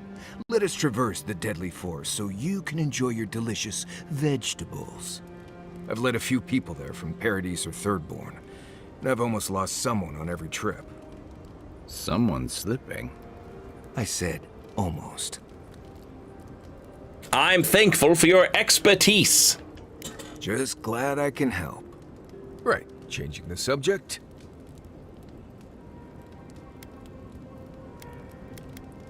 Right, what do you want to know? Any tips for surviving in Dawnshore? Let's see. Normally you look for some shelter first. Cut down a few small trees, gather moss to keep the wind out. Nothing too elaborate. With so little tree cover, you want to keep moving.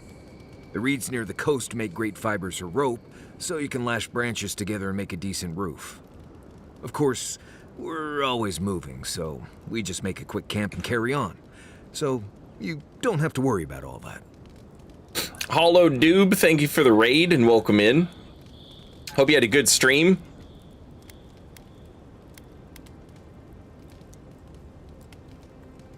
What can you tell me about Dawnshore? Lovely place, as the Living Lands goes. I advise most people to stay around here if they're looking to settle. Paradise isn't the safest place in the world, but it is the safest place in the lands. Walls and guards go a long way out here. Other than that, you've got bits of forest, grasslands, some caves, cliffs, and all sorts of things to get you into trouble. This is the easiest place to survive in the Living Lands. Enjoy it while it lasts. Huh. Heard an envoy from Adir showed up and got himself killed. Other than that, nothing. Honestly, I don't listen out for gossip much. I don't know what to tell you. Right. Good talk. Okay, he's all exclamation pointed out. Not everyone warrants an assassination attempt, you know. You should be flattered. I'm used to poisoning attempts. This was much more exciting. The Adiran court's more interesting than I had assumed. More merciful, too. Don't get me wrong, I'm impressed. Not many in your position would have let him walk away. It was the right thing to do. Things aren't always that clear, especially when you're staring down a man who tried to send you back to the wheel. But I like your certainty. Why'd you do it?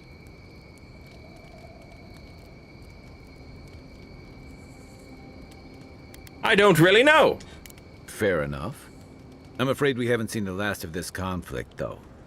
Eagwolf isn't the only hothead in the Living Lands, and he's certainly not the only one with his hackles up about all you Adira newcomers. And Ludwig and the Steel Garrote are only making matters worse. What does the Steel Garrote have to do with anything? They're a match to a powder keg. Your ambassador and the rest of the Adiran forces have been dragging the frontier, kicking and screaming towards order and civilization. All the things that half of us moved here to escape. Then, one day, Ludwig and the Steel Garrote show up to reinforce the Adiran presence, and they're as harsh as Wodaka herself.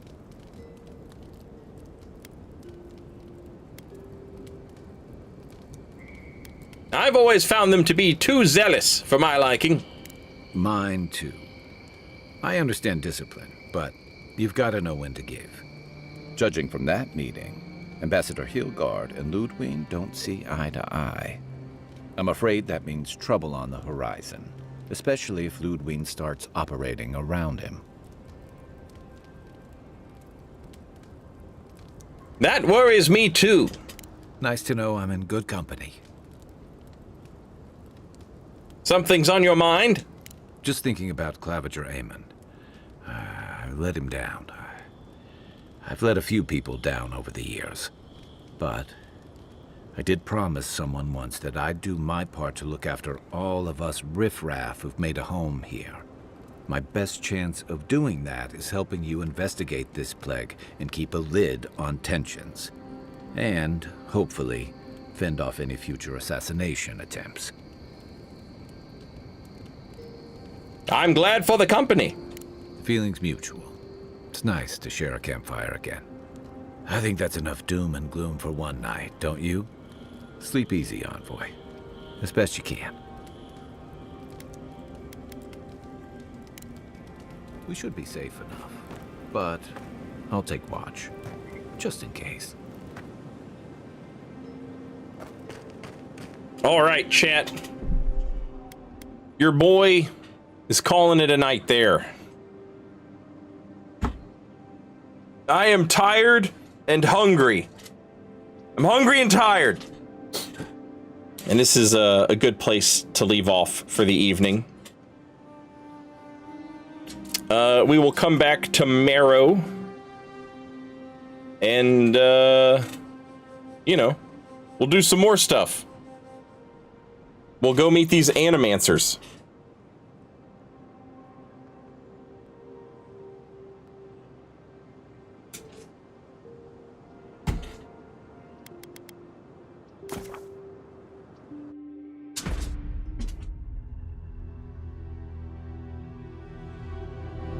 And I'm sure we'll get into more vicious killing matches as well. Hell yeah. I am enjoying the hell out of this game. And it's a really nice, fun thing to do. I was considering replaying Monster Hunter, but I was like, man, if I replay Monster Hunter, when Wilds comes out, I'm gonna be like, what if I'm Monster Huntered out, you know? So this is working out perfectly, because it's something way different enough. You know what I'm saying?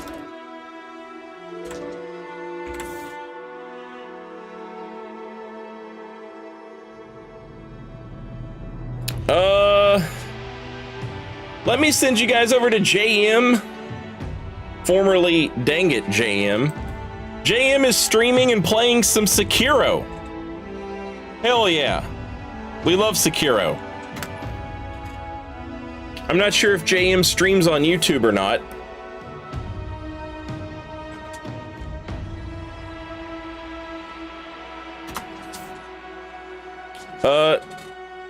I will put the Twitch link in YouTube chat if anybody from the YouTube chat wants to jump over to Twitch and come hang out with JM and us as we watch some Sekiro.